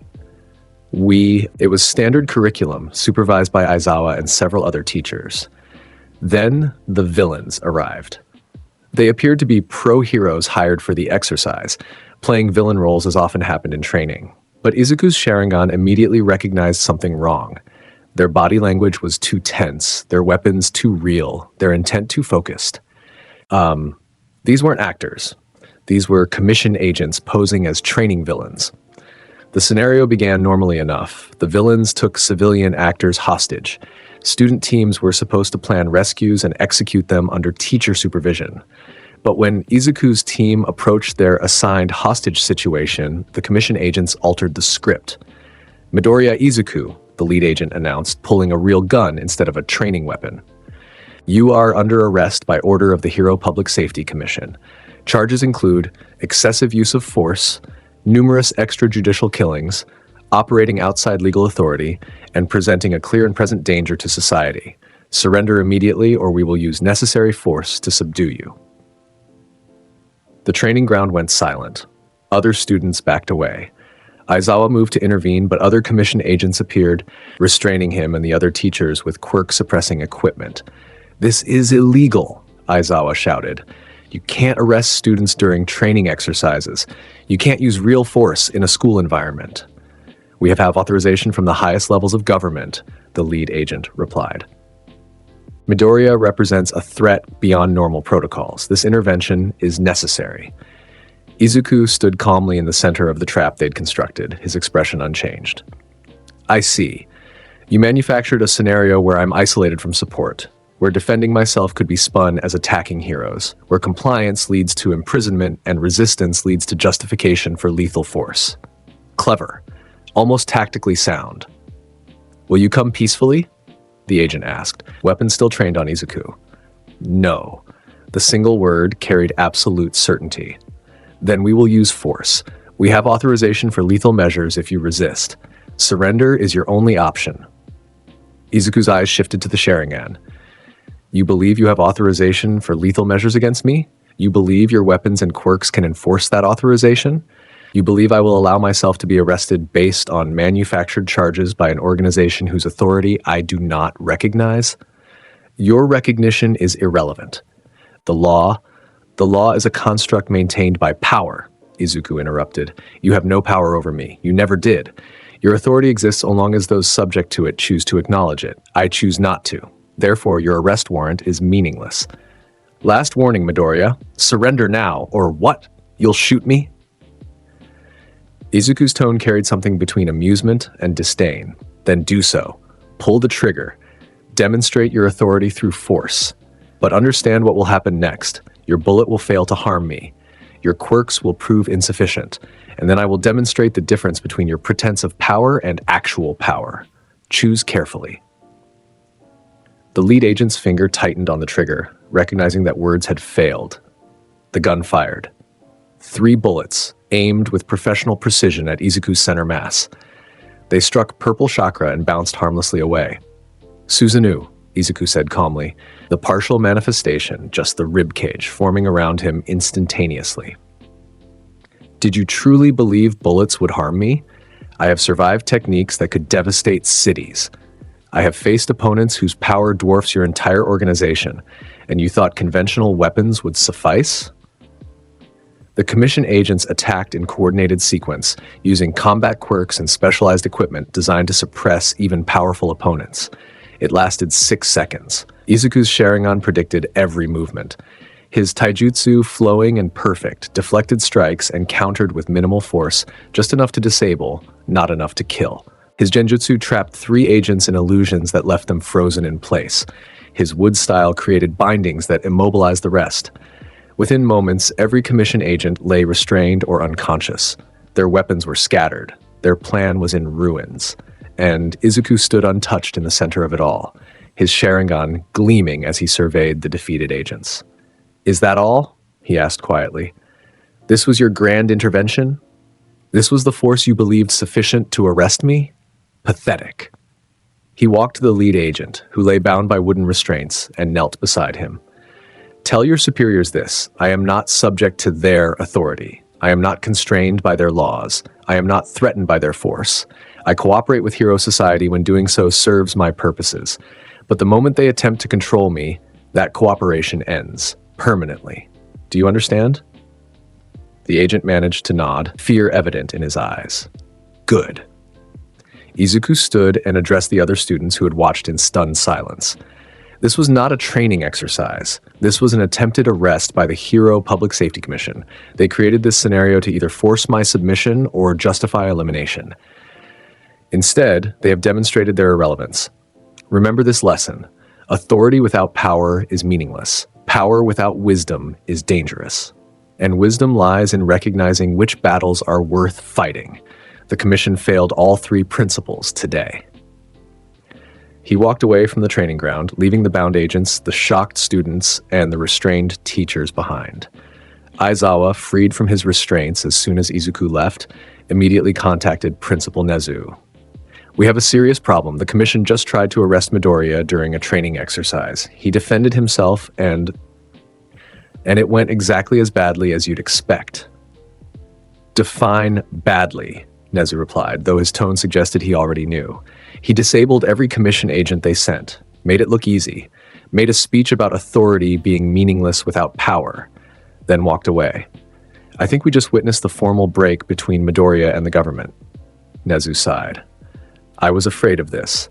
The Commission's impatience has created exactly the situation they feared. By attempting to force his submission, they've forced his rebellion. This will have consequences. What do? We prepare for chaos, Nezu replied quietly, because Izuku Midoriya just declared independence from Hero Society's control structure, and there's nothing anyone can do to change that. The incident at Ground Beta exploded across the media within hours. Students had recorded parts of the confrontation on their phones. Commission agents, humiliated by their failure, filed official reports that contradicted each other. And the narrative spun into chaos.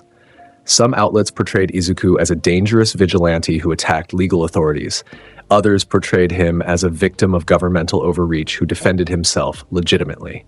Still others portrayed the entire incident as proof that the Commission had lost control and was acting desperately. Public opinion fractured further. Those who already feared Izuku saw confirmation of their worries. Those who supported him saw proof that the government feared his power more than his actions. Those who were undecided found themselves forced to choose sides. And through it all, Izuku remained at UA, continuing his studies, seemingly unconcerned by the political firestorm he'd created. "Aren't you worried about the consequences?" Todoroki asked him during lunch. "The commission won't let this go. They'll try again." "Let them try," Izuku replied calmly. "Each failure makes them weaker. Each attempt demonstrates the futility of conventional force against absolute power. Eventually, they will either adapt to reality or be replaced by those who understand it." But what if they send All Might? Or organize multiple top heroes? All Might cannot fight me seriously. It would devastate his image and likely kill him given his condition. Other top heroes recognize this. Any organization that sends them against a UA student would face public backlash. The commission's options are limited, Todoroki. They know it. That's why they're desperate. "So what happens now?" Izuku was quiet for a moment, his green eyes distant. "Now we wait. The commission will either attempt escalation or retreat. If they escalate, I will respond definitively. If they retreat, we maintain the current equilibrium. Either way, the illusion of their absolute authority is broken. That is sufficient." "You sound like you're at war with them." "I am not at war with them. I am simply existing outside their control. That they perceive this as warfare reflects their mindset, not mine. I have no desire to overthrow the commission or destroy hero society. I simply refuse to submit to their constraints. If they can accept that, we can coexist. If not," he shrugged, "then they will learn what happens when bureaucracy confronts reality." In the Hero Public Safety Commission's headquarters, emergency sessions ran continuously. The attempted arrest had failed spectacularly. Midoriya had humiliated their agents, and public opinion was turning against them for attempting to arrest a student who had eliminated All for One. "We need to de-escalate," one executive argued. "Every action against Midoriya strengthens his position and weakens ours. The public sees him as a hero who doesn't follow rules, not a villain who breaks them. We're fighting a losing PR battle." "PR is irrelevant," another executive countered. "What matters is that we have a teenager with godlike power who explicitly rejects our authority. If we don't establish control now, we set a precedent that anyone sufficiently powerful can ignore the law. But we can't establish control. We don't have the power to enforce it. That's the reality we need to accept." The debate raged for hours, ending with no clear resolution. The commission was paralyzed, caught between their ideology of control and the reality of Izuku's power. Finally, the commission chair made a decision. "We table the Midoriya issue. We acknowledge privately that we cannot control him through conventional means. We stop attempting direct intervention and instead focus on monitoring and damage control. If he acts against society, we respond. But we stop trying to preemptively contain him. Agreed?" The vote was split but passed. The war between the commission and Izuku Midoriya ended not with dramatic confrontation, but with bureaucratic retreat. They would leave him alone, for now, recognizing that any alternative created more problems than it solved. Izuku, when informed of this through Nezu's intelligence network, simply nodded. "Pragmatic. They learned faster than I anticipated. That's acceptable." "Does this satisfy you?" Nezu asked. "It maintains the status quo while establishing boundaries. I can operate within those boundaries comfortably. They can maintain their illusion of authority over others without attempting to impose it on me. It's a functional equilibrium, but not a resolution. The underlying tension remains." "All equilibriums contain tension," Izuku replied. "The question is whether the tension is sustainable or explosive. This one is sustainable for now. That is sufficient." The semester continued. Students trained, villains were defeated, hero society adapted to the new reality where its most powerful defender operated outside its control structures. And Izuku Midoriya, the reincarnation of Madara Uchiha, continued his observation of this world, waiting to see if it could evolve beyond its current limitations, or if it would eventually require the fundamental restructuring he'd mentioned. The legend grew. The power remained absolute, and reality bent around the existence of someone who transcended its normal rules. 6 months after All for One's death, a new pattern emerged in villain activity across Japan. It started subtly. Coordinated attacks on hero agencies, each one demonstrating unusual tactical sophistication. Villains using strategies that seemed designed specifically to counter a particular hero's strengths. intelligence leaks that suggested inside information from Hero Society itself. Then the pattern became explicit. A new organization called Paranormal Liberation Front emerged, claiming to be the evolution of the League of Villains. But unlike Shigaraki's chaotic terrorism, this group operated with military precision and clear ideological goals. Their leader was someone unexpected, Dabi, the cremation-using villain who had escaped during the training camp raid. But Dabi had evolved beyond his previous role, somehow gaining new abilities and tactical acumen that suggested outside assistance. This is different from the League, Endeavor stated during a hero briefing that included several UA faculty. The Paranormal Liberation Front isn't just attacking randomly. They're testing our defenses, probing for weaknesses, preparing for something larger. Do we have intelligence on their membership size? Best Genist asked. Estimates suggest over 10,000 members nationwide, a commission analyst replied. They've been recruiting aggressively, absorbing smaller villain groups, offering resources and protection, and they have backing. Significant financial support from sources we haven't identified. What's their stated goal? All Might asked from his seat at the back. The overthrow of Hero Society and establishment of a new social order based on quirk freedom, the analyst continued. They argue that Hero Society oppresses those with villainous or dangerous quirks, that the current system serves only the elite, and that fundamental change requires destroying existing power structures. Izuku, attending as a provisional license holder, listened carefully. The ideology sounded familiar, similar to arguments that Madara himself had made in his original lifetime about the shinobi system. The difference was that the Paranormal Liberation Front lacked the power to enforce their vision, or so he thought. The first major attack came during a public event, the Hero Billboard chart announcement, where hero rankings were revealed to the public. Thousands of civilians attended, along with most major pro-heroes. The Paranormal Liberation Front struck with coordinated precision. Explosions rocked the venue. Villains emerged from multiple entry points. High-end Nomu, artificially enhanced beings similar to those from USJ, attacked pro-heroes directly. And civilians panicked, creating chaos that made organized response difficult. Izuku was present as part of UA's invited guests. The moment the first explosion occurred, his Sharingan activated, assessing the situation. 15 different attack points. Approximately 300 villains. 8 Nomu scattered throughout the venue. 200 civilians in immediate danger from collapsing infrastructure. Multiple pro-heroes engaged, but disorganized due to surprise. He made his decision in milliseconds. Wood-style deep forest wall. Massive wooden constructs erupted throughout the venue, shoring up collapsing sections, creating barriers between civilians and villains, forming evacuation routes toward exits. Within seconds, Izuku had stabilized the physical infrastructure and begun controlling the chaos. All students and civilians evacuate through the wooden pathways, he commanded, his voice amplified by chakra to carry across the venue. Pro-heroes, focus on the Nomu threats. I will handle the main villain forces. Several heroes started to object. Students weren't supposed to engage in major combat, but the efficiency of Izuku's actions overrode their concerns. Civilians were already evacuating through his created paths. The structure was stabilizing, and the Nomu were the priority threat. Izuku moved through the battlefield like a force of nature. Villains who tried to attack him fell to genjutsu or were restrained by wood-style before they could deploy their quirks. Those who managed to land attacks found their efforts blocked by Susanoo's partial manifestation. Fire style. Great fire annihilation. A wall of flames erupted, cutting off one entire flank of villain attackers and forcing them to retreat or be consumed. The heat was intense enough to scorch concrete, but controlled enough not to spread to civilian areas.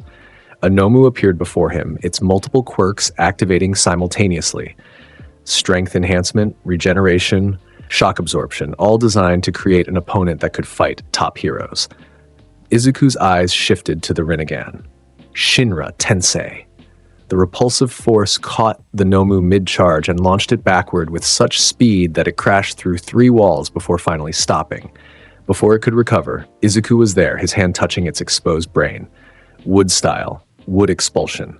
Wooden spikes erupted from inside the Nomu's body, destroying its brain and several vital organs simultaneously. The creature collapsed, dead within seconds. Izuku moved to the next Nomu, then the next, eliminating each one with ruthless efficiency. His tactics varied, Genjutsu trapping one in illusion while he killed it, Susanoo crushing another, Fire Style incinerating a third, but the result was always the same. Within 10 minutes, all 8 Nomu were dead. The remaining villains, seeing their powerhouses eliminated so easily, began to retreat. But Izuku wasn't finished. "You attacked civilians," he stated coldly, addressing the fleeing villains. "You created this chaos deliberately, knowing innocent people would be harmed. That requires consequences." His hands formed seals. Fire-style Majestic Destroyer Flame. The torrent of fire caught the retreating villains, consuming dozens of them before they could escape the venue. Their screams were brief. Some villains did escape, those who'd positioned themselves near exits or had teleportation quirks, but over 200 died in the attack and its aftermath, most killed by Izuku's efficient elimination. When the chaos settled, the venue was saved. Civilian casualties were minimal, only 7 dead from the initial explosions before Izuku could stabilize the situation, and the Paranormal Liberation Front's assault had been decisively repelled. But Izuku's methods once again dominated the discussion.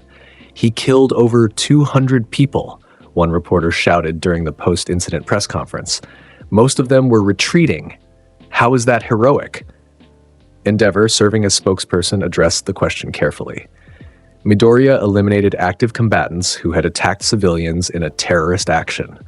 His response, while aggressive, prevented further casualties and ensured those villains couldn't regroup and attack elsewhere. But they were fleeing. They weren't an immediate threat.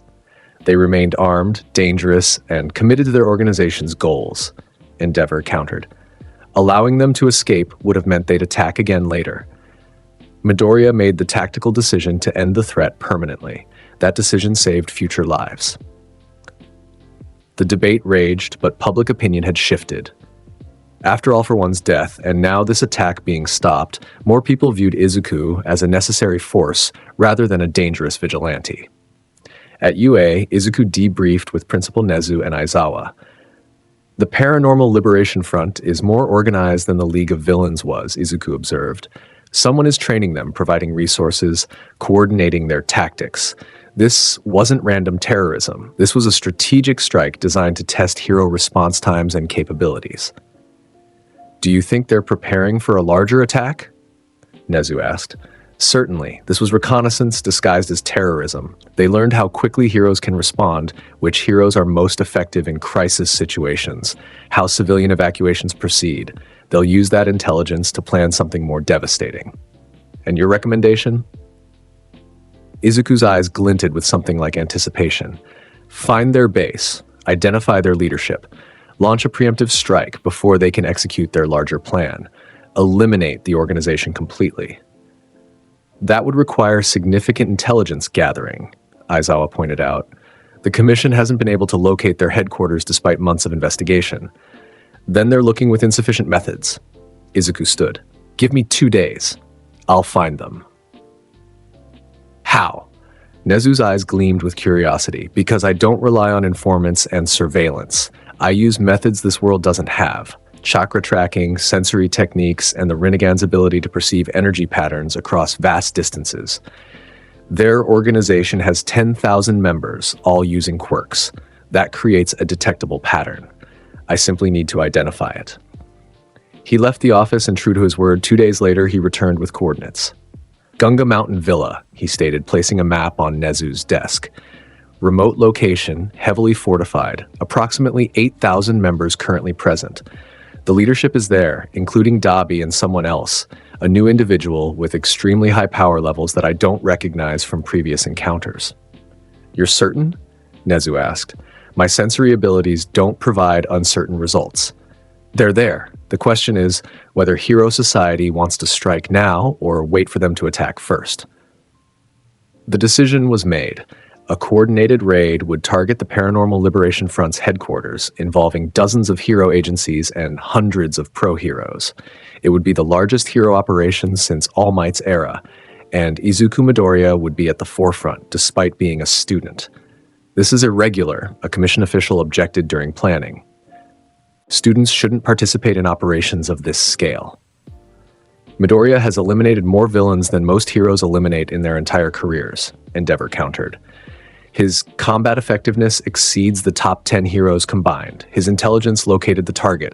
Excluding him would be absurd. The official retreated, recognizing the logic despite their discomfort. The raid was scheduled, heroes prepared, intelligence was reviewed, tactics were coordinated. And Izuku stood ready, his Rinnegan active, sensing the approaching confrontation with something that might have been battle-hungry anticipation. Finally, a challenge that might be worth his time. Finally, an enemy that required more than casual effort. Finally, a fight where he could test abilities he'd held in reserve. The Paranormal Liberation Front had no idea what was about to descend upon them. The raid on Gunga Mountain Villa began at dawn. Hundreds of pro-heroes surrounded the facility from all angles, their approach coordinated to prevent escape routes. The strategy was simple. Overwhelming force applied simultaneously, giving the villains no time to organize defense or flee. Izuku stood at the front of the primary assault team, alongside Endeavor, Mirko, Edgeshot, and several other top heroes. His Rinnegan scanned the facility, identifying power signatures and mapping enemy positions. 8,314 villains currently inside, he reported. Most are low to mid-level threats, approximately 200 high-level combatants. Leadership is in the central structure, 3rd underground level. I detect 12 extremely powerful signatures in that location, including Dabi and the unknown individual I mentioned. Can you identify the unknown? Endeavor asked. Not with certainty. The power signature is unusual, artificial in some way, but vast, comparable to All for One in raw magnitude, though different in quality. The heroes tensed. Anything comparable to All for One was a nightmare scenario. We proceed as planned, the operation commander announced. Teams Alpha through Delta hit the perimeter simultaneously. Team Epsilon, including Midoriya, goes directly for the leadership. Speed is essential. We cannot allow them time to deploy their full forces in coordination. The assault began. Heroes crashed through walls, smashed down doors, and poured into the facility from dozens of entry points.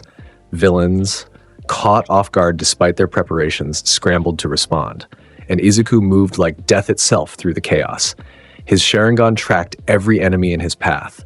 Those who attacked were caught in genjutsu or eliminated with precision strikes. Those who fled were bound with wood style or incinerated with fire style. He moved through the facility's corridors without slowing, leaving unconscious or dead villains in his wake. Midoriya, wait for team coordination, one hero called, trying to keep up. Coordination is inefficient when facing this many opponents, Izuku replied without slowing. I am moving to eliminate the leadership. Join me or follow at your pace. Either way, the outcome is inevitable. He reached the central structure and descended toward the underground levels. Villain reinforcements tried to stop him, groups of 10, 20, 50, all attacking with various quirks in desperate coordination. It didn't matter. Susanoo.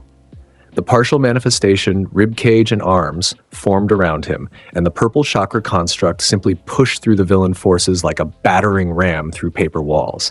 Bodies flew aside. Attacks bounced harmlessly off the chakra. Within seconds, Izuku had broken through to the 3rd underground level.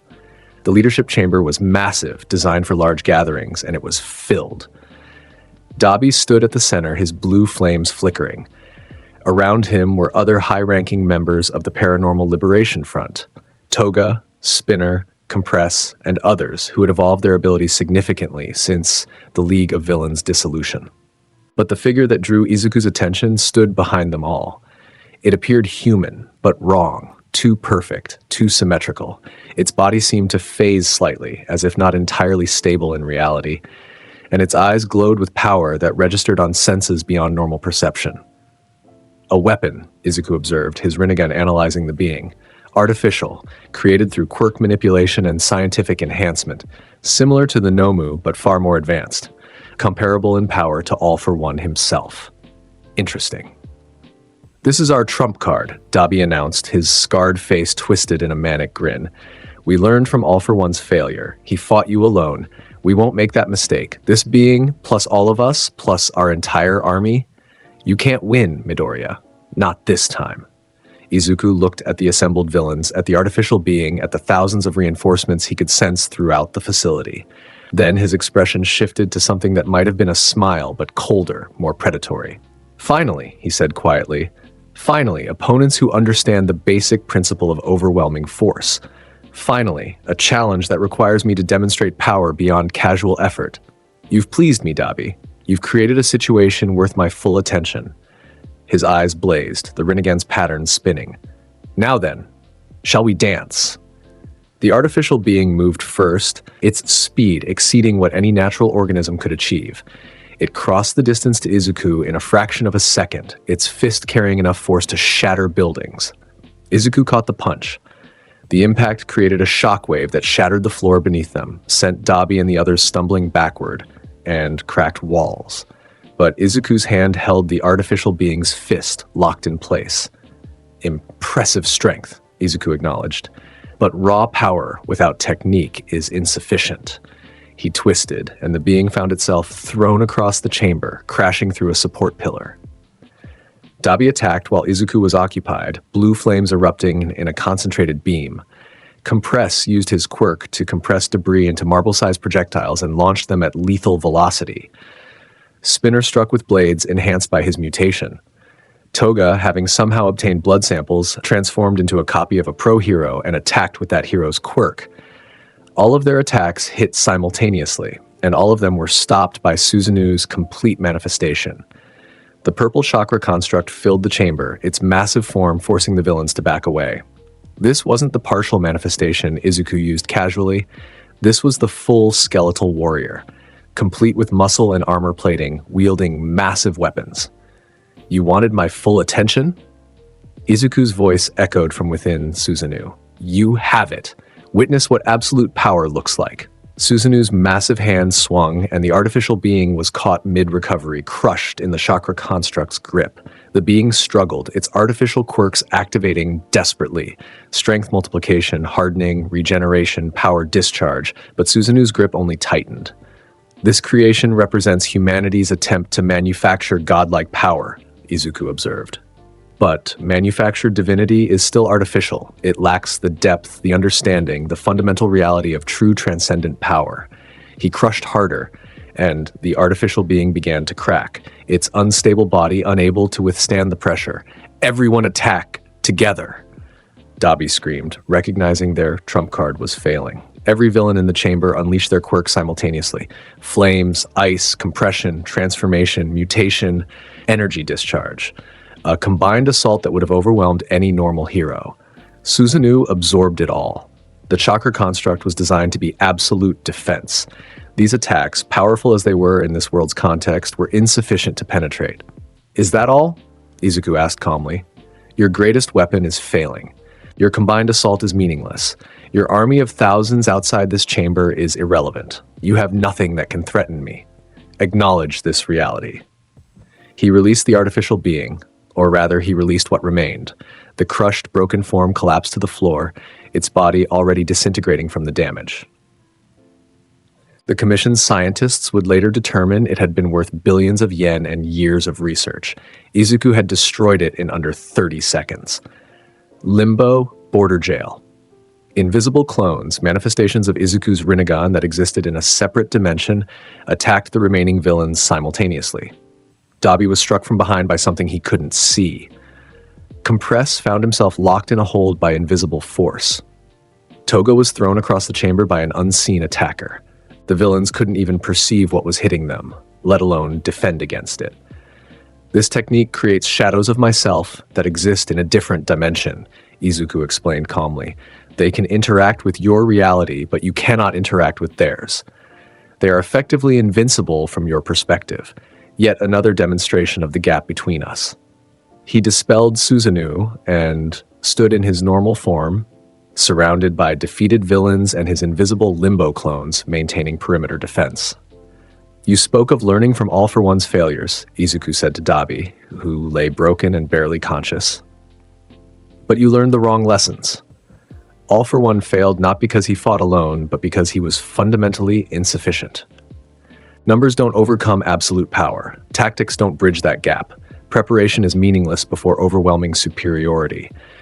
Those are the real lessons. You simply refuse to accept them." He raised his hand, and truth-seeking orbs manifested around him, black spheres that radiated power of an entirely different magnitude than anything witnessed before. These are truth-seeking orbs, formed from all 5 basic nature transformations and yin-yang release. They nullify all quirks, all energy, all matter they touch.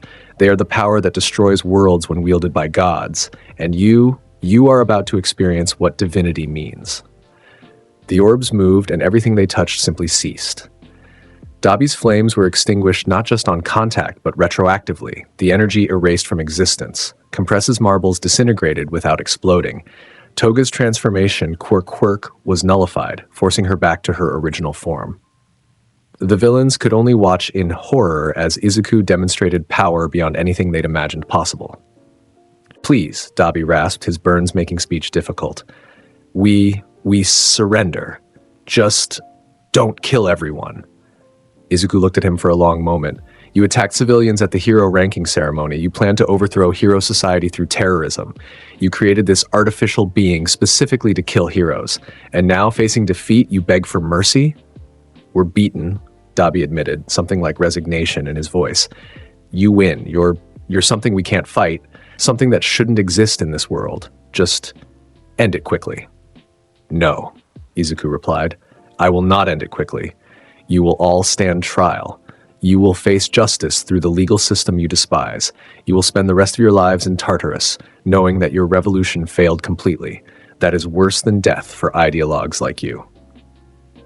He turned to the chamber entrance, where pro-heroes were finally catching up. "Secure these villains. The leadership is defeated.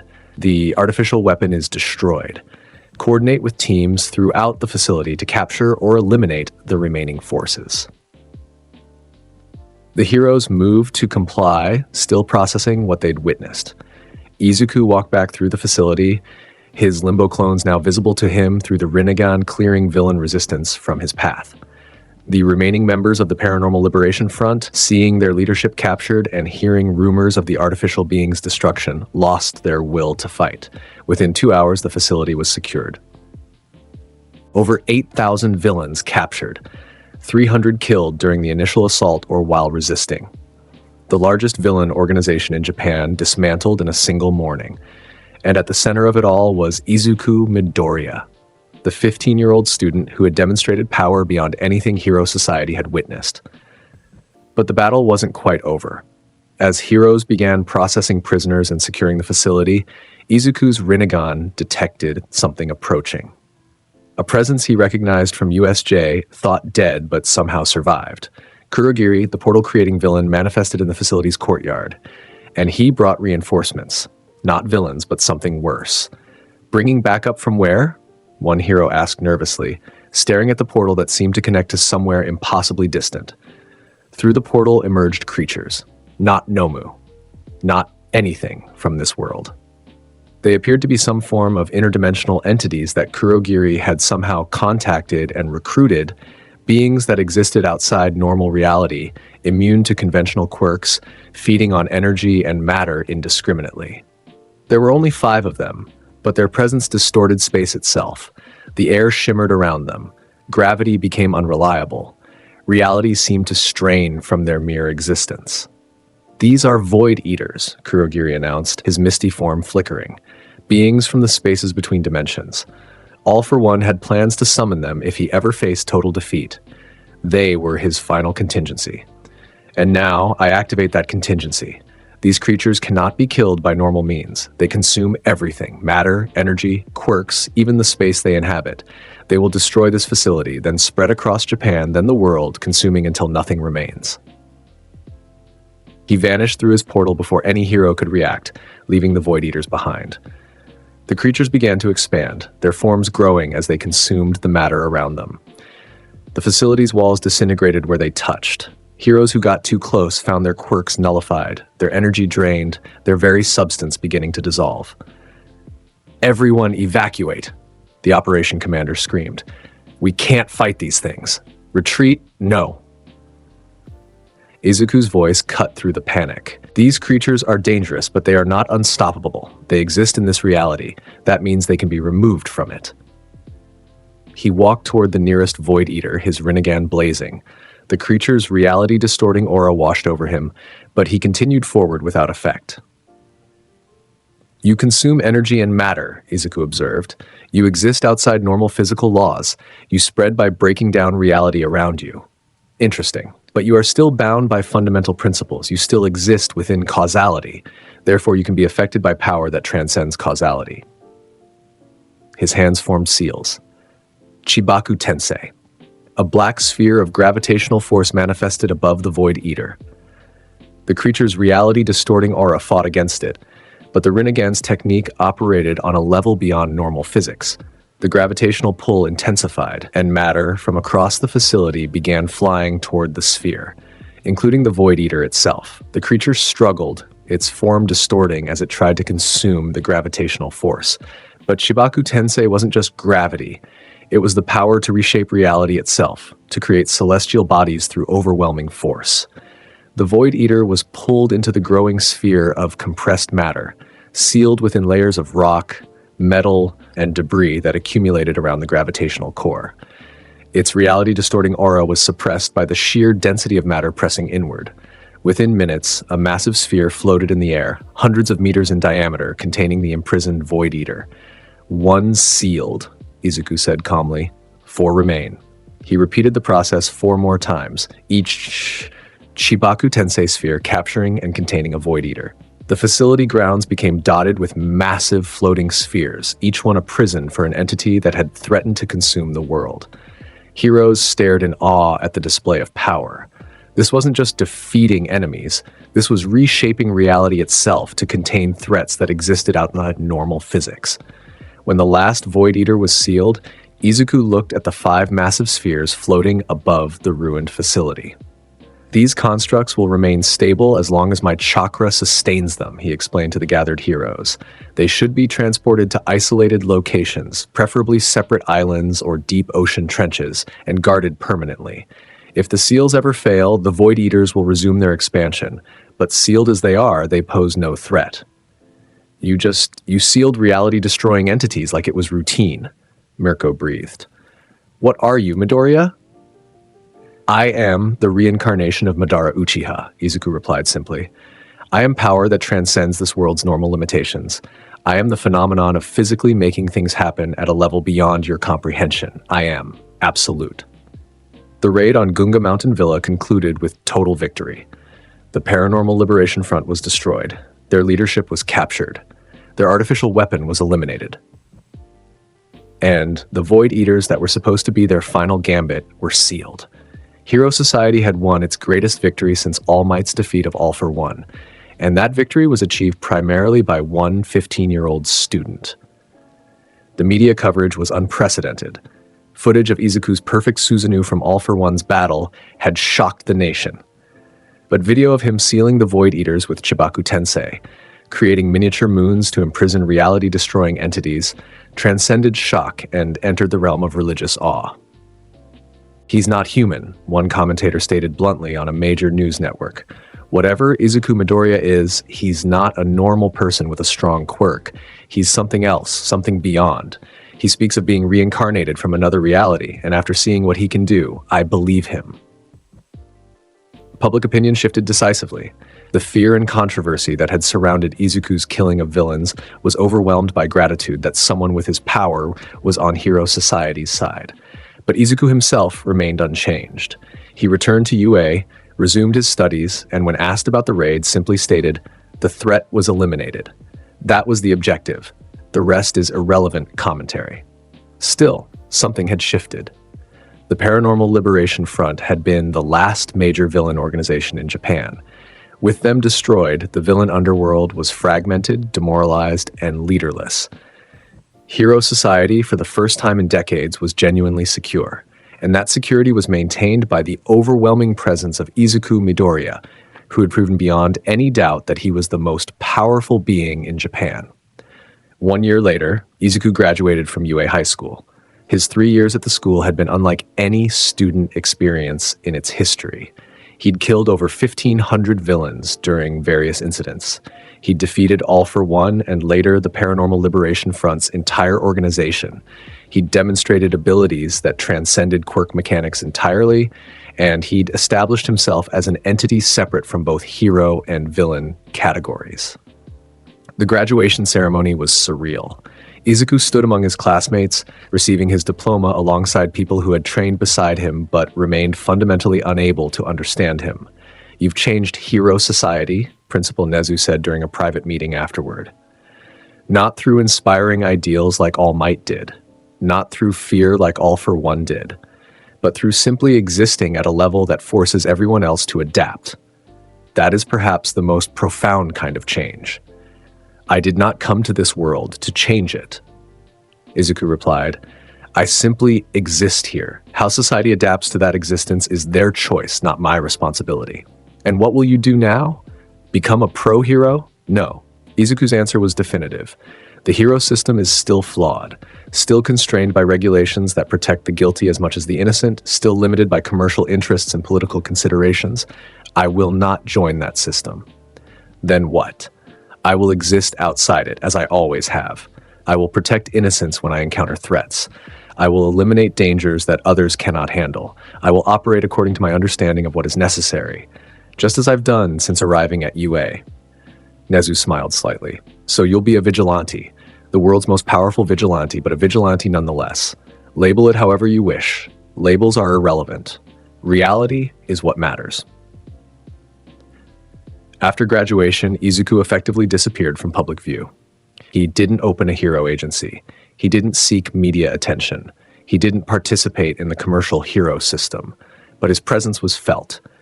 When major villain threats emerged, Izuku appeared, handled them with overwhelming efficiency, and vanished before media could arrive.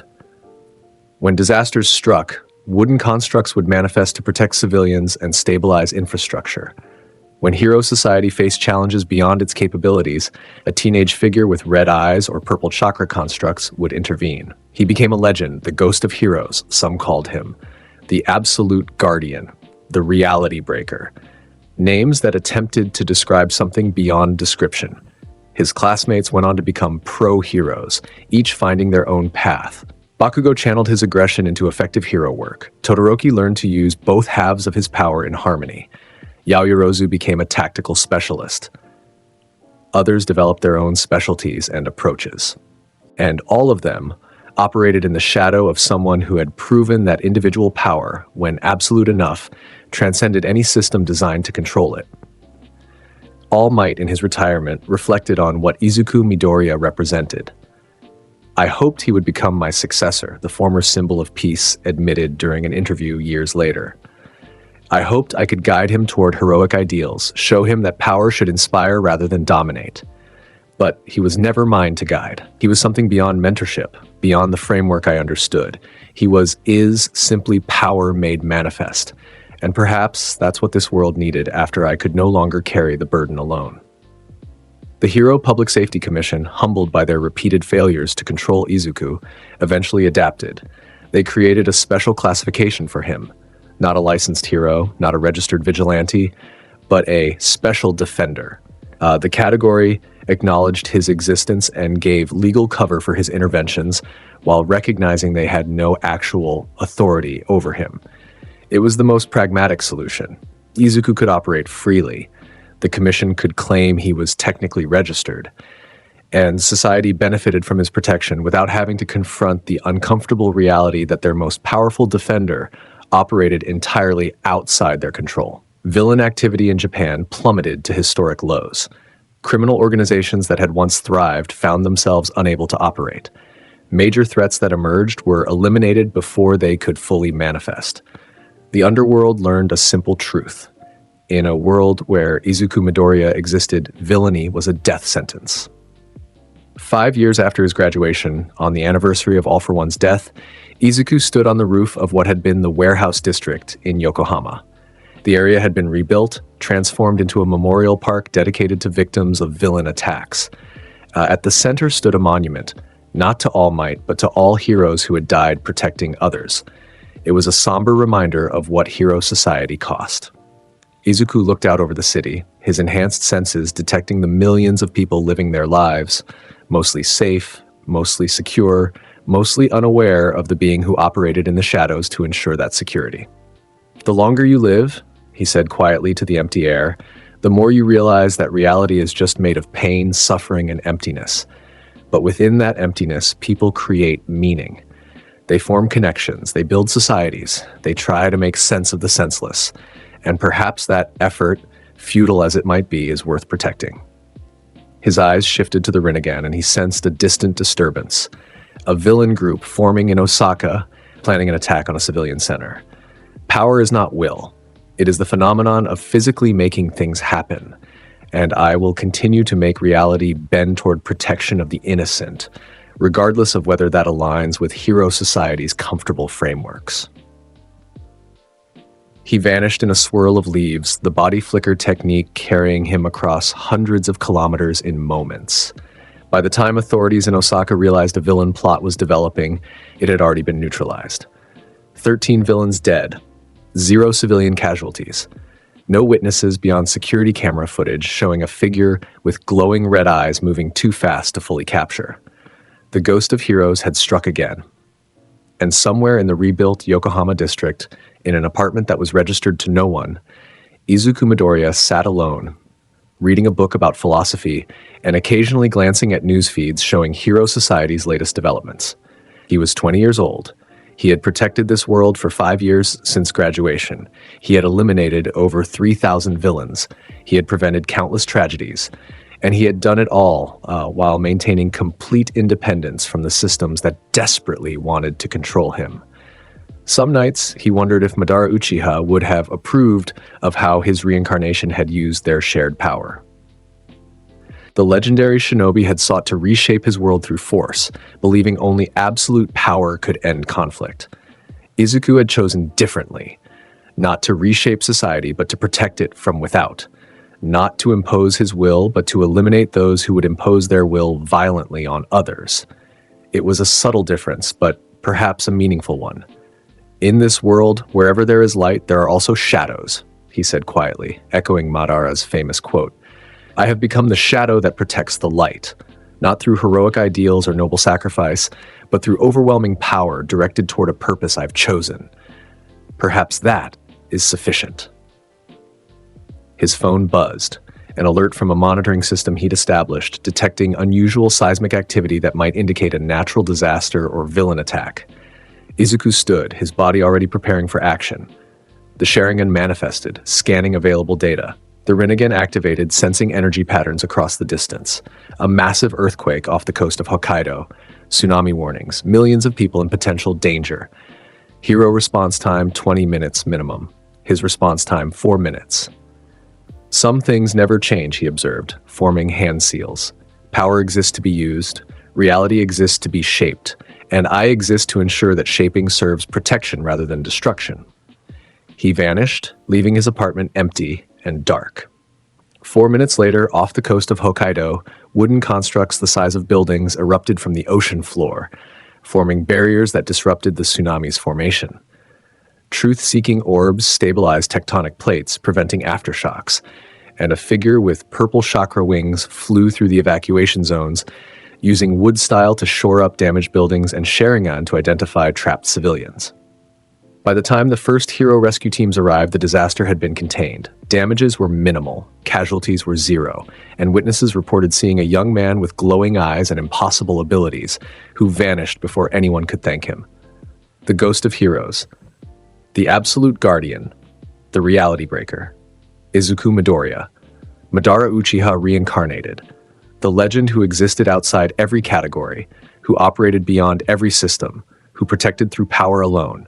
The being who had answered the question, what if Izuku Midoriya was Madara Uchiha's reincarnation, with a simple truth. Then the world would be forever changed by the existence of absolute power wielded with absolute conviction. And as long as Izuku existed, that power would be directed toward one purpose: protecting the innocent from those who would harm them. Everything else, hero society's systems, villain organizations' schemes, governmental authorities, regulations, was simply noise. Reality bent to power, not to rules, and reality had bent. Let's give a massive shout out to our amazing Patreon supporters who keep the channel going strong. For our pro-hero tier, holding the line and leading the charge, Javon McQuire. For our symbol of peace tier, the unstoppable heroes who carry the will of peace itself.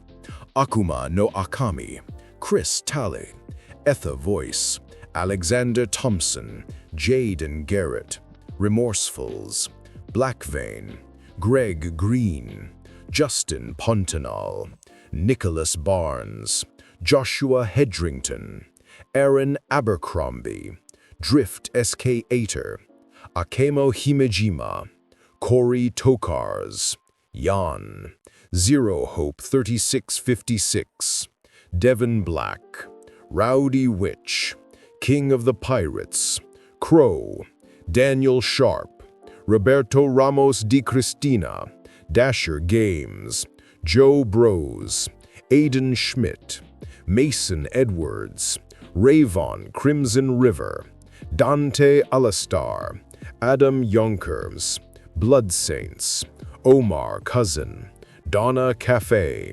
Zeph, Hassassin 24, Howie 60, Ignacio, Albert, Carlos Terry, Rafael Terran, and Kevin Hall. And for our Hope of the Universe tier, the ones whose power reaches beyond limits, Spin Town, James, Kwangyan Thompson, Big Fro Pro, Wom, I'm Calver, and Colsey. You guys are the reason these what-if worlds keep coming to life. Thank you for your insane support and for keeping the hero spirit alive. And there you have it. If you enjoyed this story, smash that subscribe button and hit the notification bell so you never miss the next chapter of this epic journey.